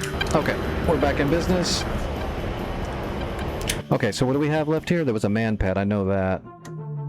We gotta find the Uriel, so then we can then find the man pad, and then we're gonna drop a JDAM right in his face.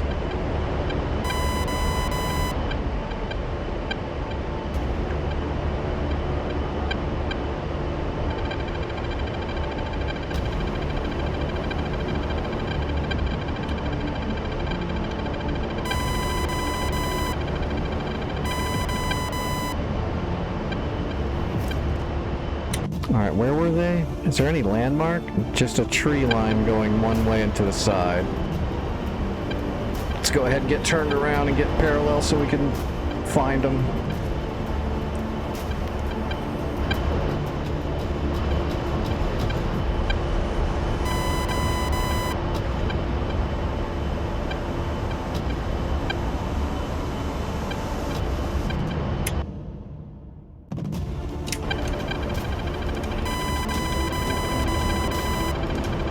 I think it's that tree line right there. Come on, Trim. Calm your stuff. I think that is the tree line. Nope, that's not that one. So it's the other one. This one? Yep, there it is. So there's the truck. So let's find a little dude right there. One of them's got a missile launcher on his shoulder. No, that's guns.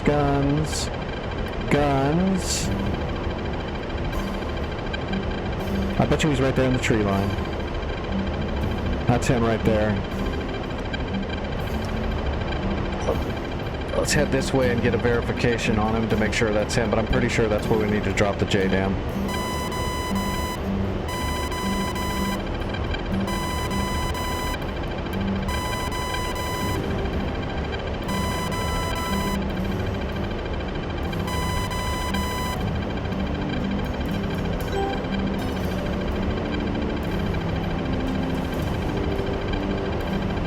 Master Traffic Raven 316, runway 05 right.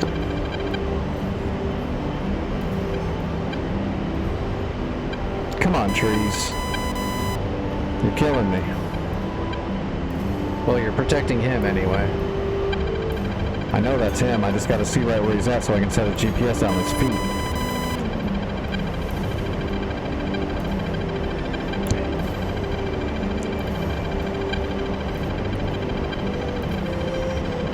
Come on, what tree are you behind?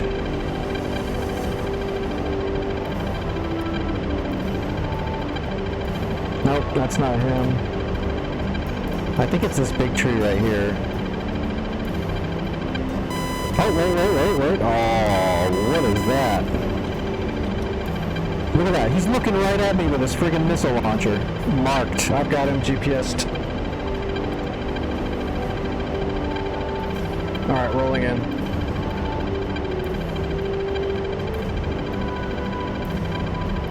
Oh man, I hope I got enough altitude to fling this thing from far enough away that he doesn't shoot at me.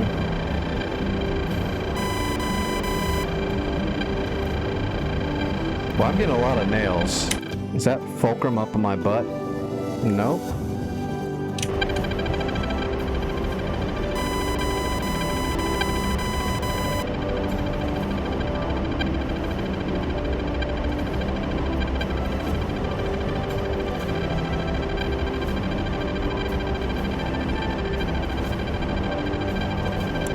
18 seconds. We're watching for smoke.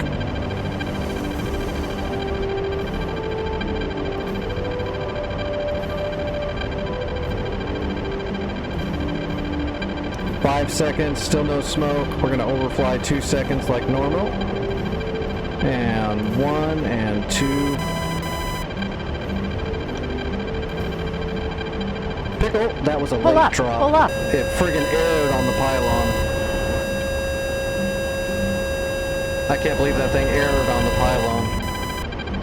That might fly far, that might go far. We might have to go ahead and laze him for a predator. That's weird. I can't believe it erred.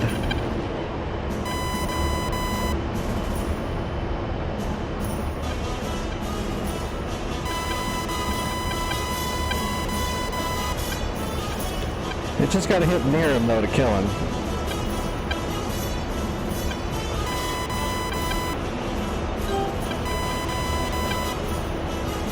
Boom. Never mind, he's dead.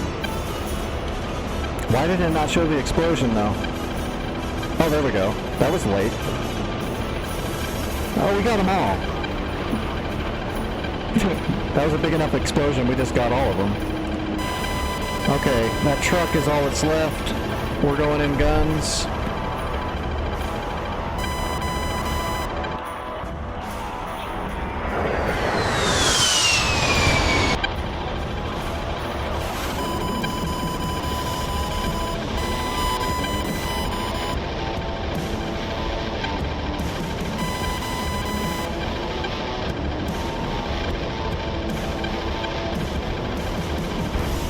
Oh shit.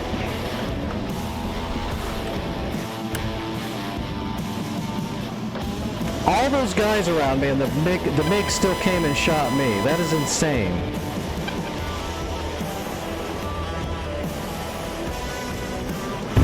Oh, I've still got a gun. This will be a miracle, but let's give it a shot. Shit, I don't have much controls though.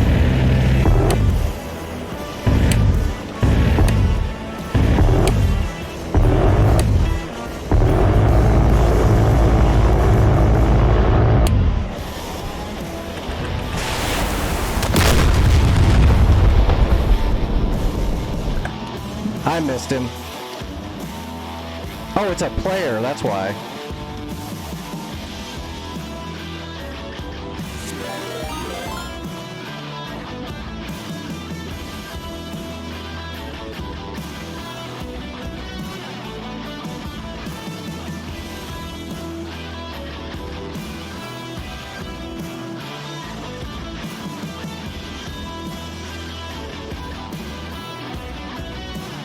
Hey Chris, how's it going?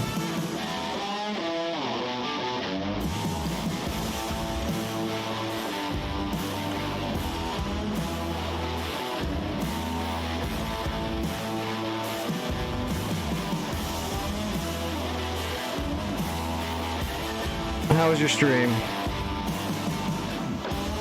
Let's jump in the Black Shark again.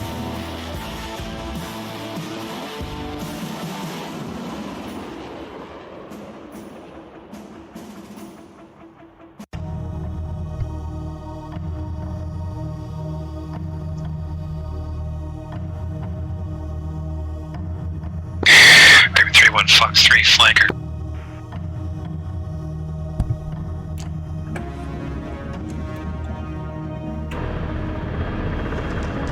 Flanker? I think it was a Fulcrum. Splash Fulcrum. There we go. Oh, ours has been pretty good. I finally got shot down once. But we killed a bunch of Fulcrums in our helicopter earlier, so we're riding high. Alright, let's grab supplies and let's go capture this point. We killed everything but that truck.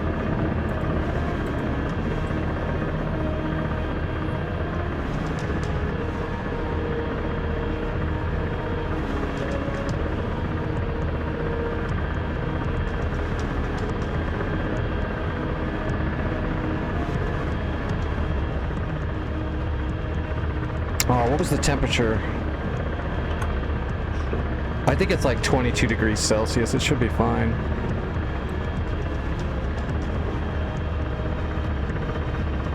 Yeah, we're fine. Raven 3-1 rifle. Steer point 17. Oh, he's going after the truck. Hey, go rifle on this stuff that has armor. That would be a better use. Krasnodar Raven 5 rolling run answer 5.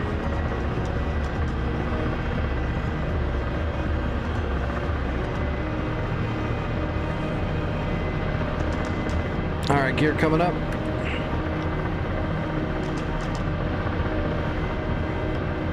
We're just flying over to India now to capture it.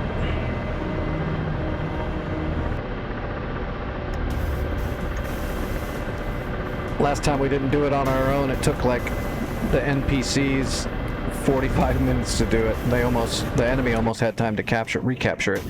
So we'll go over here and do this really quick. Hotel needs to be captured too, but we're already on the way to India. Let's grab India. Because hopefully, Hotel's been neutral for a little bit longer, so hopefully an NPC will spawn soon to take care of that. I just don't want the enemy to recapture him.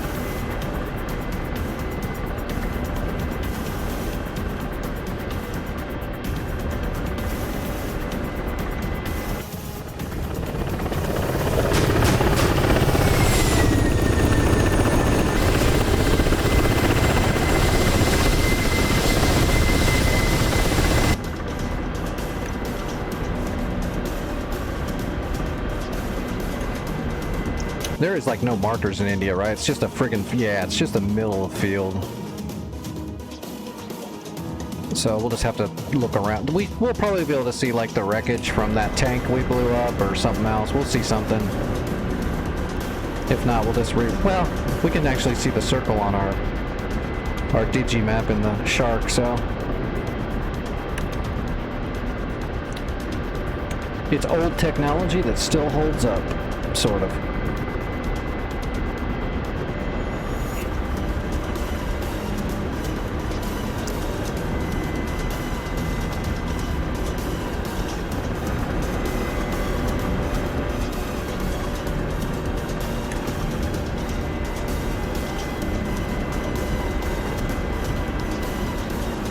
Alright, we're pulling way too much torque.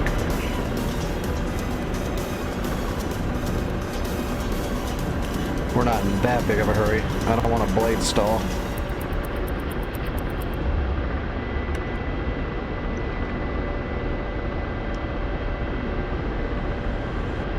We're already hauling ass.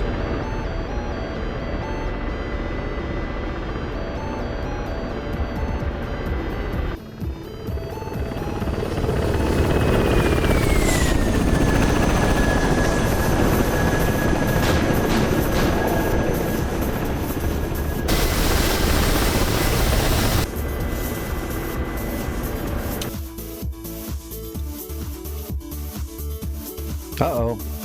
Sam's messing with that. What was there? 2 torque gauntlets and an SA6 and an SA10? I know makeup's pretty stacked.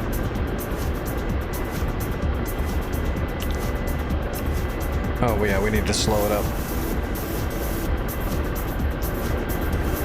Start getting to that 280 mark with all this weight. We're gonna get real close to blade stalling. Too much velo.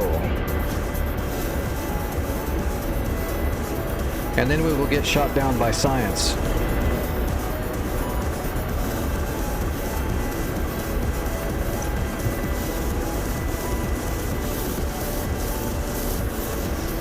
Well, it looks like the fields. 20 minutes. We got 20 minutes to capture this one. If we're lucky, we can maybe respawn and capture the other one too before the server rolls over to the next day. You don't want to leave a neutral point when a server rolls over because the odds are the enemy will get it back on the rollover.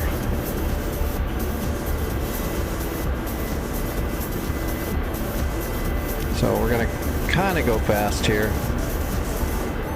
we'll land and then we'll despawn and respawn back at Krasnodar with another helicopter. Maybe we'll grab a Chinook. That's probably the fastest helicopter I can grab and get it done quickest. Warning. Under attack. Warning. Under attack. Warning. Under attack. Warning. Under attack. Warning. Alright, starting my Under descent. attack. Warning. Under attack.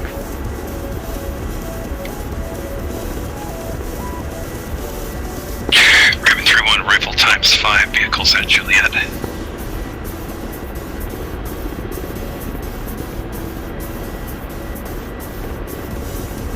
Oh good, they're smacking Juliet. That'll be our front line for helicopters to assault Maycop and Kilo, I think it's called Kilo. Is the boats still alive, or did somebody already take care of the ocean? No, we still got boats. Although it looks like somebody's using NPC Hornets to take care of the boats. If not, we can always kill a boat pretty quick. Yeah, Castle class and Agresha, yeah, we can shoot, we can blow them, we can sink those pretty quick. They don't have that much defense. If there was one of those GBI frigates out there, that would be a different story, but... Alright, decelerating. Gear coming out.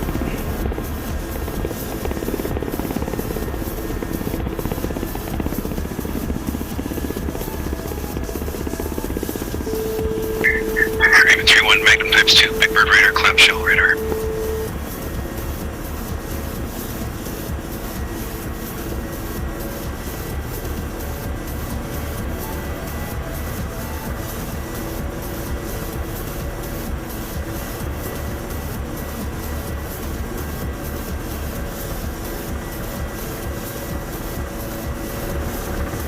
Alright, coming in for a landing.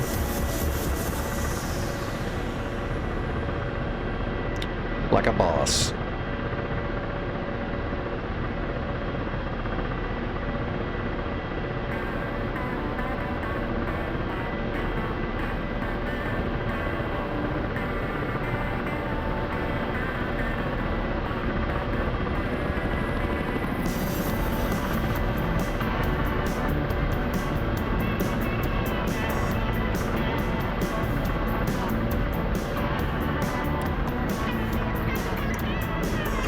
That's how we do that.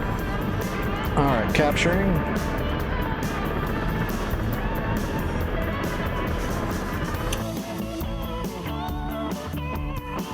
Yep, there's still no NPC heading for hotel, so let me jump up and then back down really quick and see if I need to turn in any other credits. Now that we own it, we'll re-land. Alright, I don't think so. I think we just get the capture points because I didn't do anything else, so yeah. Alright, let's jump over. Let's see, select a role, Krasnodar. We don't need a Chinook. Let's just grab a little, Gazelles are pretty fast. We'll just put 2 Mistrals on it, get rid of the sand filter, get rid of a bunch of fuel so we're light, and we'll just push it right over there. That and I love the Gazelle. Any chance to fly it. Alright. Stingers are armed. Let's see, we need to grab logistics really fast. Alright, capture supplies are loaded. Turn that off, that on. What's the azimuth? Alright, 162, so 160, 165. And then we'll just verify on the way there. Alright.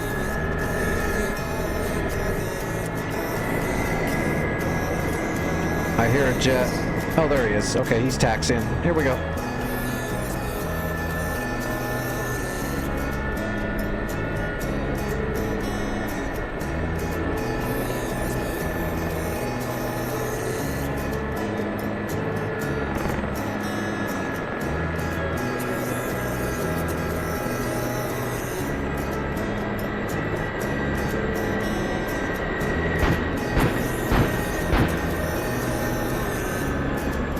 right, we're on the way.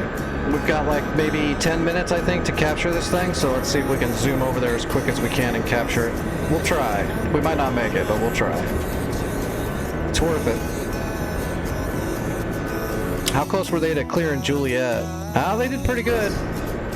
They'll probably respawn and repair some of it when the server rolls over. What's up, Shootin' Poot? How you doing?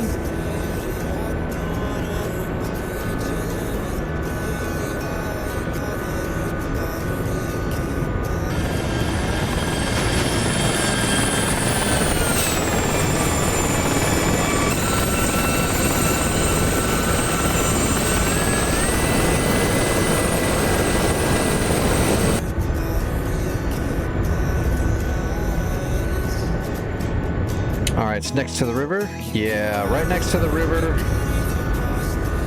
Next to that lump right there. Yeah. Okay. Let's go ahead and zoom in a little bit.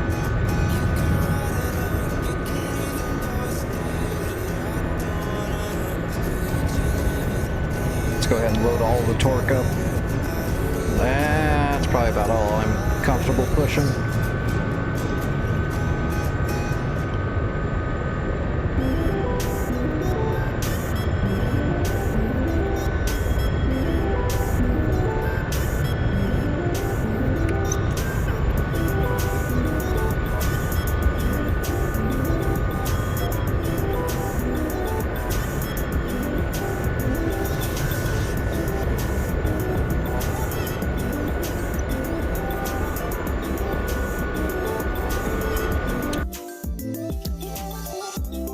BU! Drop some JDAMs on those suckers. Yeah, put a JDAM right there where that man pad is. That'll kill everything there.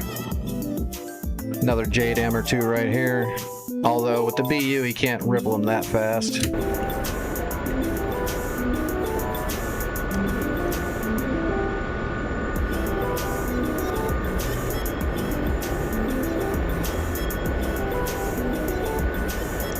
But a 1,000-pound JDAM where those troops are will definitely get all of them. Hell, a 38 would probably get all of them, so 31 will definitely do it. Actually, yeah, if he's got to BU, he's probably got 2,000-pounders under there. If that's what he's got. I didn't even look to see what he's packing, to be honest. Oh, he's just picking the beats. He's got some Mark 82s and some Zunis. The Zunis will do it. Well, the Mark 82s will do it too, as long as you hit. But the Zunis are pretty good too. Zunis are surprisingly good. I mean in DCS standards, because DCS nerfed rockets and explosives so much that most rockets are kind of shit. Zunis are still fine as long as you can hit them.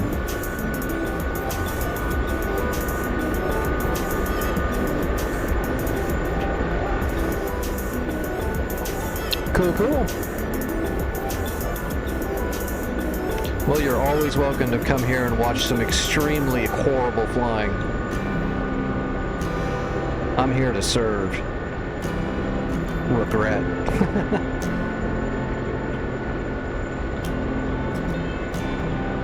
I think we're gonna make it. I haven't heard the 5-minute bell yet. If I've got 5 minutes still, I should be able to get there no problem. Or did I miss the 5-minute? And it's gonna pop any second. Oh, there's the 10-minute. Oh, 10 minutes? Shit, we got all kinds of time. Yeah, if you gotta go to bed, don't get all the shit out and start flying now. You definitely won't make it. I get that for sure.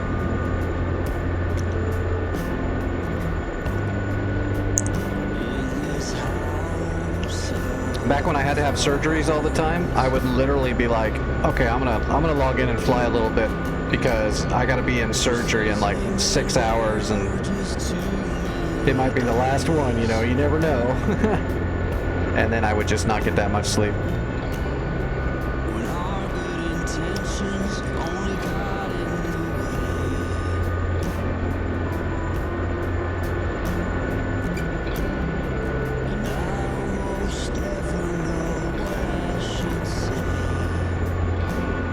Alright, I'm just following the sat nav here, and the zone right here should be about where hotel is.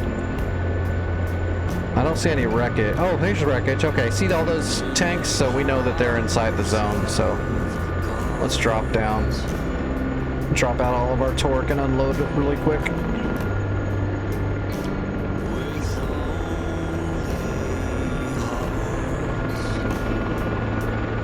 Little auto rotation. Slow down here.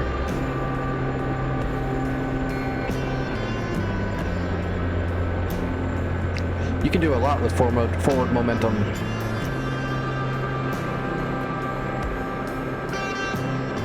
Are we actually inside the, yeah, we are inside. We can stop right here.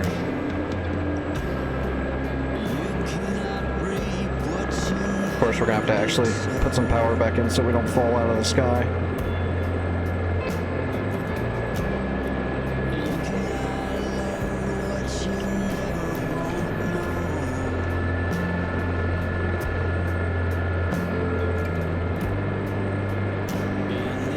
What are you doing?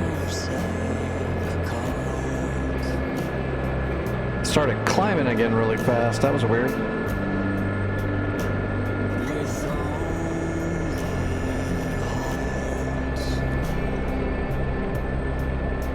was definitely interesting.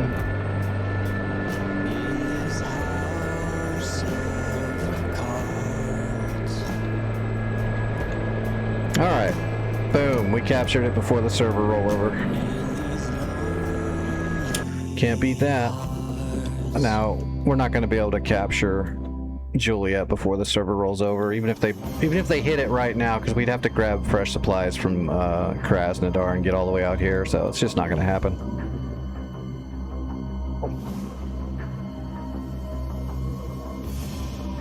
We'll have to wait for the server to restart on the next day. And we still got to worry about those two boats.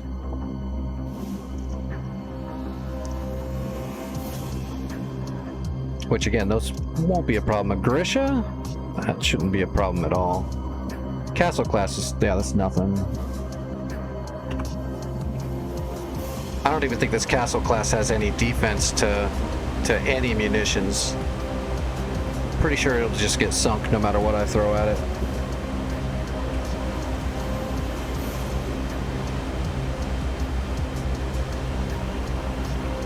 Yeah, you can definitely melt away in it, but I mean that's the point, right?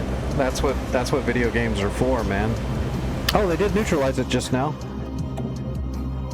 Man, I don't know if I can make that. I don't think I can make that flight that fast. 22 miles? Man, I might be able to do this. It's gonna be very close.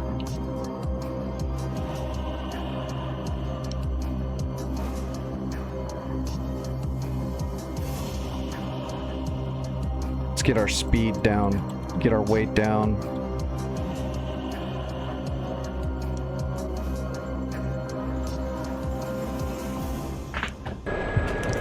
All right, grabbing supplies. We'll get everything else set up in the air. Let's just grab supplies and get in the air. We might be able to actually pull this off.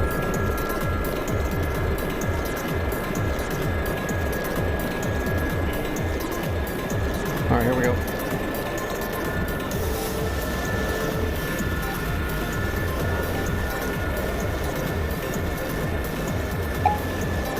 Oh no, 5 minutes, I'm not gonna make it. No.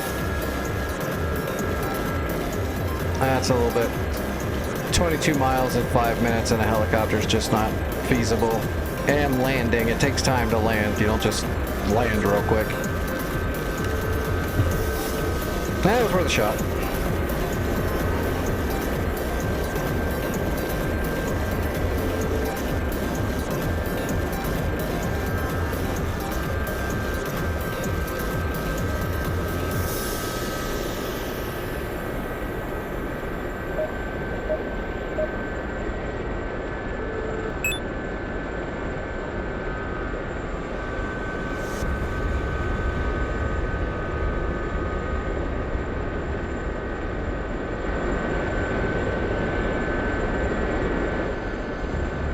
Which actually, you know what? Let's jump off of here. I don't want to get stuck in limbo. I don't want to run the server until it boots me, because DCS sometimes if you get booted from the server like that, you get like stuck in this loading limbo. So we're just going to leave the server.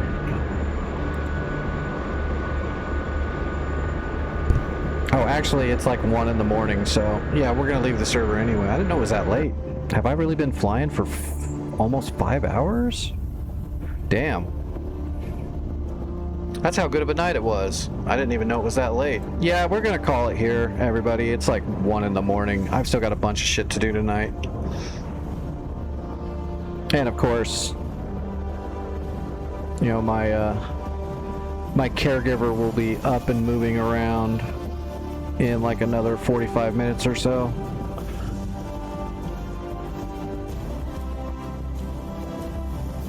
Alright, let me see who's flying. I'll get you guys rated over somewhere.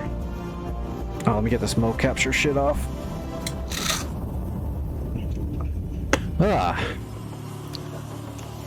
Thing gets heavy on your head after a little bit.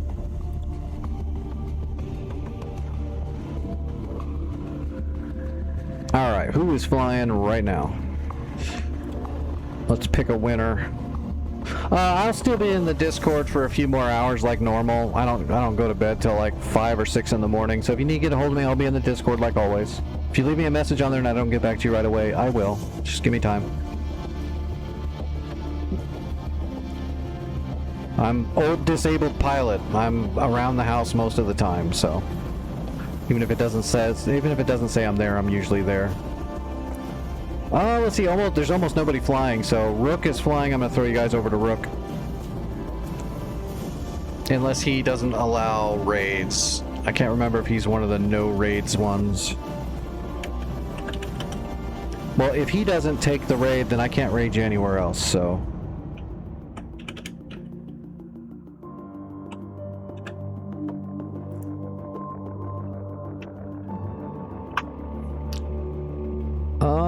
Nope. Okay, he allows the raid. Okay, I'm gonna send you guys over to Rook. Thanks for hanging out, everybody. I'll be back tonight like normal. And again, I'll be in the Discord for hours more. I've still got to do some more editing, and I've got to just do more shit, more stuff. I'll be here.